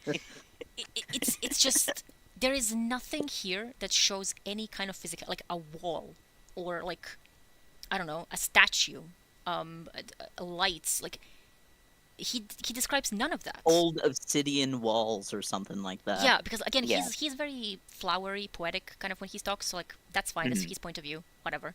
But he still would. I assume. Like, genuinely, to me, this feels almost like a description of something Vex more than... Yes, it feels like he's been somewhere, almost like he's been somewhere in consciousness. Yeah. Which, again, because, very like, interesting. He left the ship to him. Yes. Sagira thinks he didn't. Yes. Yeah. So that's why this is a very... There's weird time shit going on. Yeah, is it like some time shenanigans, or is it something or is it, like, with like all his in his mind head, kind of... went somewhere? But then again, obviously, outside of his head. he has the seed, which he didn't have when he left. Yeah, So so how it's did like, he? Because the seed is a very, very physical thing. Again, in retrospect, something that also reminded me of when I was reading fairly recently, Blooming Cathedra. Yeah. Like a bloom, like it reminds me of Root of Nightmares. Yeah. Of some space that is infected by. Cathedrals Yes. are like a bishop's seat. Yes. For anyone who is curious as to what Yes. a cathedra is. Yeah. And like It's not cathedral. yeah, it's a cathedra. It's a completely different like a thingy. And so like a metal seed like Baron in in the bosom of the throne, which would be the cathedra. That's another like it's a so that's It's like a throne. Yeah. In a pool of light. Again, that reminds me of Root of Nightmares now, in retrospect. Of because in Root of Nightmares there are blooming like pools of light with seeds that you have to shoot to activate the mechanic, right? But like that only exists because the Traveler shot the pyramid. That didn't exist at then this they time. Wouldn't be there otherwise. Yeah. Yeah. So This is. did he go This is like a into the space of future? both light and dark. Yeah. Yeah. Like, did he, like, at some point, like, when I was cooking, I was like, did he, like, get transported to the actual Root of Night, like, to the future? To, like, where the Witness's Pyramid was struck by the Traveler? Hell, maybe he even went to the tree? Because that's where But then, like, seed... physically he's all the way out there, so, like, what's and, going like, on with that? Because the seed would be there at the tree, probably. You know? And then part of it's like, well, maybe it's like, you know, Mara talks about the way that the Witness tried to convince her to join join it. Yeah. Yeah. Is it that? Is it the Witness doing that to him? Yeah. Osiris and Time Travel shenanigans are basically synonymous. They are, but this is very different. It is very different. Like, there's... It might be possible, but it's also very... It's not consistent with the setting, I think. Yes. Yes. It would be a very different experience. Yeah, like, this is very weird. It's very weird. Like, everything that he describes, especially these, like... These things, like Osiris is a wayfaring witness, a reluctant heir, a broken promise made true, a husk to fill a throne of such. Like, why is he having these thoughts? Yeah. Yeah. Because the only other time we see him think anything remotely like that is when he thinks he's about to die. Yeah. Yeah. It's a very... And that's more about the things that he regrets and the things that Yeah, could and like have the way been. he calls it as well, like a great maw, but the maw is capitalized, and then the anomalous maw, and then like... this as well. Yeah, Like, there's very interesting capital. There's interesting choices made yes, with Yeah. the formatting. Because if you go to the actual Bungie website for this, let me pull it up. yeah, Yeah, it's different. It's different than it is on Ishtar, Yeah. Also, and that's Oh, usually no! not particularly Oh, relevant. no! But when it does, what Something bad happened. did it? The Cloudflare error. What? This Internal fucking server error. they eated Punchy? it. They eated it. Well, the link should be it's fine for this. me. Oh well, it might be one of my ad blocks because fucking Cloudflare is usually Yeah, light is VPN capital. related. It's light, not capital L. Like, yeah, that's a lot of like. Yeah, there's one thing that I want to point out is like that when he describes like the Great Maw Yans before. So that's when he sees that, like, when the ship opens and he sees something and he wants to get into the anomaly. There's a lot of anomalies happening in Destiny, and like brilliant unfurling layers of opaque invitation. That has nothing to do with any pyramid. They don't have brilliant unfurling layers. Like, as far as I can understand these words put together in a sentence, this does not bring to mind any sort of pyramid. Like, at the time when this came out, we only been in one pyramid, which was the lunar one. But since then, we've been in others, and they're all the same. Like, there's differences, like slight variations how they work inside, because obviously they belong to different disciples. They were like a little bit different, but like there's a consistency in how they're described and how they what they look like. They are very physical spaces where you can walk, you can like see statues, walls, urns that you can push off into the abyss. Sometimes you can't, and I'm very, very upset. There are fucking worm slices. There are like statues of Nazareth. Like, you would see that, right? Especially in this, like, the Witnesses Pyramid. We know what it looks like. Yeah. Like, it's a physical space. And you can describe it. Yeah, and Osiris. It's not unknowable. Yeah, Osiris would describe it in like a flowery language, of course. Yeah, but not like this. Not like whatever this. Like, he's describing senses. He's describing like metaphysical feelings that he has as he's experiencing this situation. And there's nothing like there's only a few points where he actually mentions something vaguely physical, which is the cathedra. But it's a blooming and cathedra. like that's in the different tabbed out.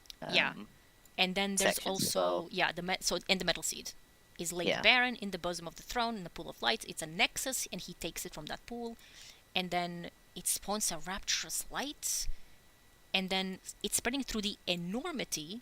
So like again, there's nothing like it's almost like it's describing like a void. Like, which it is because clear, the it place is a that gullet. he's in, like his ship is actively like course correcting the entire time because they're in a they're in the Auto Expanse, which is like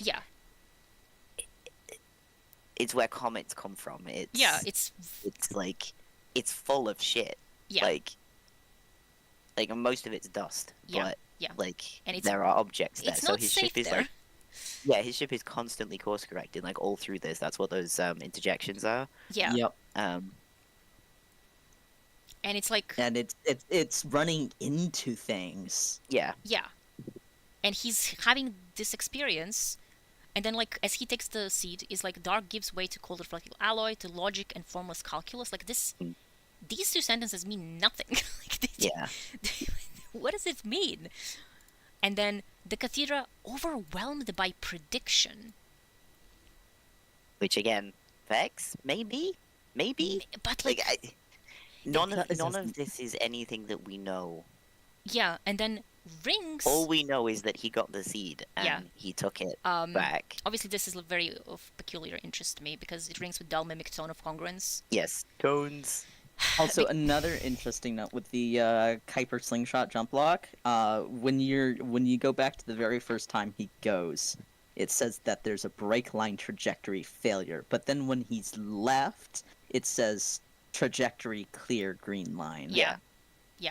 Course correction negative, break line trajectory failure, and then as an anomaly, and specifically gravitational anomaly. So like that is another signifier of like the fleet. But I do not think that he because like it's similar to the way that it is in Legacy. Legacy Part 2. And like where like Anna's ship is reacting to. I think the presence of the pyramids. Like, obviously, the fleet is nearby, around, Yeah. somewhere at that Yes. point, because that's what Rasputin saw. So, like, Yeah. they're here. But I I don't do know what the not... anomaly is. The anomaly is different. The anomaly is different, because, again, if he saw a fleet of pyramid ships, he would say that. He would and just as a matter be of like, fact, yeah, we know what the he- pyramid ships are. he did see the pyramid ship at the end. Yeah, he's seen because one. his vessel is drenched in an angular shadow. Very interesting wording. Always gonna be relevant again next week.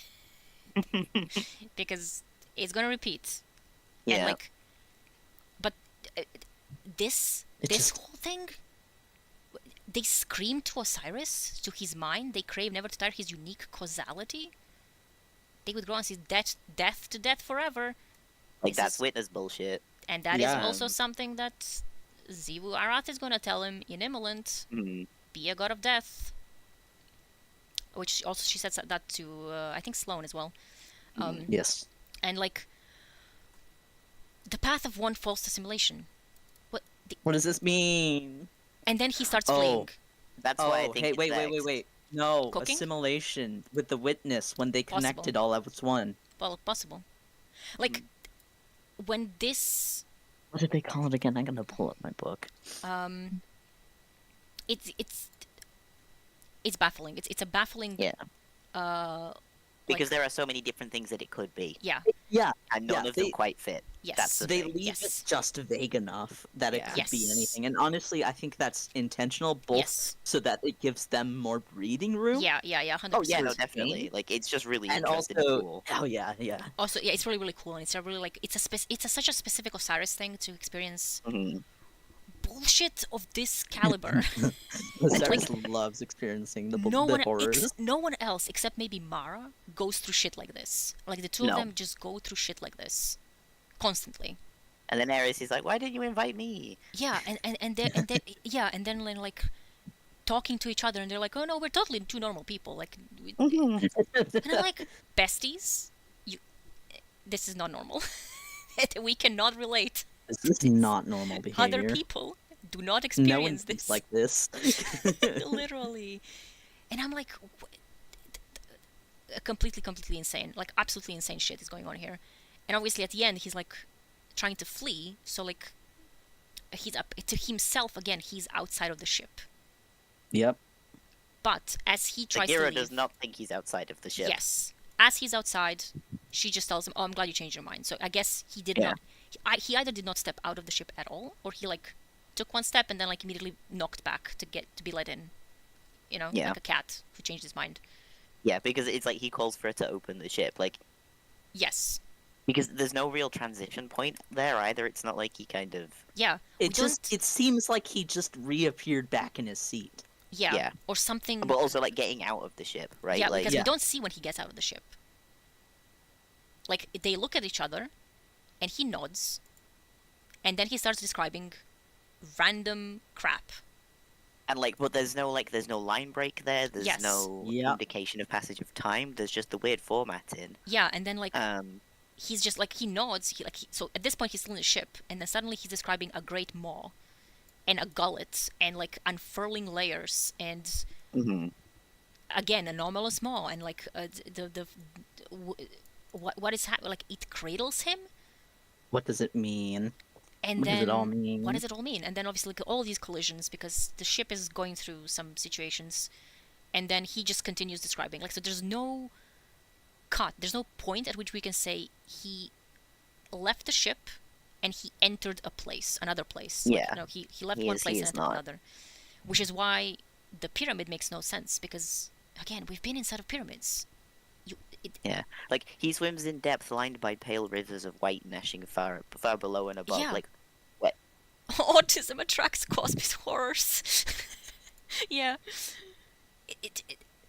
This whole thing is just, a reluctant air, and like broken promise. his echoes go out, and they just like.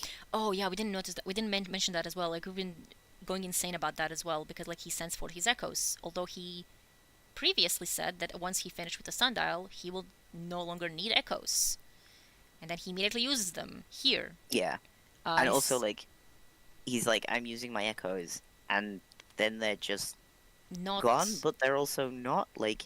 yeah. So like to be completely clear, in the sundial, quite a few of them die. Like one of them kills itself. Like Yeah. one of his echoes kills itself because it can't handle it. Yes. Like it just goes insane and kills itself. Yeah. And like he feels that. Yes. He knows what happened to all of them. Yes. Like he lost control over some of them, but he knows what happened to all of them. Yeah. Some of them are still in there, supposedly. Yeah, most likely. Which is probably why he had Yeah. those visions in Falcon's Chase. Yeah. Because that's the only thing that makes sense there. So like in this one, it's like they drift until no longer felt. Like they've gone so far that he can't feel them anymore. Yeah. The worst, like, they're part of him. Yeah, they're part of Yeah, him. they're part of him. Like, and then like the skeins neither snap nor remain. Like They're like the strings that connect them. Yes. Are They're not broken, but they're but not they're not there anymore. Yeah. Like that's bizarre. Yeah, because and he like could still feel them like this hundreds and thousands of years. Yeah. Hundreds of thousands of years into sundial It's almost exploration like looking for Stain. it's almost like those echoes like couldn't like because their sight finds no purchase in the gullet. Like the gullet is Yeah. so incomprehensible that his echoes Yeah. don't work. Like Yeah. they exist, but they don't work the way he wants them to work. Yeah. And that is very interesting because again, he specified that echoes were better used for sundial because of what lies at its core, something dark. We know that it's something darkness. We don't know what it is. We don't know if it's ever going to be revealed, specified, or whatever. Yeah. We always cook that it's a piece of Nezarec. It could be anything. It could be anything darkness related, but it's 100% darkness related. Like I'm at that point, Yeah. Unless they like come out and say that it's not.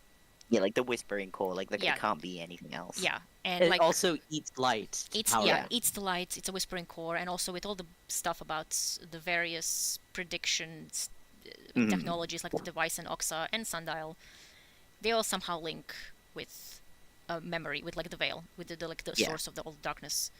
Yeah. Which is why him using echoes in the sundial makes sense, and it's fine. But like using them here as well will also should be fine, right? Because he's in a darkness anomaly. He's like trying to reach the Black Fleet. He's trying to reach. At this point, we don't know that it's the Witness, but Yeah. he's trying to reach something, and he can't. Like they don't.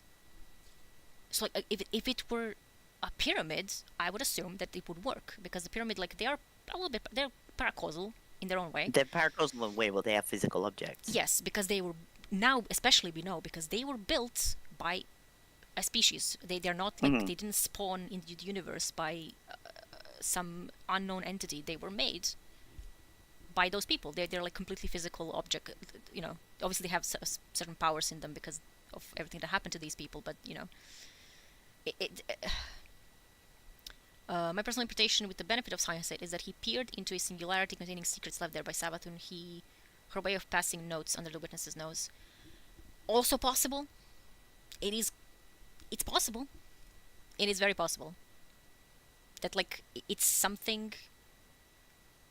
It's some sort of a space. But like the way it affected him is so unique. That like we can't like it doesn't connect to anything before or after. Outside of like a few little bits and pieces, like for example a lone point of light is something that he's been experiencing when he was meditating. I think it was Pigeon of Phoenix. Yeah. Yep. So when he would meditate, he would see within himself like a lone point, which is something that is like I guess a throwback line. Yeah.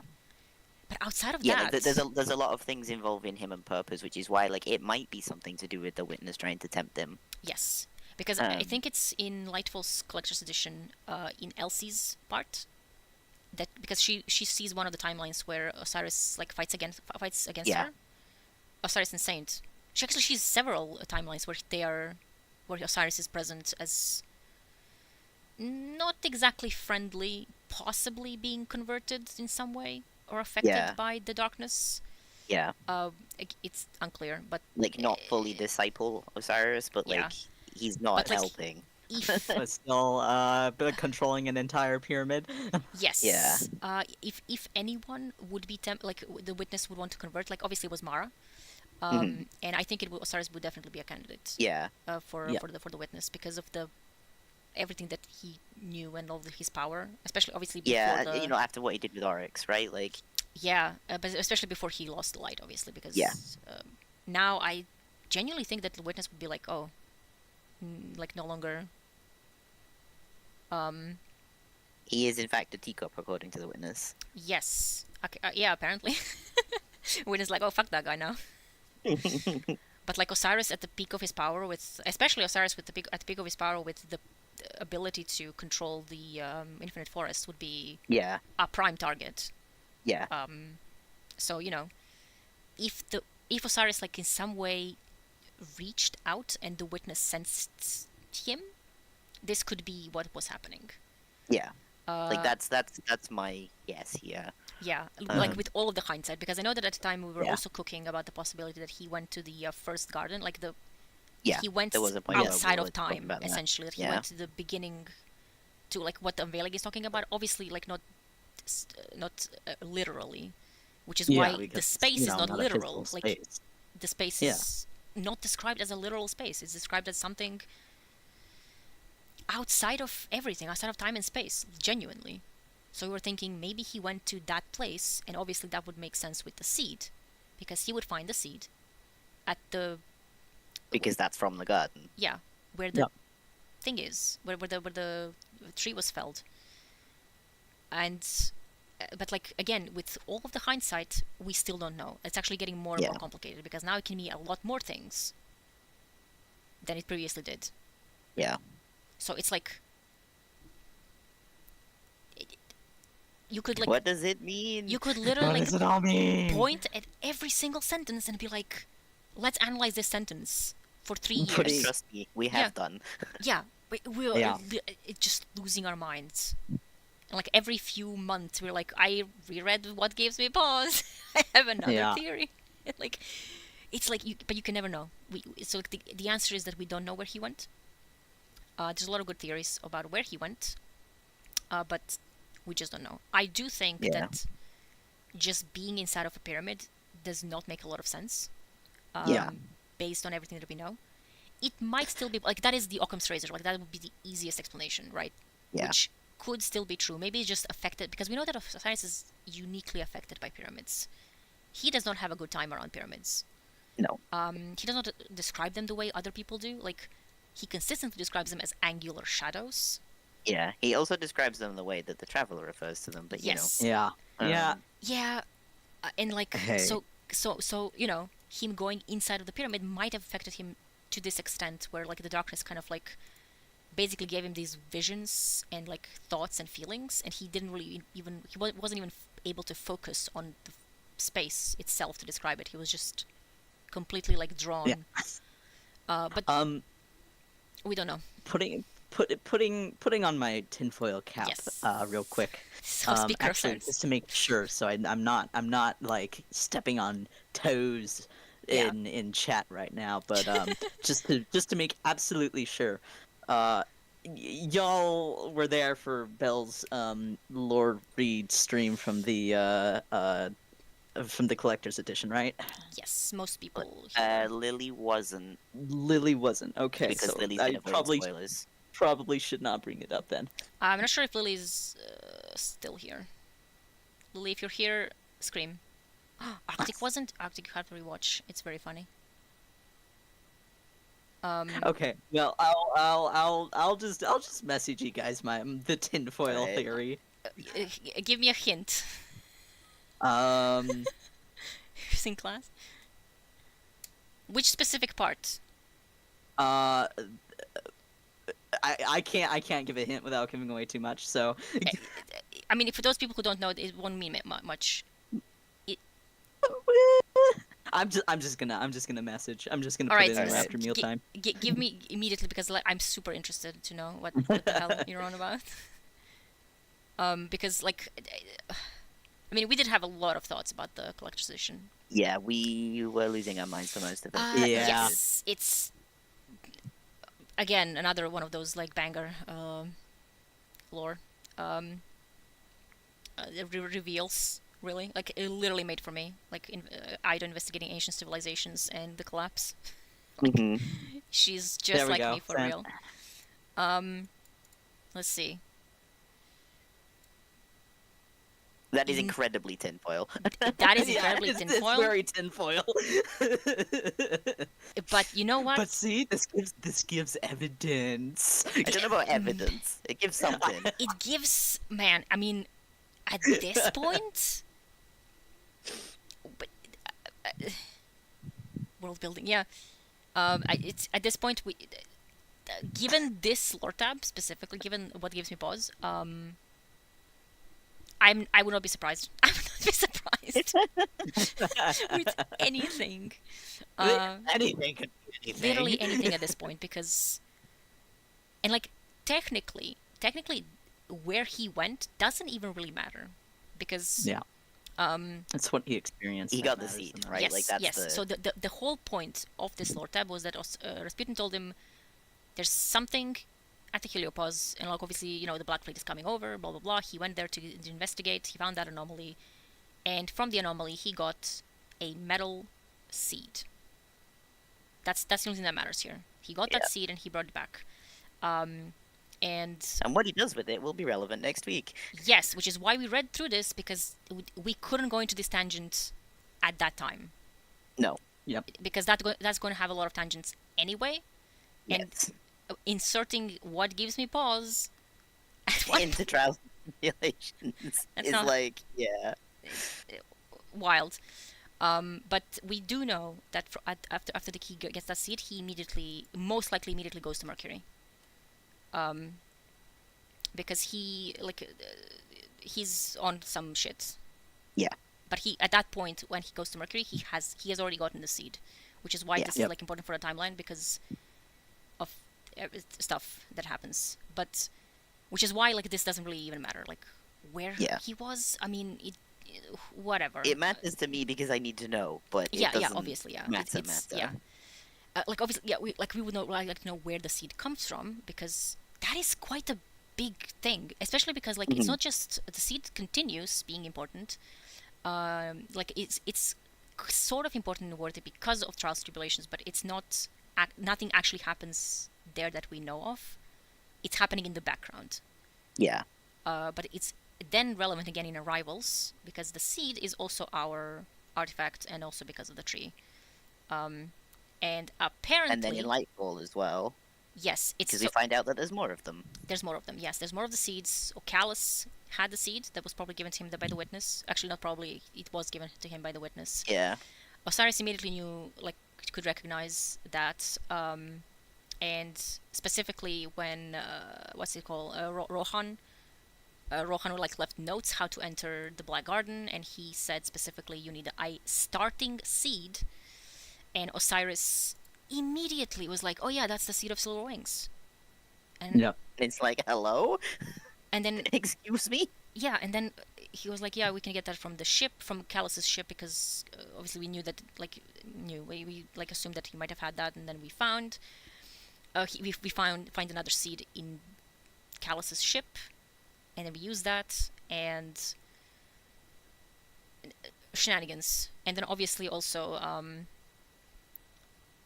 there's just like a lot of different things that like connect this, and it is again still relevant because in Wish, Mara and Osiris finally had a convo, and Osiris again said that what they did with the seed, the planting of the silver tree, was a super important thing to do.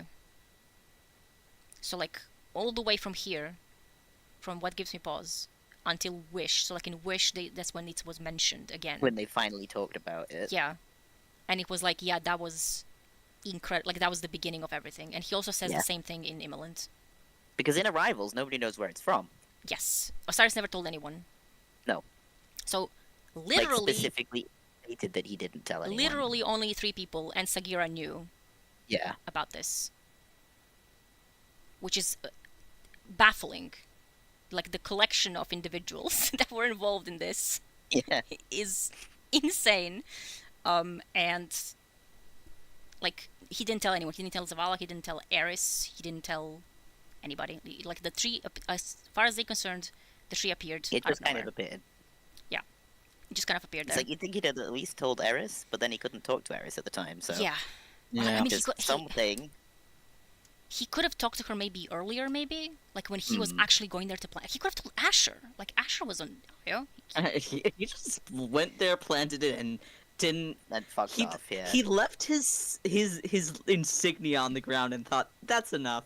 Yeah, They'll and know. like. And then no one found it, and they're like, "Oh, I wonder who planted this." Yeah, because Ares is baffled by why this thing is here, and I mean Asher obviously doesn't give a shit because like that's not. It's Asher. Yeah, it's Asher.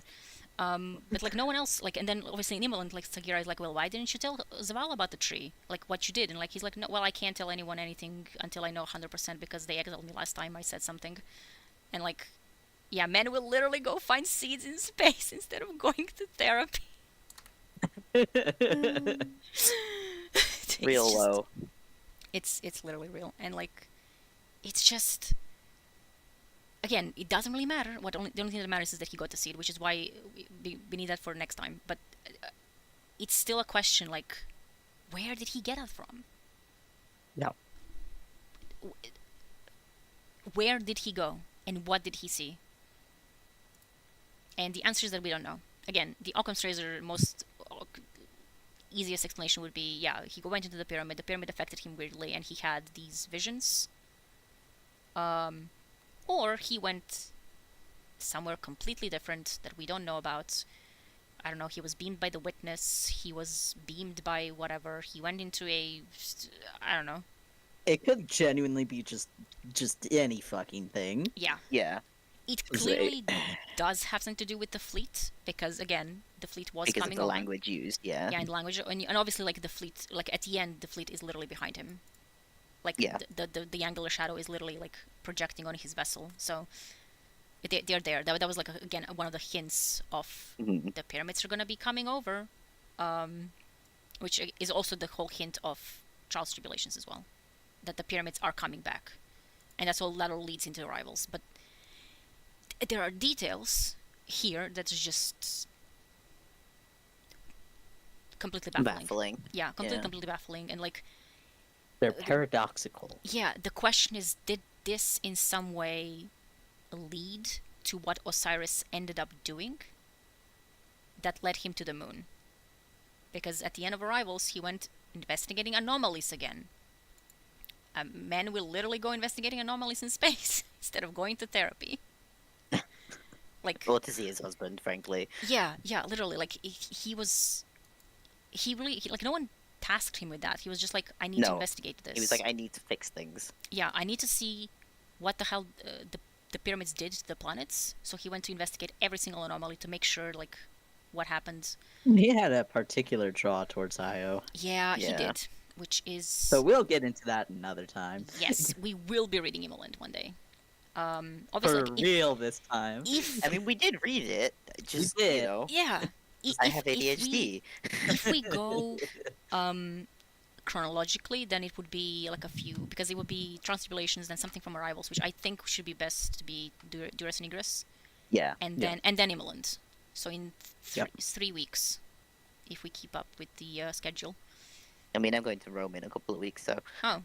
You're not doing Imoland without me. You can do a different one without me, but you're not doing Imoland without me. Imoland has to be, because the amount of cooking that Imoland has... Imoland drew us together. Imoland has everything. Also, I finished binding my book. Oh, yes. No currently waiting for the glue to set, Listen, but... Arctic will... when we get through some of these, like, lesser known... We'll do the whole like guest star where someone will pick their favorite lore book and you can we're picking the ones that we think are really important for people to know for future stuff right now. But... Yeah, maybe for future stuff or like just in general to like details that have not been very discussed. Like who discusses constellations or aspects, or I mean even tribulations. Who discusses that except me?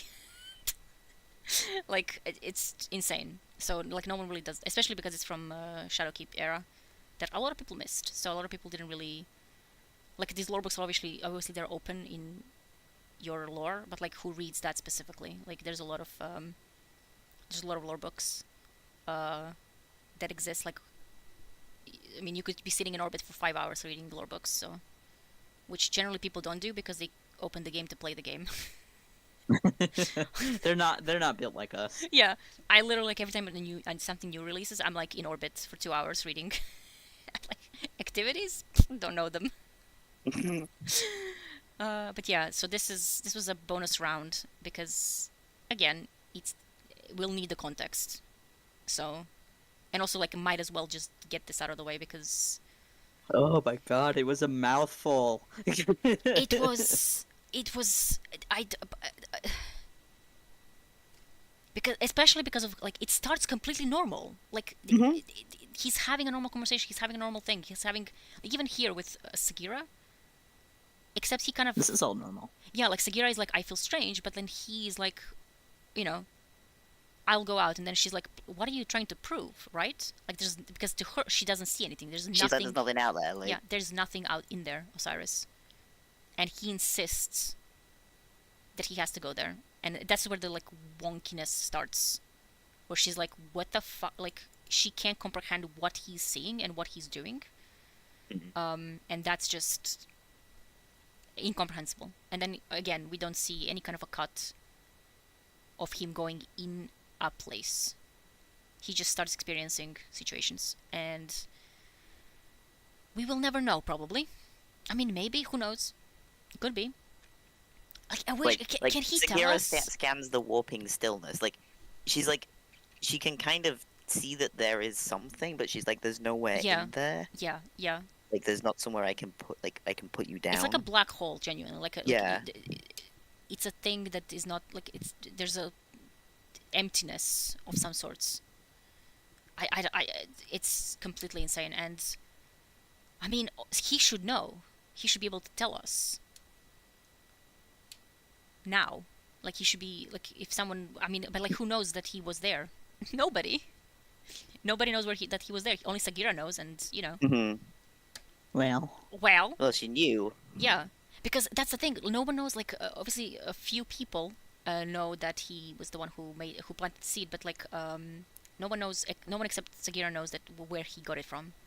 And like Rasputin knows that he went, but yeah, Rasputin knows. Okay, even Rasputin. Or at least that he gave him the information, but yeah, but no one knows where he got the seed from. So it's just, can he tell us? This old man, but like no one even knows to ask, because yeah, no one knows that he did it. Yeah, incredible situation that they made here. Like the whole like the way it was crafted so that you can't find out really. Yeah, because no one can directly ask because they don't know. But like, and he's not saying because he's Osiris. Of course, he's not gonna say anything. Mm-hmm. Like, and yeah, that was the end of end of Dawn, beginning of Worthy. Like, have this shit. Well, the Dawn ended with the cutscene with him going to Rasputin, so there was kind of like just a continued discussion. And they were like, have a good time with this, I guess. Yeah, and this was web lore as well. So this was on the page, because it's not that long, but it's it can be really a lore tab, and it can be multiple lore pages in a lore book. So that's why web lore was. Please, web lore, return. Please, web lore, return to us. Save me, Weblore. Literally knocking on Seth Dickinson's door. Save me, Weblore. Save me. Oh, I see the book. Wait, we have to show that because Finn has been binding a book this entire time. There it is. Whoops. I needed something to do with my hands. Yeah. These are the leftovers. You can't see it because he's... Yeah, you can't see it because he's fallen over, but I do have a little Osiris on my desk. Oh yeah, where is you made him fall over? No, he doesn't stand up very well on his own. Yeah, I know the Funkos are like that. Yeah, you can see my Phoenix on top of the monitor though. Oh yeah, I can see it. There it is. Feet. the tabs. Listen. Favorite word. um, All I was trying to find a useful picture of the Kuiper belt. yeah, but to like demonstrate the scale. yeah. Also, the leftovers from the yellow. Yeah. From me. It's that's a really good bind. Which lore did you put in there? I have. Can't open it. Hold Oh, on. of Hold course. on. Well, obviously I've got unveiling first. Yes, of course. So in unveiling. Mhm. One of your philosophers said. Yeah, And then constellations, of course. and then aspect, Aspects. trials and tribulations, Of course. Juris and Egress. Of course. Listen. Maracena. The whole Maracena? The whole Maracena. Jesus. All 60 pages of it. My god. There are like 250 pages in this book, and this is my test one to see like how it goes and like to play with things a little bit. So Yeah, like yeah, everything's yeah. a bit puffy and all kind of like seeing how it goes. And Last Days on Krakenmari. That's me core So it's selection. just under.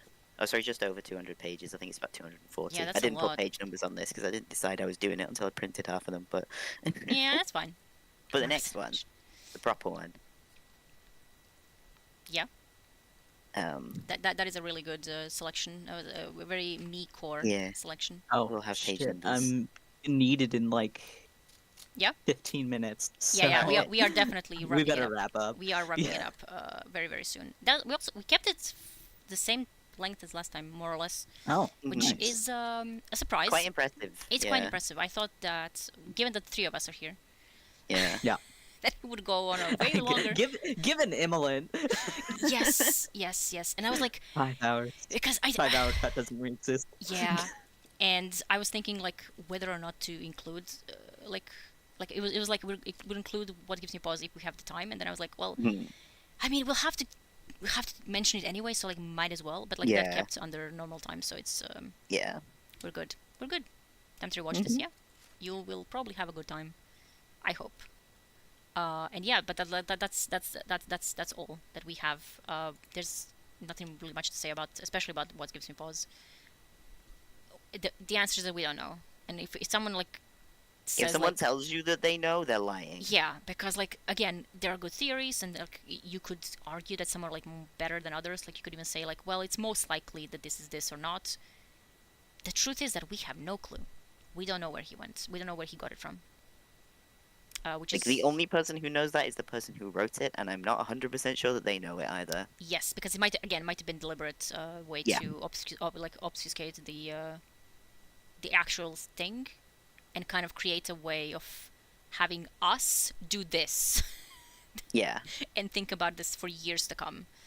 Because like we could go over it and like analyze every line, like a shear to prune the vine. Like there's a bunch of times that phrase has been used in terms Yeah. of like references. It was used in Splicer, I remember. It Yeah. was Zikora's line. But like it's unknown. And It's- Play of Light and Dark. Yes. It's unknown, and it's likely going to remain unknown unless like they do try to kind of explain Yeah. what this was all about. Which, it's possible, but like it's not necessary. Yeah. And that's kind A of like thing that exists to be not known. yes, and it's also like very interesting because like over the years we've had different ideas, because as we like, learn more information, more like theories become possible.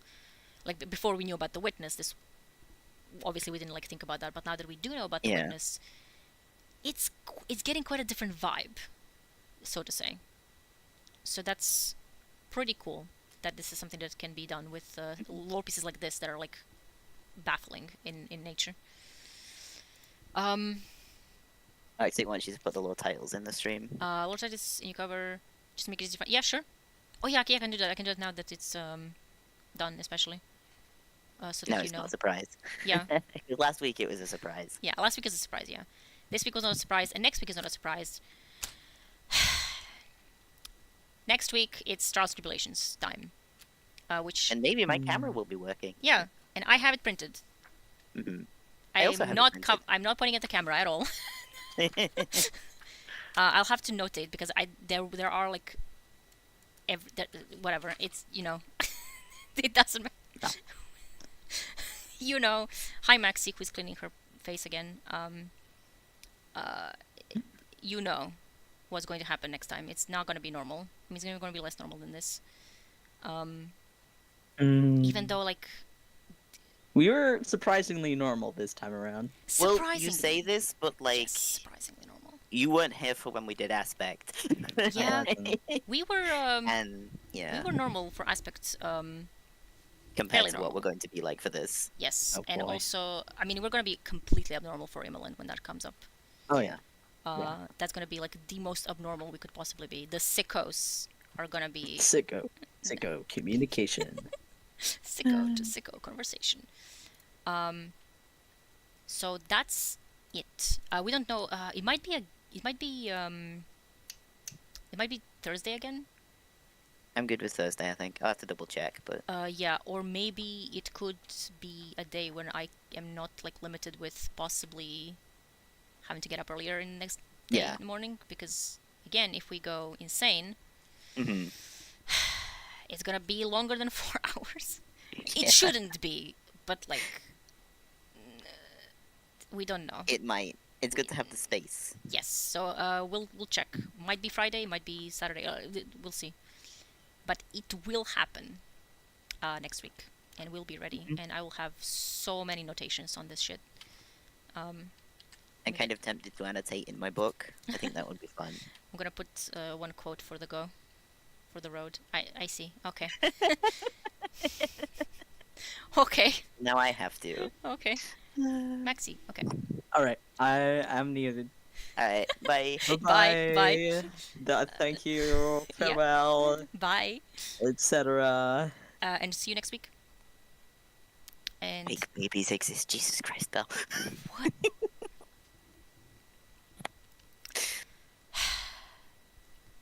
I don't even remember what was the context. You were talking about He's a real baby. Oh, a random guardian that we saw. like, oh yeah, right. Baby light. Yeah, no problem.